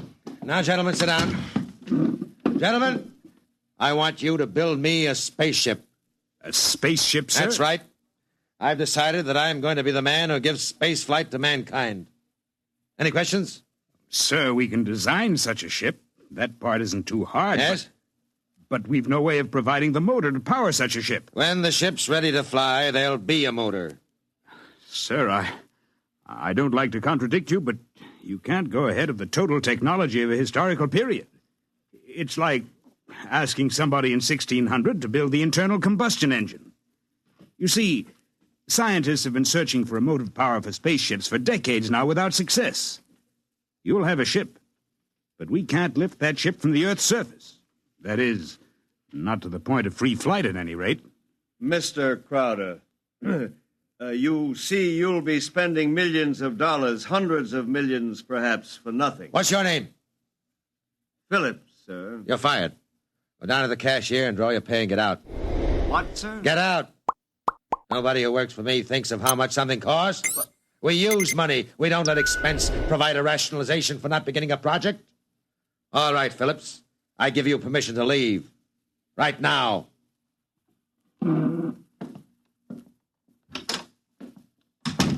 Any other comments? The ship will be built, of course, Mr. Crowder. The fact still remains, we can't power it. You design the ship, I'll find the motor for you. Where, sir? I don't know. But somewhere in the world there's a man who does know the secret. I want that motor, and I'll root out the man who has the theory which will let us build it. How quickly do you want this done, sir? Yesterday. Yes, sir. Is there anything you need? We'll need a construction yard, sir, and certain machinery and a great many materials, of course. Labor force. Get them. Send me the bills. I don't want to be bothered with minor details. Yes, sir. And, one more thing, sir. Phillips. Yes? We need him, sir. He's a top man on electronics. He's a vital cog in our team. I don't want Phillips working for me. That's clear, I hope. Who else in the country knows what he does? No one in this country, sir. There's a man in India, though. Get him. We've tried before, Mr. Crowder. He's working on an important project in his country. I'm not concerned with details. Get that man, pay him what he wants, but get him. Sir, you don't understand. If this man quits his job, that whole project will collapse. It means the welfare of many people, millions of people in his country. He has a high sense of patriotism. Buy that sense of patriotism. That's all. I don't want to see any of you again until you have a report of work in progress. Yes, sir.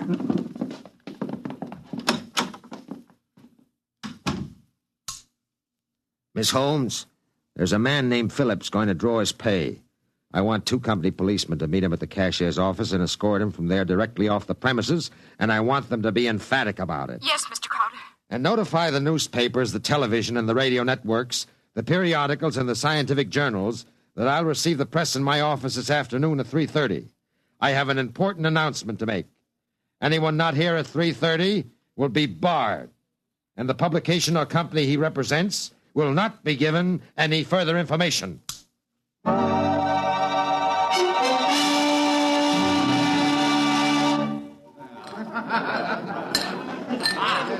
Gentlemen, you can finish your drinks later.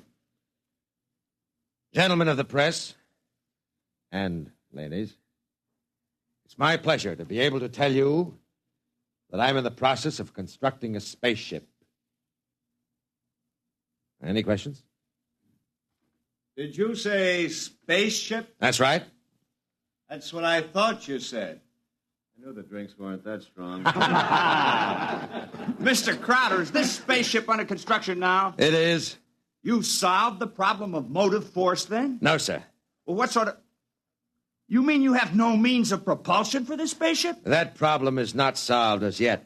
Oh! It will be! That's why I called you in this afternoon.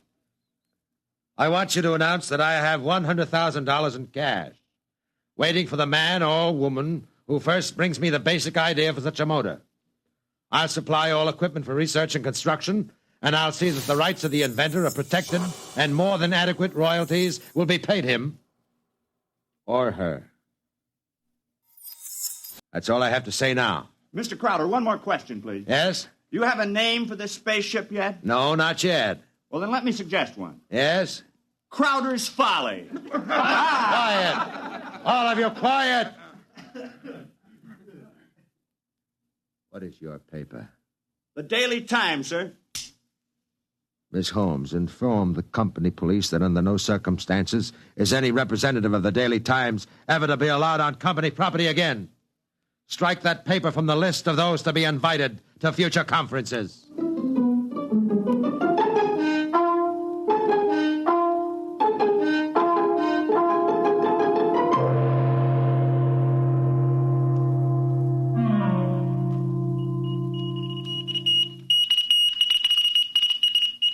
It was Crowder's Folly, but the word of what he wanted circulated to the far corners of the globe. It was known in the white ice block huts of the Eskimos and in the grass-thatched villages of Central Africa, as well as places less remote. And the Crowder office became the Mecca and the heaven for the lunatic fringe of humanity. Their blueprints and scale models clogged its corridors. I told you I don't want these people in my office till they're screened. Now get out, get out! Every time I open that door, they surge in like a tidal wave. I have a progress report for you, sir. The ship is finished as far as we can go, Mr. Crowder. Certain additional construction can't be done now because it depends on the shape and mass of the engine, on the type of fuel, on the weight of that fuel. I see, all right. Lay off everybody we don't need. I've ordered that. Mr. Crowder, is it possible that no one will turn up with a motor? That's the one thing that's not possible. He will come. Money and determination will buy anything. Close the door on your way out. Yes, sir.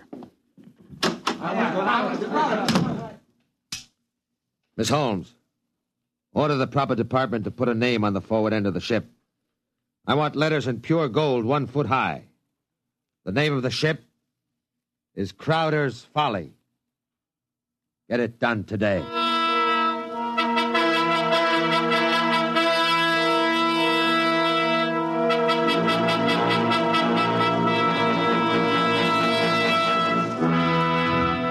The sun came up in the morning, and the sun set at night, glinting rose on the silver sheen of the hollow ship's skin as it lay in the yard.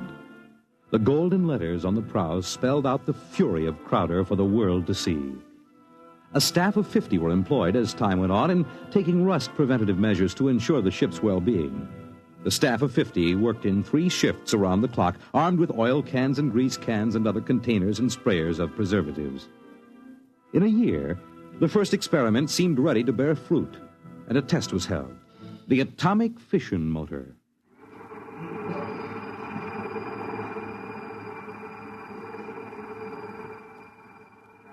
In exactly 45 seconds now, we'll hold the test, Mr. Crowder. The sound you hear is our generators here, building up power to supply the motor by remote control. If this needle goes round to the part of the dial marked in red, there'll be an explosion. Are there any questions, sir? Proceed with the tests.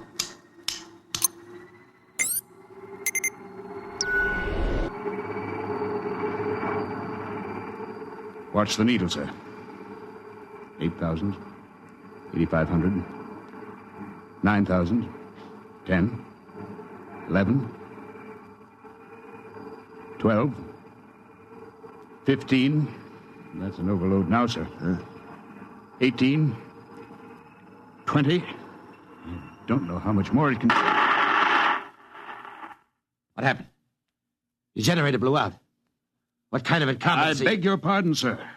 The motor blew up. What are you talking about? I would have heard...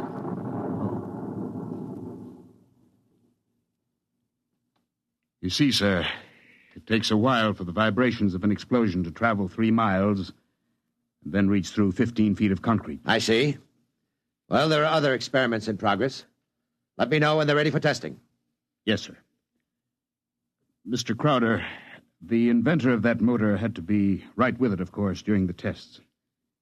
He had a family. The fool knew what he was doing. He understood the danger. He was paid enough to be able to afford insurance. The cost of insurance on such a project was prohibitive, sir. Well, if his wife was thrifty, she saved out of what he earned this last year. His salary was relatively small, sir. Most of the money went for the research. He should have demanded an adequate salary. I haven't stinted on money. The fool failed. I have no further responsibility. Yes, sir. You want us to continue screening applicants? Of course.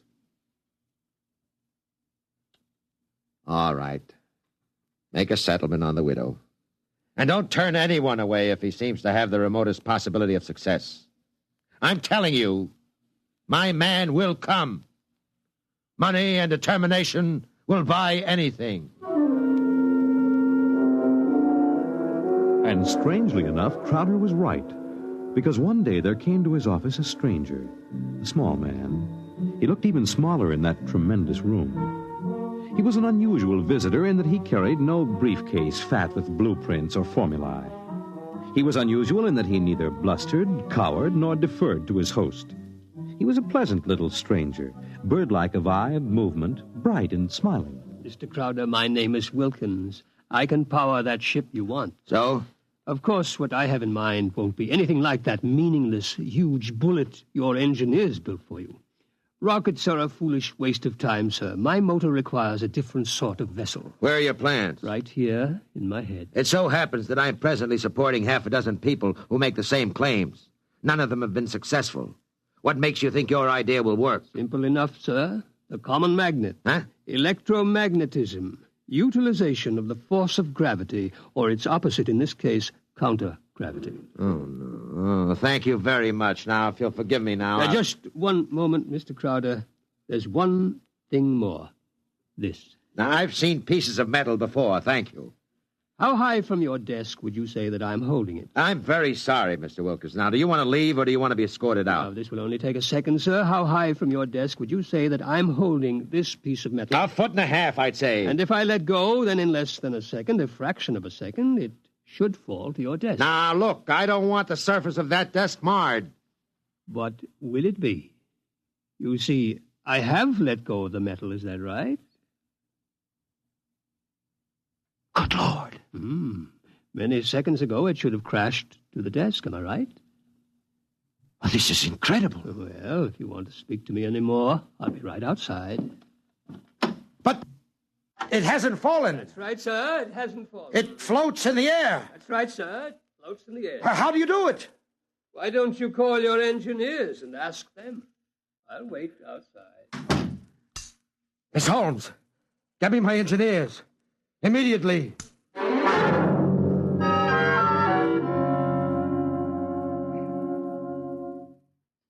All right, Mr. Wilkins, you're quite right. The piece of metal is apparently counter-gravity, and my engineers can give me no explanation. Thank you, sir. Now, what do you want? For my services? Yes. You've already set the price. To build a pilot model based on this sample, no great expenditure, 100th of the cost of your behemoth sitting out there in your building yard. 3 other things: a workshop, expert mechanical assistance, and an answer to one question. What is your question? Why do you want so much to build this ship? Frankly, because I love power. Because I'm ambitious. I want to be the first to conquer space, because if I can do it, it'll make me greater, richer, stronger than any man has ever been. I want to be the master, not only of one world, but of worlds. That's an honest answer. But is it the only one? You see those letters in gold on the prow of my ship? Crowder's Folly, that's what they named it. That's what they think of me. I want to cram those words down their petty little throats and let them eat mud. That's another answer. And that's all? That is as far as your thinking goes? What other answer is there to your question? There's my own answer. I want to leave this planet and go elsewhere, to Mars, perhaps, because there are strange wonders yet to be found. Because there will be scarlet sunsets over barren wastes.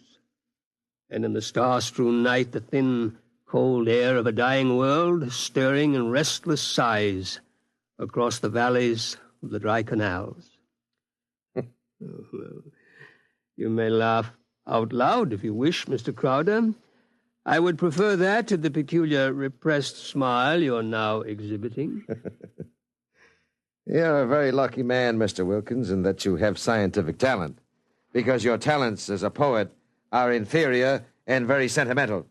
All right, you're a sentimentalist, and I'm a man of action. No matter.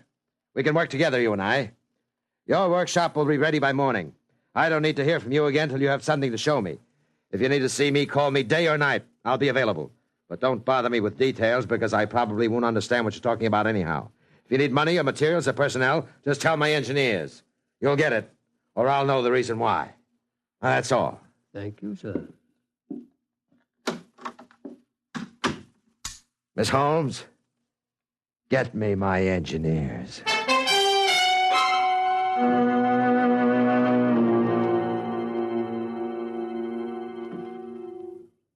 Yes, Mr. Crowder? We have 50 men working on preserving that useless hulk out there in the construction yards. Lay them off. The ship will deteriorate if we do that, sir. Let it rot. Lay them off. Yes, sir. How many other employees are still working for us on the project? About 3,000, sir, including the people working on experimental motors. Get rid of them. Sir? Get rid of them. Mr. Crowder, I never thought you'd drop this project. You were so adamant I'm not dropping anything but deadwood. You saw what Wilkins had to offer. He's my man. And the rest is junk and nonsense. Mr. Crowder, he might fail. We ought to have a minimum of protection against... I say he won't fail. I know the goods when I see it. The rest is nonsense. Several of the experimenters were making much greater progress than I thought was possible. There are great opportunities there. I'm not interested. Not only in the field of spaceships, sir. One man has a motor no bigger than a football, which will drive an automobile 24 hours on 4 cents worth of fuel. It's almost finished, sir. Not interested. It will be of great benefit to mankind, sir. Your name will go down... My name will go down in history for this spaceship. The profits in such a motor, sir. I have more money now than I even know how to count. And when I make my space flight, I'll have more than that. Yes, sir. You just lay everybody off that isn't needed. Give them 2 weeks' pay and my thanks for a thankless job well done. And that's all. Yes, sir. I'll get it done, sir. Oh, one more thing. There's no need to let the folly rot. Dismantle it. Sell the basic materials we don't need. Salvage whatever will be useful to us. That's all. A year's work. Yes. In 10 years or 20 years, then I do the same thing. That's why you're an engineer, and I'm an executive. That's why you work for me. Because when I have to, I can be ruthless with my own mistakes. When a thing has lost its usefulness to me, I get rid of it. Well? I was just thinking, Mr. Crowder. What would happen to me if my usefulness to you were over? I've worked for you 20 years now. Just don't give me any occasion to consider your usefulness terminated. That oughtn't to be too hard. What? Nothing, sir. I'll make the arrangements at once.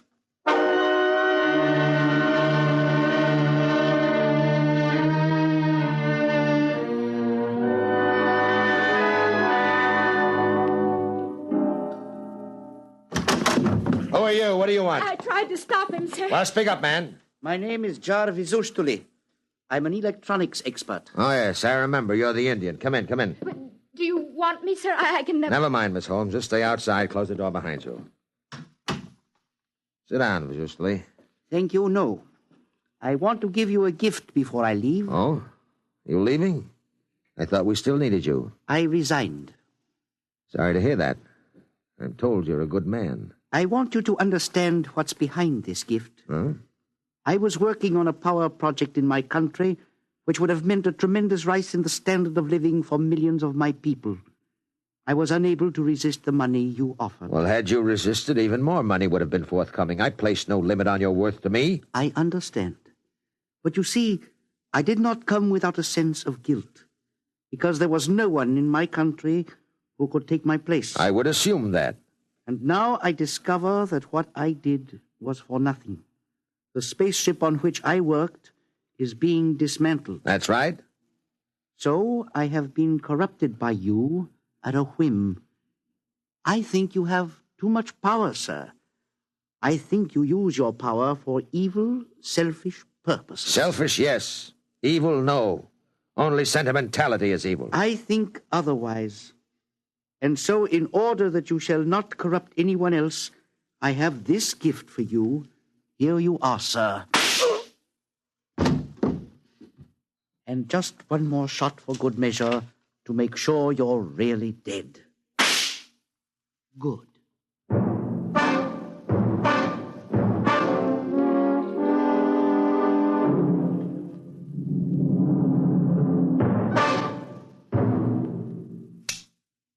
Miss Holmes, there's a man on his way out by the name of Jarvis Ustuli, an engineer. He's not to be molested. He probably won't stop at the cashier, so I want a check for 6 months' salary in advance mailed to his home address. The man showed a certain quality of ruthlessness which is deserving of recognition. Oh, and have the chief of the company police bring me a new bulletproof vest. This one seems to have been dented in a couple of places.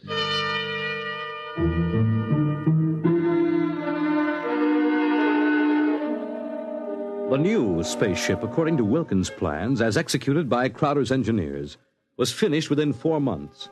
It was small, it was shaped like a disc. It gleamed brightly even in the smoky haze of an October sunset. Inside, Crowder and Mr. Wilkins, in a small cubicle at the heart of the machine, sat surrounded by many instruments of a complicated nature. Outside, huge crowds gathered to witness the test. They stirred and murmured, waiting restlessly, as inside the control room of the craft, Wilkins installed the final secret part he had not revealed to those who built his driving apparatus.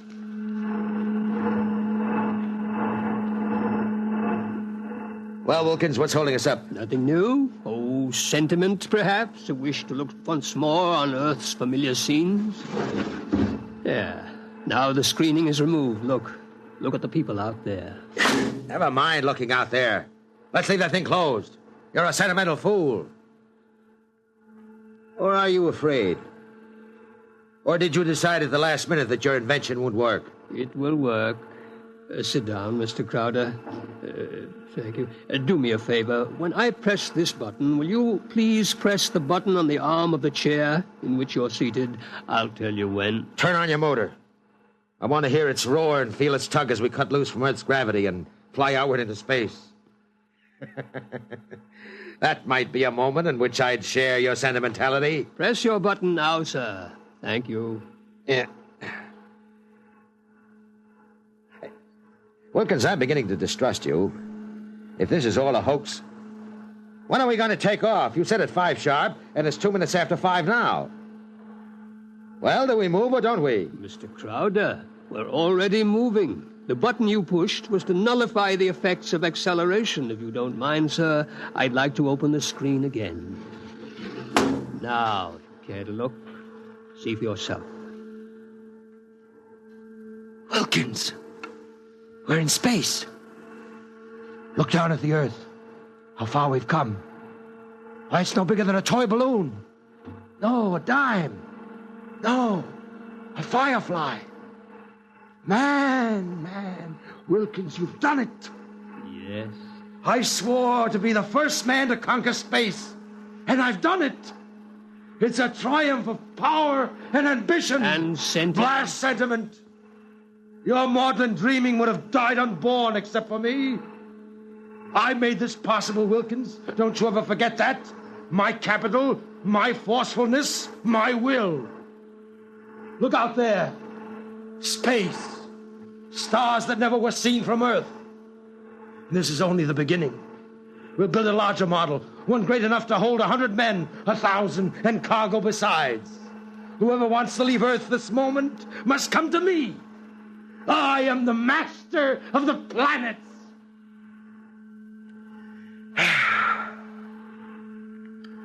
All right, Wilkins. Turn back now.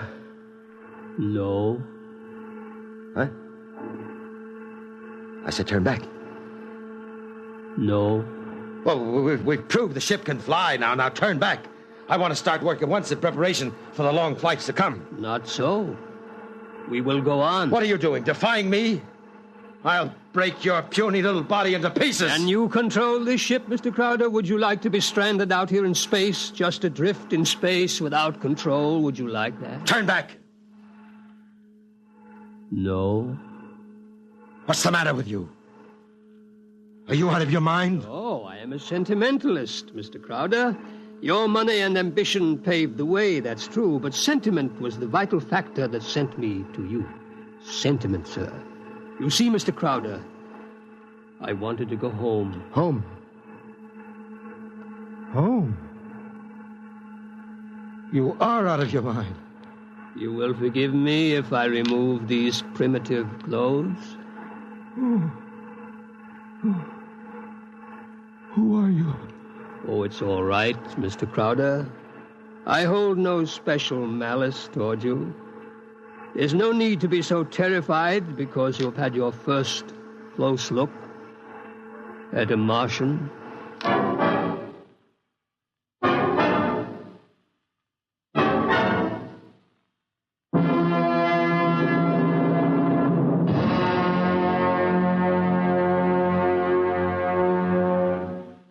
You have just heard X-1 presented by the National Broadcasting Company in cooperation with Street and Smith, publishers of astounding science fiction.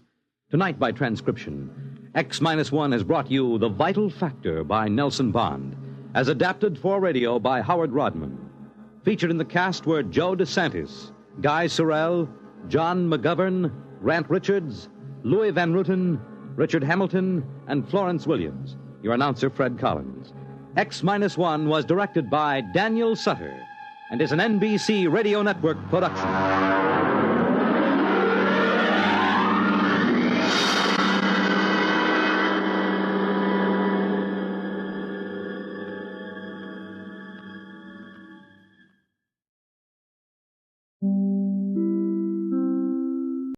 You are listening to Golden Age Radio, rumble.com/C/GAR. Brought to you by G3PL.com.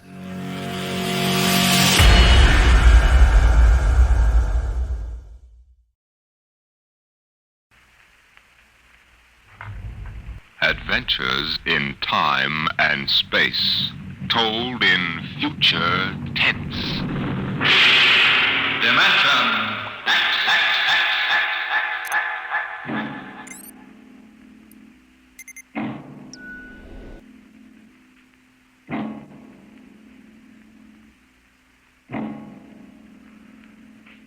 Out of the infinitude of stars and planets in the solar system and other systems in the universe, it is almost mathematically certain that there exist other forms of life on other worlds. Someday, in the future, in 1,000 years, or in the next 10 minutes, daring travelers through space will make contact with the inhabitants of another world. But the question is, will we contact them first, or will they contact us?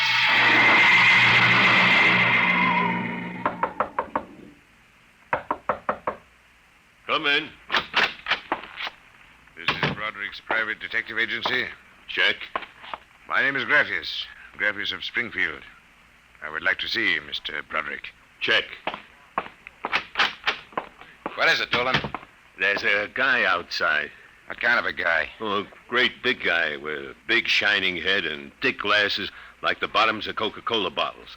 And he looks like a professor or something. What I mean is, does he look like a client or a bill collector? He didn't say. Okay, Iron Man. Send him in. Check. Mr. Graffius, Mr. Broderick will see you. Thank you. Mr. Broderick? In the flesh. Okay, Iron Man. Step outside. Check. If you need me, I'll be outside. You'll have to excuse Mr. Dolan. He's a very useful man if you happen to want a house moved or somebody's head unscrewed from their shoulders. His reflexes aren't too good. He's what you might call underorganized. I suspected as much. All right, Mr. Graffius. Let's get down to business. Precisely. I would like your assistance in helping me locate something here in New York City. Just what are you trying to locate, Mr. Graffius? The Martian embassy. Would you say that again very slowly? I came to New York to locate the Martian embassy. Martian? Like in Buck Rogers? Precisely. Agents of the government of the planet of Mars. Dolan! What's the trouble, boss? Throw him out. He's a crackpot. Of course, if you wish me to leave, I will leave. But before I go, you might examine this. You'll find it quite authentic. Holy mackerel. A 5th-century note. Let me see that. Sit down, Mr. Graffius. Sit down. Make yourself comfortable. Dolan, get Mr. Graffius a light. Check. Okay, Mr. Graffius. Your remarks about our speckled friends, the Martians, I shall ignore. This being the year 1955, I assume you were joking. On the contrary, I'm completely serious. As it happens, I'm interested only in Martians at the moment. I see. Okay, shoot. It occurred to me in the course of my studies that we Earth people cannot possibly be the only intelligent form of life in the universe. Out of the infinitude of stars and planets, there must definitely, mathematically, be others. Since Mars is older geologically, and since it is also an atmospheric planet, its evolutionary history could easily be similar to ours. You follow me? Well, so far, I can't say no. But if this is true, then they must have been watching us, observing us, for hundreds, possibly thousands of years. What for, blackmail? Shut up, Dolan. They know, then, that we are not far from achieving space travel. Atomic rocket ships that can travel to other planets. They also know we're a militaristic, warlike race. We might conceivably set out to conquer and occupy Mars one day. In which case, they'd try to get the jump on it. Precisely, Mr. Broderick. And how would they do that? For a civilization as old as theirs, space travel would be a simple enough matter. Flying saucers. I read about it. Relax, Iron Man. Go on, Mr. Graffius. If you were planning to attack an unknown nation, what would be your first move, Mr. Broderick? Intelligence. Find out what the odds are. You have a very logical mind, sir. You would send agents to scout the nerve centers of earthly civilization and advancement. Not in Kansas City or equatorial Africa, my dear sir, but here in New York City. The most technically advanced spot on Earth. Uh-huh. And, you want me to help you prove this theory of yours? Precisely. Expense does not interest me.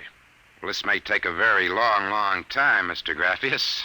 After all, nobody's ever seen a Martian. I assure you, they will be very ordinary-appearing people.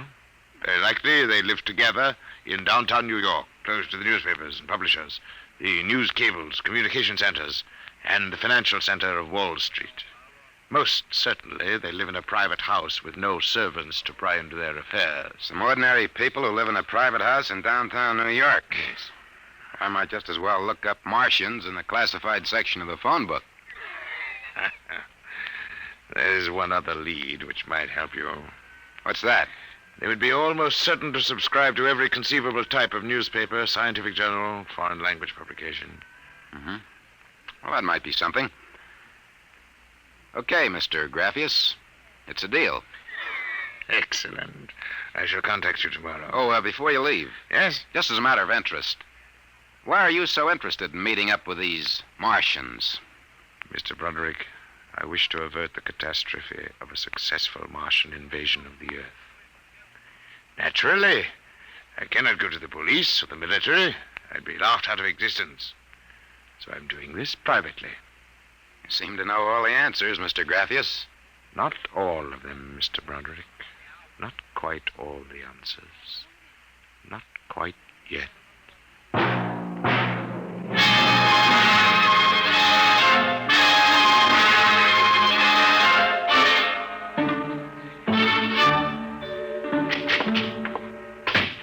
Hey, boss. Here's a private address. Takes everything from Pick magazine to the Manchester Guardian.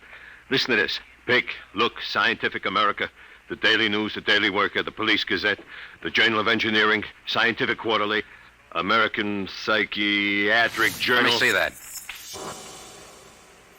Oh, Doolin. Doolin, sometimes I wonder. What's the address on this? 9 West 124th Street. Which happens to be the Harlem branch of the Public Library. Oh. Now listen, Noodle Brain.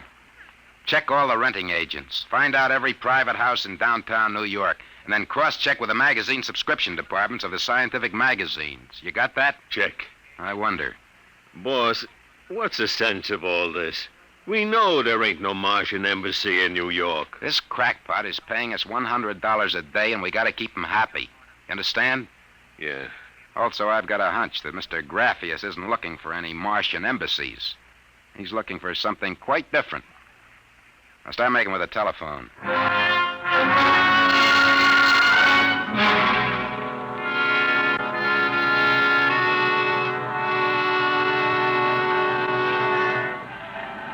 Which house is it, Doolin? Right down there. Number 108. Did you find out anything? Not a thing. I've been watching the place for a week now. Nobody comes out. Nobody goes in. I asked around. Nobody knows nothing. You ain't been blabbing around the neighborhood that we're looking for the Martian embassy, have you? Boss, I'm stupid. But I ain't that stupid. Who'd you talk to? I struck up what you might call a casual acquaintanceship with those two girls standing with the baby carriages up the street. The cute one is real cute. Now, look, Doolin, don't try to do anything intelligent. Just keep walking up and down. See? Check. I'm going back to the office to meet Graphius. See you later, boss.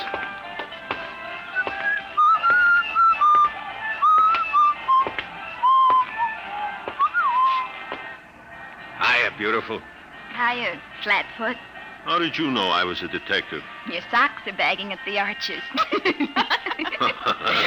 Well, stick around, beautiful. I'll be back in a few minutes, and we can make some beautiful music together. Listen to Romeo, Helen. The name is Doolin, honey. Iron Man Doolin. Your line is getting rusty, Iron Man. What do you want to fool around with him for? He reminds me of my husband. Just a big, good-natured slob. Helen, look. Oh, hey, Doolin! Doolin, look out! Look out!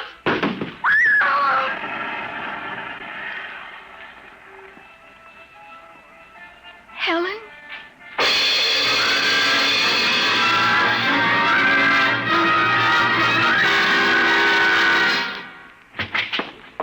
Sorry to kept you waiting, Mr. Graphius. Not at all.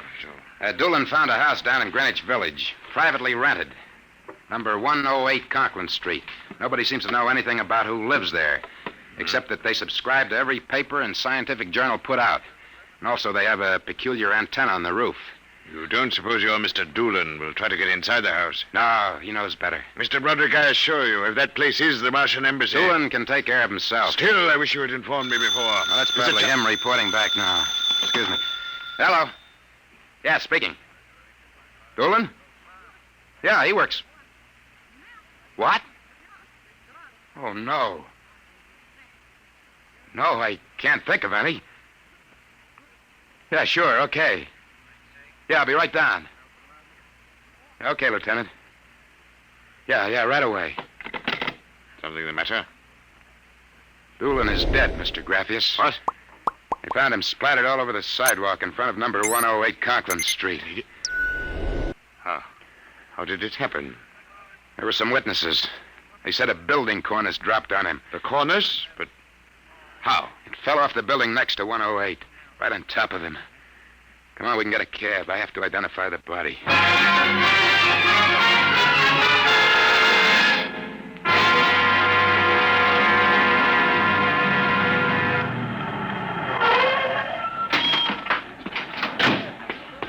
Lieutenant, I'm Broderick. Oh, well, there's your boy, Broderick. Not very pretty. Oh, Mother in heaven. That's a 1,000-pound hunk of concrete.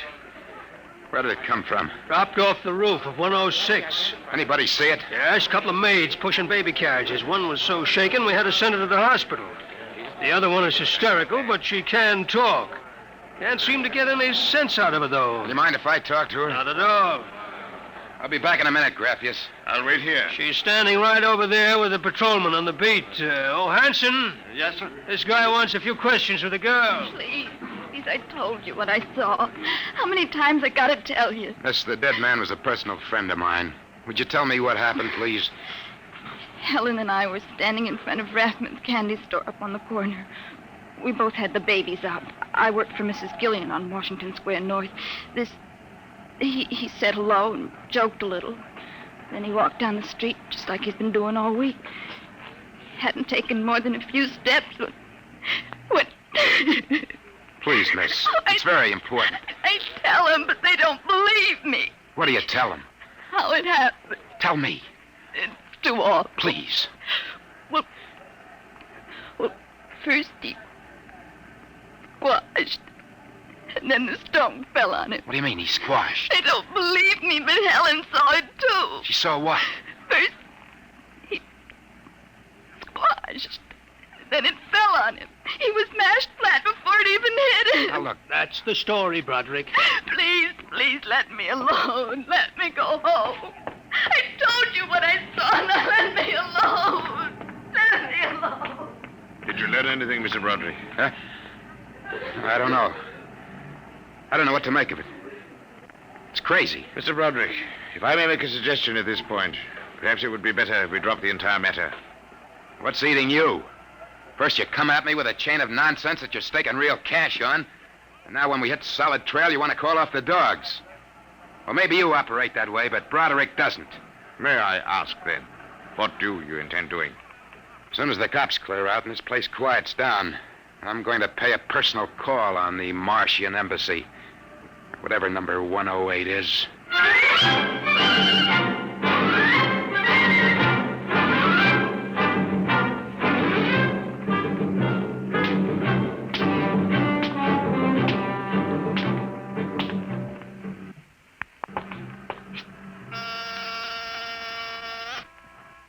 Whatever you are, open that door. Got 2 heads or 10 fingers, I'll drill you like a platoon of rookies.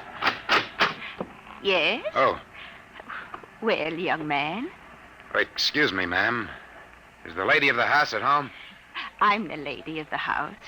Well, my name is Broderick. I represent the Manhattan Child Adoption Center.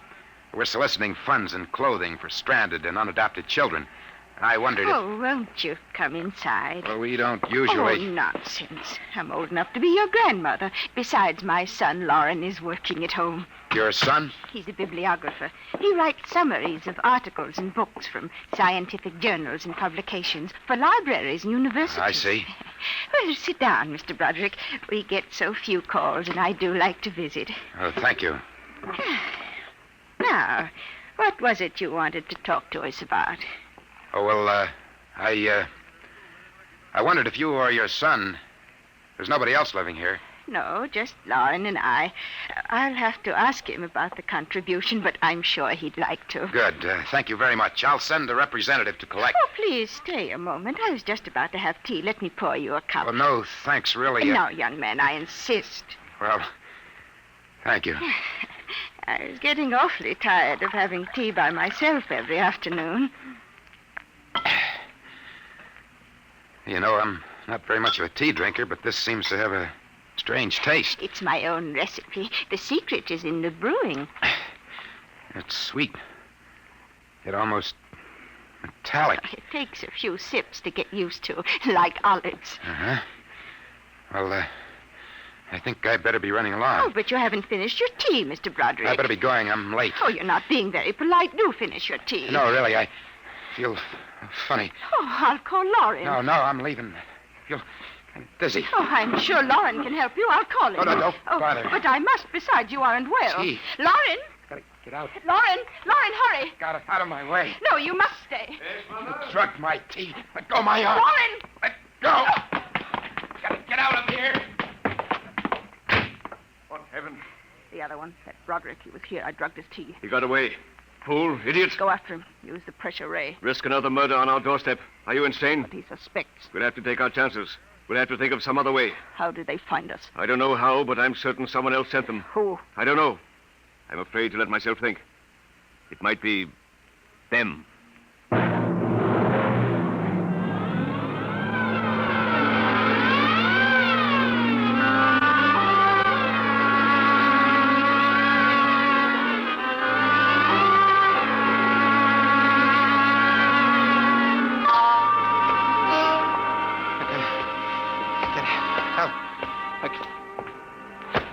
Watch where you're going, you drunken fool. Please, Get away from me. Stay away from me. Look out. Miss, please. Let go of me. Help. Please. Help, officer. You don't understand. What's the trouble here? This drunkard is insulting people. I saw him come out of that house there. 108? That's the one. He bumped into a gentleman, and then he pulled at my arm. All right, miss. I'll take care of it. Come along, mister. I'm going to give you a break and take you back to the wife and kids. No, you can't. I'm sick. Sick, is it? What's the matter? Drugged. They drugged me. Who drugged you? Number 108. Martians. Who? Martians. Number 108. It's a Martian embassy. Well, I've seen them with pink elephants, rabbits, and mice, but you're the first one who's got Martians. That's true, I tell you. Uh-huh. Come along. Now, listen. Don't take me back there. They'll kill me. Look, I gotta make you understand. Here, I'll help you up the steps. Please, my name is Broderick. I'm a private dick. We'll find out about this. Here, don't try any tricks. Officer, please listen. I'll give you anything. I'll give you $1,000. Please listen. For God's sake, listen. Yes, officer. Why, Broderick. You know this slush, Granny? Why, that's my son, Broderick. No. Martian. He's in pretty bad shape. You better get him to bed. Oh, dear. He was doing so well at the Alcoholic Society. He must have gotten off again. Looks like he's ready to pass out. Lauren! What is it, Mother? Oh. Your brother, Broderick, has been drinking again. Look out, he's passed out. I'll take care of him, officer. We've handled this sort of thing before. Can you manage okay? We'll be fine, thank you. You've been very kind, officer. Nothing at all, Granny. I know how it is with these alkies. Well, I'll be seeing you.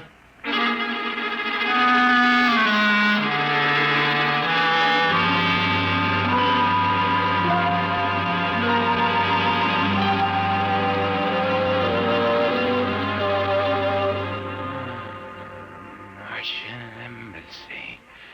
Martian. Oh, my head. Mr. Broderick is regaining consciousness, Mother. What happened? Oh, I can't get up. Do not struggle, Mr. Broderick. It'll be impossible for you to rise from that chair. The pressure from this ray will keep you there. Ray? What? Who are you? You've already guessed, Mr. Broderick. You mean this really is the... Martian Embassy, yes. You have the honor to be the first prisoner of the Imperial Government of Mars. First prisoner? Yes. After the invasion, of course, you will all be our prisoners. Hey, look. What sort of a business is this? No business, Mr. Broderick. As your people will soon find out. Our preparations for invasion are nearly completed now. As soon as we give the signal, our armed forces will launch a surprise attack. And then the Earth will be ours. You're crazy. Not half as mad as you, Mr. Broderick, to come muddling so foolishly into our affairs. That was a fatal mistake. So, Doolan's death was no accident, then? Assuredly not. We found it necessary to use a pressure ray on your friend. The block of concrete was an afterthought. We thought it might help to avert suspicion. All right. What happens now? If you cooperate, you can look forward to a quick, painless death like your friend, Mr. Doolan. If not? This pressure ray has many delicate adjustments.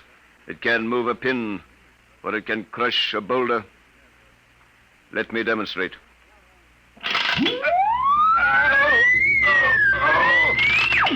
You see, Mr. Broderick, as if an invisible vice were crushing you.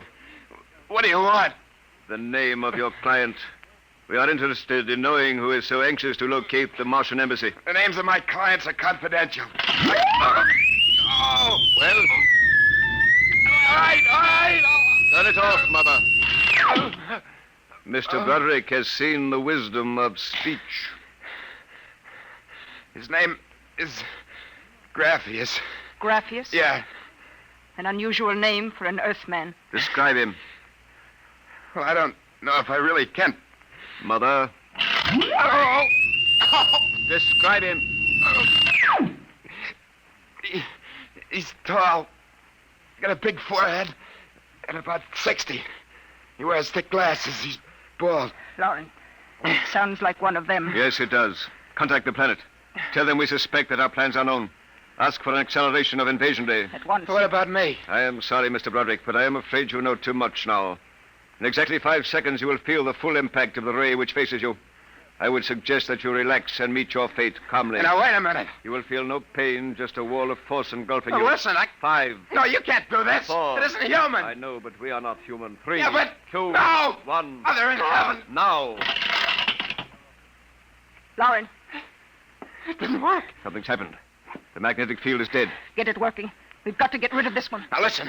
Listen, you Be quiet. two. I can't understand what's gone wrong with the ray. Why would it suddenly stop like that? Perhaps I can explain. What? Graphius. It's you. Yes. Lauren. Stand back from the pressure ray, please. It will not function anyway. I have decontrolled your field. Lauren, it's one of them. They've found us. Did you think we wouldn't? I trust you have not harmed my friend, Mr. Broderick. He's been very useful to me. Brother, am I very glad to see you. Talk about the Marines landing in the nick of time. You're free to move now, Mr. Broderick. I don't know how you got in here, Graphius, but stick around. These babies are really Martians, just like you said. They're planning to invade the Earth and take over. There will be no Martian invasion. You keep these characters covered. I'll get the police. There will be no need for the police. I intend to handle them myself. Yeah, but the police will want Do not call the police. Why not? You fool of an Earthling. Don't you realize with whom you are dealing? The invasion of Earth by Mars will be like child's play compared... Lauren! Holy mackerel. They just flattened out. Like your friend, Mr. Doolan. I detest the use of violence where the intellect can rule. But unfortunately, the Martians are a threat to us. It must be destroyed. I believe you now. Another 5 seconds, they'd have finished me. I'm glad you didn't waste any time. There is little time to waste. The Martian invasion was to have taken place next week. Yeah, Hey, they never said that. How do you know? You would not comprehend. Wait a minute. There are some things here I do understand. A second ago, that pressure ray didn't work. Now you're using it like it was a toy. How did you get in here anyway? Who are you? Another one of those Martians? No, Mr. Broderick. I happen to be a Venusian. What? A representative of the planet Venus. Venus? That's impossible. Not at all. The Martians are really an inferior race. We Venusians are much farther advanced. As much as we are over you, Mr. Broderick. The Martians would simply have conquered and enslaved your people. We Venusians felt compelled to exterminate you completely. That's impossible. Oh, no. Now that we have disposed of the Martian threat, what is there to stop us?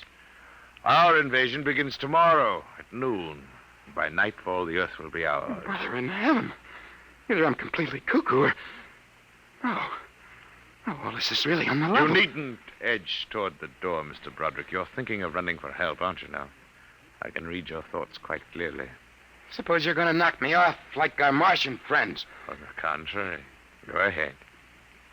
Leave? Why not? Why don't you try it, Mr. Broderick? Because the minute I turn my back, you're going to let me have it. Suppose you try it and see. I've no interest in stopping you. Go ahead. All right, Buster, you asked for it. It will do you no good. No good! You'll see! You let me go. Here, where do you think you're running, Tom? Hey, officer, listen to me. Oh, it's you, the one with the marsh. Yeah, that's right. Now listen. That story is true.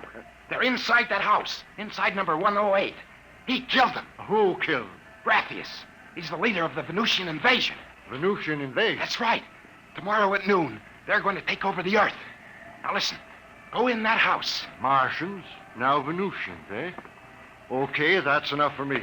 Come along. Good. We haven't got much time. Now, hey, wait. Where are you taking me? Bellevue Psychiatric Ward, my friend. Come Bellevue, on. no! Now, come along. No! Why don't you listen to me? Why are you such a fool? Let go of me! You're loony as a bedbug. Come on! No! I tell you, there's going to be an invasion! The Venusians are going to invade us, don't you understand? You gotta believe me! You gotta believe me! All right. I believe you. Oh, why don't they listen? Why don't they believe me?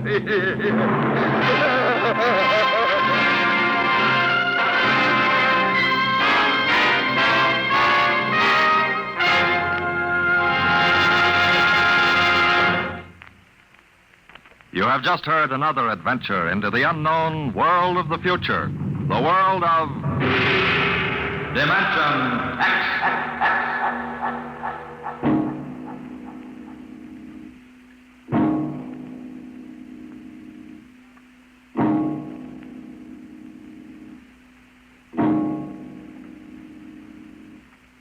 Next week, the story of Riesling, the strange blind singer of the spaceways.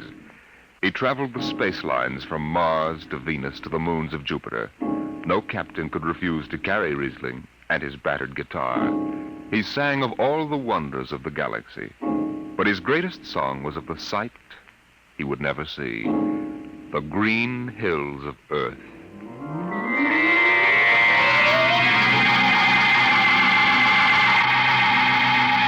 Tonight, Dimension X has presented The Embassy, a story by Donald A. Wollheim, as adapted for radio by George Lefferts.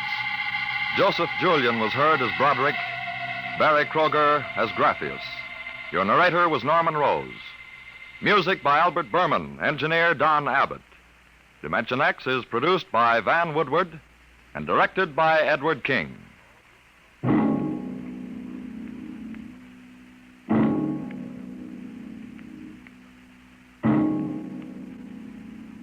Tomorrow, hear High Adventure. Now it's Truth or Consequences on NBC.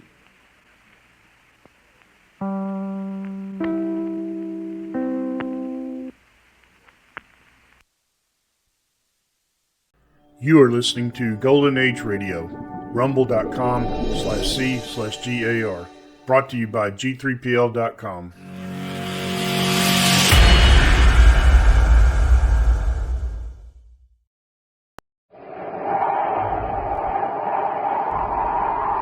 Wheat Chex, Rice Chex, and Good Hot Ralston present Space Patrol!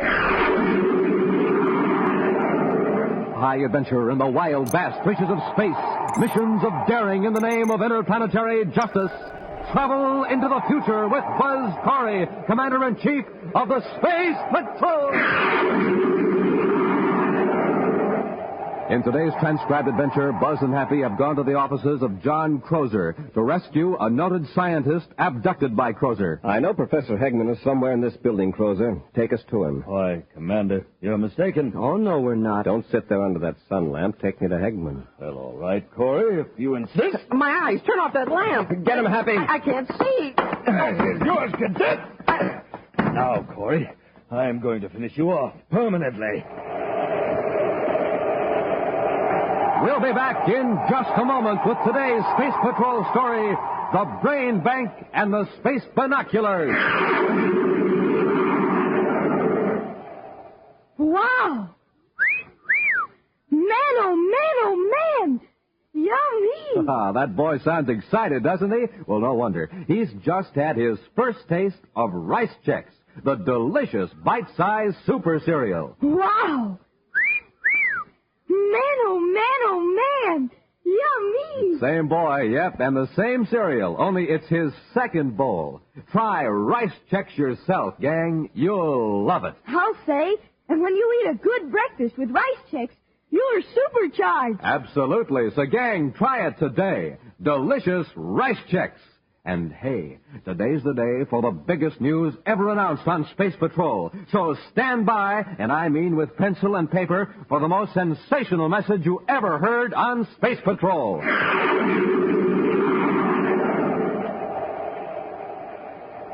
Not far from Space Patrol headquarters on the man-made planet Terra is the Crozer Building. From his spacious offices on the top floor, John Crozer directs his far-reaching enterprises. It is Crozer's proud boast that his payroll list is virtually a scientific hall of fame, an interplanetary who's who of distinguished men and women in every field of science and technology.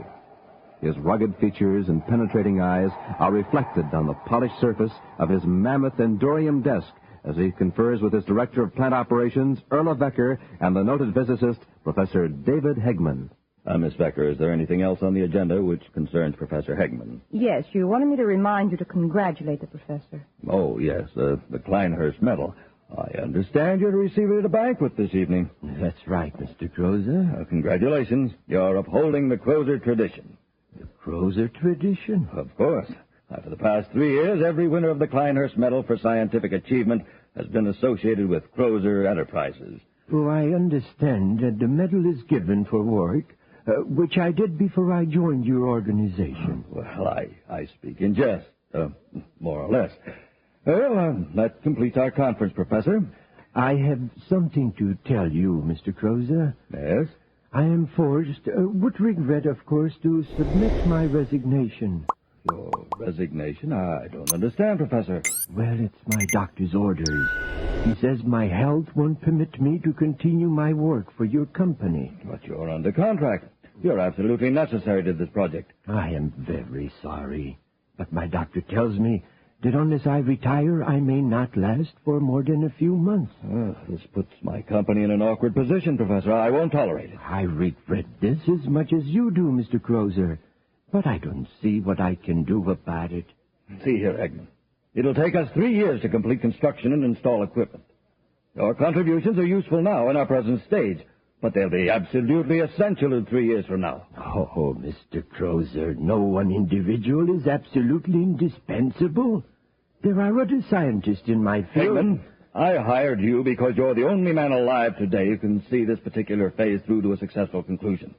This whole operation is geared around you. You can't resign. Well, my doctor tells me that I have no choice. Surely you don't expect me to endanger my life? I'm going to have a talk with that doctor of yours. I'm afraid it won't do you any good, Mr. Crozer. 2 other doctors have confirmed his diagnosis. Very well. We shall see. Our interview is ended, Hegman. I have other matters to discuss with Miss Becker now. Goodbye, Mr. Crozer. Goodbye, Professor. The nerve of that man. Trying to walk out on me, John Crozer. I understand how you feel, but as the professor says, it can't be helped. I'll hold him to his contract. He's got to keep working for me. That project must be finished as I planned. You can't force him to disobey his doctor's orders, contract or no contract. Look here, Miss Becker. You're director of plant operations. It's up to you to find a way out of this. Well, let's face facts. Hegman's brain will be of most value to us 3 years from now. But he's got to retire immediately, so he's out of the picture. If there were only someone else with his knowledge. There is one possibility, but it's not legal. Well, let's hear it. Suppose Professor Hegman were to be put in suspended animation for 3 years. Then, when he's revived, his health will be exactly as it is now. He'll be able to do a few months of work when he's most needed. Of course, Hegman wouldn't consent to it. Well, that's immaterial to me. We'll do it by force. That's an admirable idea, Miss Becker. We'll literally be establishing a brain bank. We'll put Hegman's brain on ice till we're ready to use it. There's only one catch. How are we going to explain his disappearance? Leave that to me. You locate some suspended animation equipment and get it here. When we get it set up, we'll bring Hegman to my office for one more conference.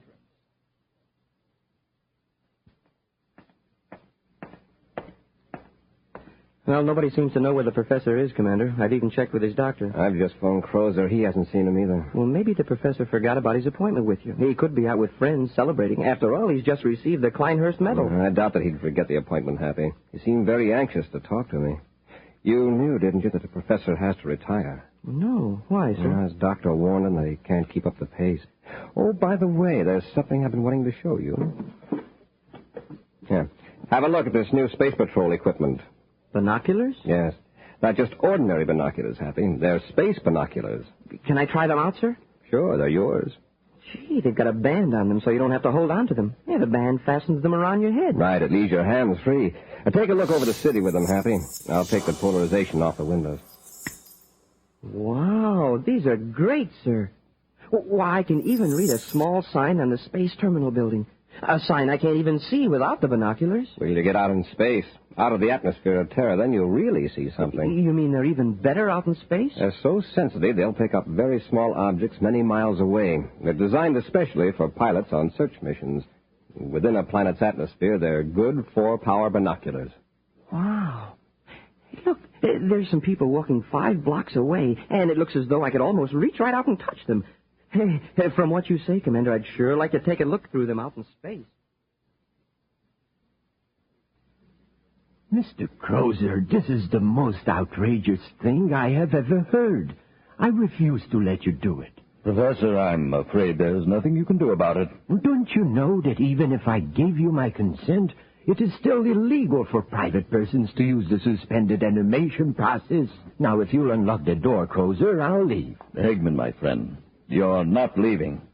Miss Becker, we might as well get started with the process. Give him the preliminary injection. All right, Mr. Crozer. Get away from me. Hegman, get away from that window. I wouldn't advise jumping out, Professor. It's a long way to the street. Yes, and it wouldn't be suspended animation. It would be terminated animation. Go on, Miss Becker. Give him the electronic injection. Get away from me. I've got my hand over his mouth. Quickly, Miss Becker. Oh, hold him still. Quit struggling, Hegman, or you'll really get hurt. There. How long does it take for the electronic injection to knock him out? Just a few seconds. Good. He's losing consciousness. All right, Miss Becker. Let's carry him into the suspended animation chamber and finish the process. Commander, look. I can see the lettering on the windows of the Crozer building. These binoculars are fantastic, even in the atmosphere. Take a look at Terra Park, Happy. You can probably see the ants and the rose bushes. Yeah, they aren't that good. But I can see people inside the Crozer building. Look, sir. On the top floor, there's a man standing in the window. I can see him just as plain. Here, sir, try him. All right, I'll take just one look, but then I think we'd better get to work. Yes, sir. It's the 4th window from the corner of the building, see? Yeah, it is clear.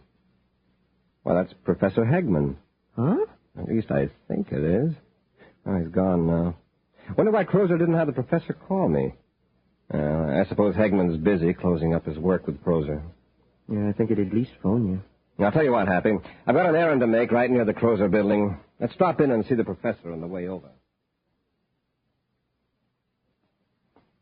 I've checked the suspended animation equipment. Everything's working fine, Mr. Crozer. How long does it take? Another hour and we'll be through. Oh, good. You aren't going to keep him here in the building, are you? No, in a day or so we'll take him to Mars. We'll have to take the equipment there, too. We have to give him booster treatments every 3 months. Say, haven't you been under that helio lamp long enough? Oh, I've got it on low setting. You ought to try it, Miss Becker. It's really very relaxing. Not as relaxing as that treatment we're giving Hegman. Yes. He'll be relaxed for 3 years. Speaking of Hegman, did you see him throw anything out of the window when you were struggling with him? I know. Did you? Well, he made a sort of throwing motion with his hand. I think I'd better go down the street and check. Yeah, that's right. He certainly didn't have time to scribble any note. But let's not take any chance. Come in. Hello, Mr. Crozer. Ah, Commander Corey. Nice to see you. Thank you. This is Cadet Happy. How do you do, Cadet? How do you do, sir? Sit down, gentlemen. I hope you don't mind if I go on with this lamp treatment. I'm acquiring a tan for myself. I see you are. Unfortunately, I don't have the opportunity to get it the natural way as you space patrolmen do. That's quite a high-powered lamp. Yes, it can be if it's turned up. Have to know how to handle it. The reason I came over, Mr. Crozer, is to see Professor Hegman. The professor isn't here. Remember, I told you I'd ask him to call you if he showed up. We saw him standing by the window of this office just a few minutes ago. You saw him in the window? Happy and I were testing some new Space Patrol binoculars. We thought we saw Hegman. Hegman? You must be mistaken. Oh, I know. One of my attorneys was here a while ago. He's about the same height and build as Hegman. Yes, come to think of it, there is a resemblance. Funny, I never thought about it before. Well, apparently we made a mistake, Mr. Crozer. Sorry to have bothered you. No bother at all. No bother at all. The old fool threw this out of the window. I didn't know there was anyone in here. We were just leaving, but I've changed my mind. May I see what you have there? Oh, it's nothing at all. No, Commander. Just a little promotion gimmick one of our companies is putting out. May I see it? Yes, of course. The Kleinhurst medal, a promotion gimmick? The Kleinhurst medal? There's only one man who would have that medal on his person at this time. That would be Professor Hegman. What are you getting at? This young lady just said it was thrown out of the window. Well, why would anyone throw a valuable award like this out of a window unless they wanted to attract attention? Give it to me straight, Crozer. Where is Professor Hegman? You're jumping to conclusions, aren't you, Commander? That was Hegman we saw. If you're not trying to hide something, why are you and this woman so evasive?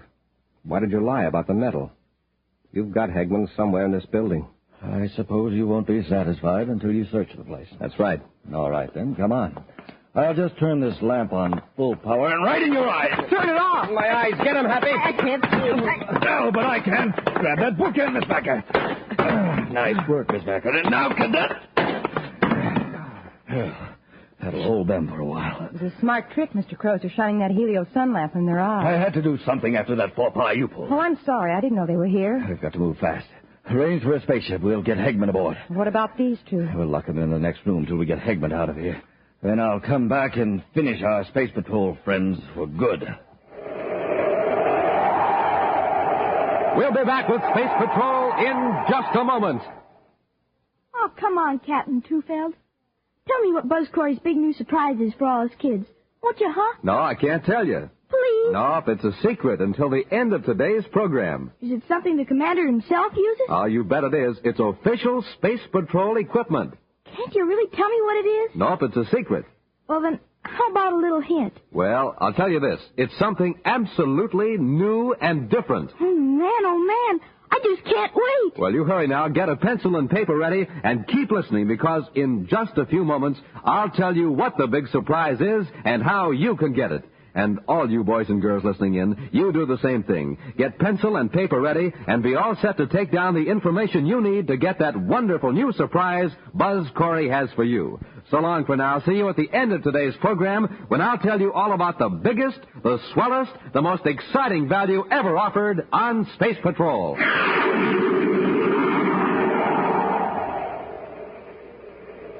John Crozer and his assistant, Erla Becker, have placed Professor Hegman in suspended animation, intending to revive him 3 years later to finish vital scientific work on the vast project Crozer is managing. When Commander Corey and Cadet Happy decided to search the building for the professor, Crozer blinded them with a beam from a high-powered helio sun lamp and then knocked out the virtually defenseless space patrolman. Buzz and Happy have just regained consciousness and their vision and find themselves locked in a room. It's no use, Happy. We can't break down that door. We must be in the Crozer building, judging by the view from the window. Yeah, on the top floor. And Crozer's probably miles away by now with the professor. I doubt it. He wouldn't go away without being sure we'd never be able to report him. He'll be back. And then I've got a feeling we'd better get out of here before he returns. Let's take a look out the window. Say, maybe we can attract the attention of somebody in another building. Oh, it's locked, too. Yeah, there's a ledge out there. If we break the window, we could crawl on the ledge to another window. That's not my idea of a pleasant stroll, 50 stories up. It's not mine either, but it's a lot safer than what Crozer has in mind for us. Yeah, this chair ought to do the trick. Turn your head, Happy. Watch out for the glass. You want me to go first, sir? Wait till I knock these sharp splinters loose. Here, let's go. I'll boost you up. I can make it now, sir.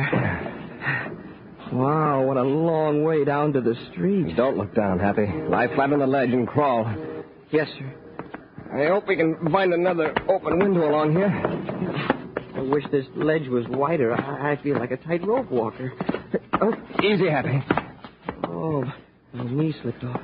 For a minute, I thought I was a goner. Don't try to hurry. Commander, we're in luck. Is that window unlocked? Yes, sir, and it's partway open. All I have to do is push it. Easy now. Don't push yourself off the ledge. Anybody inside? I don't see anybody. Well, here goes.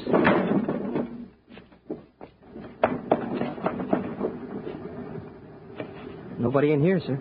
Watch the door. Yeah.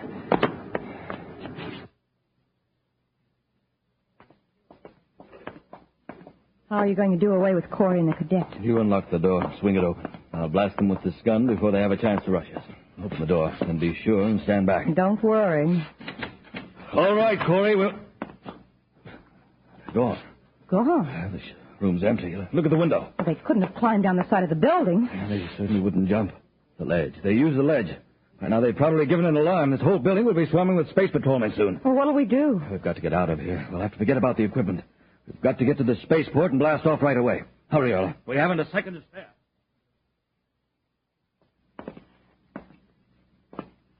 Take it easy, Happy. All right. Open the door. There's nobody in here either. Just some equipment of some kind. Some men's clothing, coat and a hat. What kind of equipment is this, sir? Suspended animation equipment. Oh, that's what they use in criminal rehabilitation centers to help cure criminal tendencies. Yes, but how did Crozer get hold of it? And what for? I thought it was against the law for private individuals to have these. Well, that wouldn't stop Crozer. Why would he want this equipment? Why would he want to put under... Professor. What? That must be it. With the professor in suspended animation, he'd be easier to conceal. Well, sure, but what good would the professor be if he was unconscious? Crozer could revive him whenever he needed him, even months or years from now. I wonder what Crozer did with him. He'd try to get him off Terra. Let's go to the spaceport, Happy.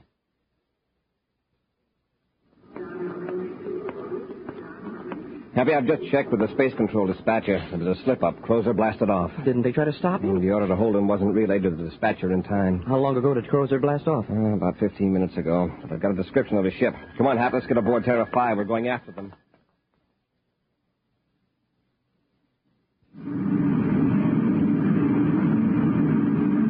That was luck. I was afraid they'd stop us at the spaceport. Look in the viewscope. There's a ship following us. The space patrol. Yeah, we are in a spot. We can't outrun that ship. No, but we can get rid of the professor. Corey doesn't find Hegman on the ship. He can't prove anything against us. Well, what do you intend to do? Just shove the chamber out into space? Chances are the professor will never be found. Come on, we've got to get rid of Hegman, and then we'll take our evasive action. Corey won't stand a chance of locating that box with Hegman in it.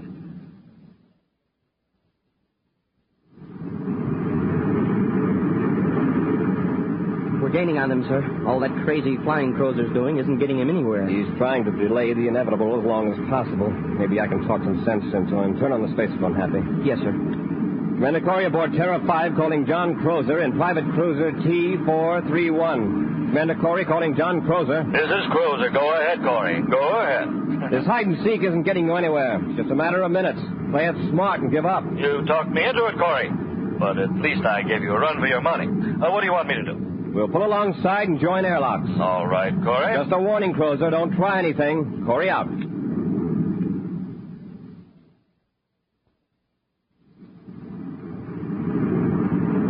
They've joined airlocks with us. All right. Have you got the electronic injection? Yes, it's right here. They won't suspect anything from you. Watch your chance and use it on Corey. I'll jump the cadet. He won't be in your way. And then when they're unconscious, they can join Professor Hegman out there in space. All right, Earl. Here they are. Careful, don't make any slips. All right, Crozer. Get your hands up. Of course, Commander. Searching for weapons, Happy. Yes, sir. Where's Professor Hegman? Professor Hegman? Why, we haven't the slightest idea. Come on, quit stalling. What did you do with him? We haven't got him. Search the ship if you don't believe me. That's just what we will do. He doesn't have any weapons on him, sir. All right, keep your gun on them, Happy, while I search the ship. All right, lady. Get over there next to Crozer. My name is Erla Vecker, and I'll be glad to. Oh, excuse me. Commander? Oh, no, you don't. What have you got there? Let go of me. In your hand. Come on, Erla. That's it. Well, electronic injector. I'll take that gun, cadet. Oh, no, you don't. All right, Crozer. Hey, nice one, Commander. Don't try anything like that again, Crozer. And no tricks from you either, Erla. It's lucky you saw her with that electronic injector, sir. You should have had us in deep freeze. That was a very foolish move on your part, Erla. Now you're in this just as deep as Crozer.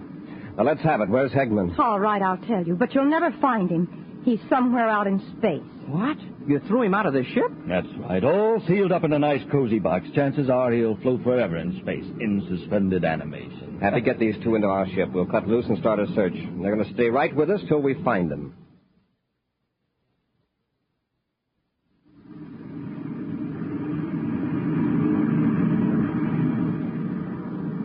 Nothing, sir. That blip turned out to be a small meteor. You're just wasting your time, Corey. That box with Hegman in it is just a speck in space. Your view scopes won't show it unless you happen to be very close. We'll just keep looking. I've got the view scope on full sensitivity and wide scanning, sir. I'm afraid the view scope isn't much help. Well, here, let's try these. The space binoculars. It's a long chance, but it might work. Scan in a slow arc, Happy.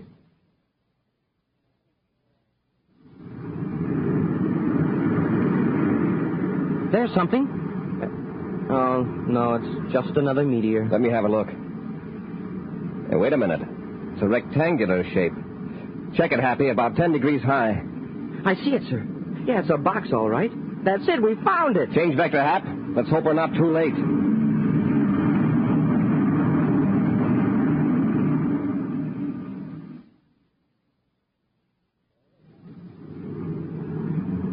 There it is, Happy. Yeah, I can see it now through the view scope, even without the binoculars. Stand by to fire forward braking rockets. Standing by, sir. Fire rockets. Yeah, that'll stop us, Happy. All right, get the spacesuits. We'll pull the box into the ship. And Crozer, we'll just lock you and Erla in a compartment till we get the professor aboard.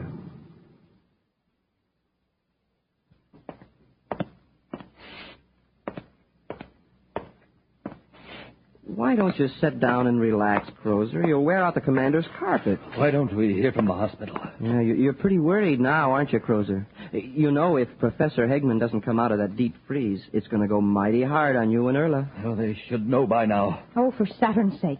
Sit down and stop that pacing. Oh, here's the commander. Crozer, look who's with him. Professor Hegman. That's right. Certainly lucky for you two that the professor pulled through that treatment. Yes. And, Mr. Crozer, it will give me a great deal of pleasure to testify against you. And choking you with more of his work than the doctor first thought. Well, in that case, we actually did you a service, Professor.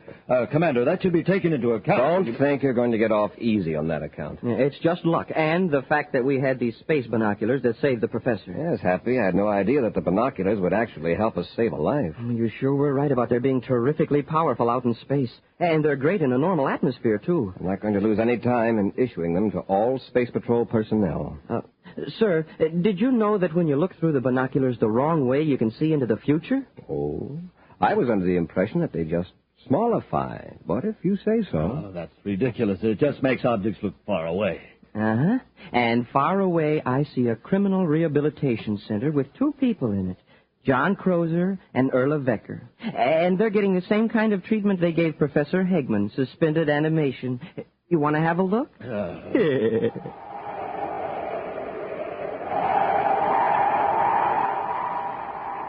In just a moment, we'll give you an exciting preview of next week's thrill-packed Space Patrol adventure. But first, gang, oh boy, first of all, here's that big, wonderful surprise we promised you. Get your pencil and paper, get all set to go. This is the greatest value we've ever offered on Space Patrol. Commander Corey, you tell the gang what this terrific new item is. Boys and girls, our surprise for you is a pair of those wonderful new Space Patrol space binoculars. Binoculars like the ones I used today when I spied the professor floating in that box way, way off in the distance, remember? Gang, you'll be able to see way, way off in the distance with the Space Patrol binoculars you get, too. Yes, sir, these binoculars are 4 power binoculars with 4 lenses. And when you look through them, they make people, houses, buildings, cars, everything else blocks and blocks away look bigger and nearer and clearer. No adjusting necessary. The lenses are fixed focus lenses.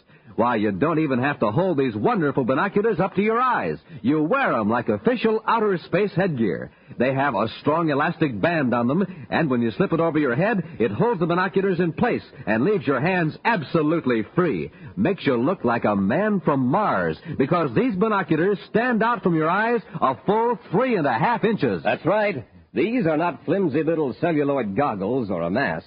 These are real, full-size binoculars. Overall, they're 5 inches wide, 5 inches long, and they're made of solid plastic. Beautiful, long-lasting black solid plastic with bright red leather-like trimming that makes them look terrific. Now, don't forget, you can see way off in the distance with them. You can spot your dad coming home from work, spot the mailman coming blocks away. You can watch birds in high trees, study animals, identify people in the distance, read signs way, way off, and see airplanes way up in the sky. And when you look through the other end of your space binoculars, they do a switcheroo. They make close-up things look like they're far away from you. Yes, sir, gang. These powerful Space Patrol space binoculars are the greatest value we've ever offered on Space Patrol. To get a pair, do this.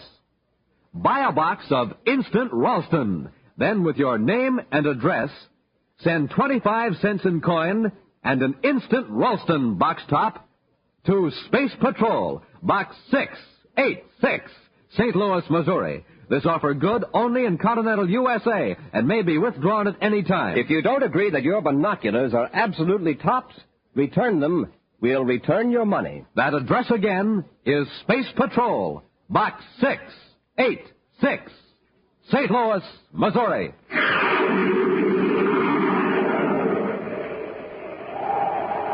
Buzz and Happy are approaching a building where the Secretary General's daughter Carol is held captive. Suddenly, they become aware of a tingling, painful sensation and a ringing in their ears. Hey, it's getting hard to walk. I feel like I had a big weight on me. I can hardly move either, Happy. Nora must be using some kind of ray on us. A paralyzer ray? I think it may be worse than that. They're undoubtedly in an ultrasonic beam. Get back to the ship. Get out of range quickly. I can't. I can't make it. Happy, get up. You've got to get up. Here, I'll help you. I can't even crawl. My head, there's 1,000 needles in it. If we don't get out of this beam, it'll tear us to pieces.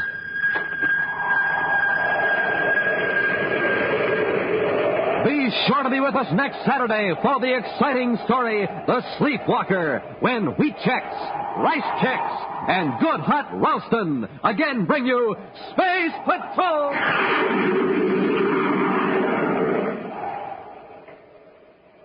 Space Patrol, an original Mike Moser production starring Ed Kemmer as Commander Corey and Lynn Osborne as Cadet Happy, was written by Lou Houston and directed by Larry Robertson.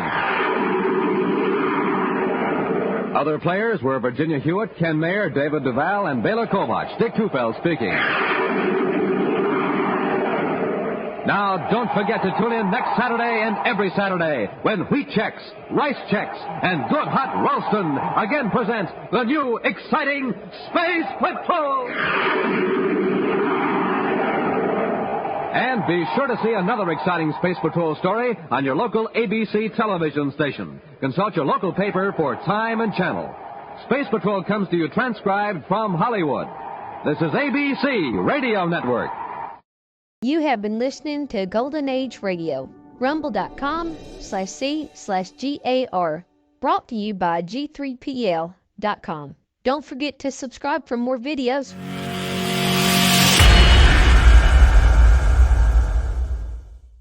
I would like to extend my sincere gratitude to Old Time Radio Research Group for their remarkable efforts in preserving and archiving the captivating world of old-time radio programs. Their dedication to safeguarding these precious audio gems ensures that future generations can relish the enchanting stories, music, and entertainment of the past. Their invaluable contribution allows us to step back in time and experience the magic of radio history firsthand. Their link is in the description below.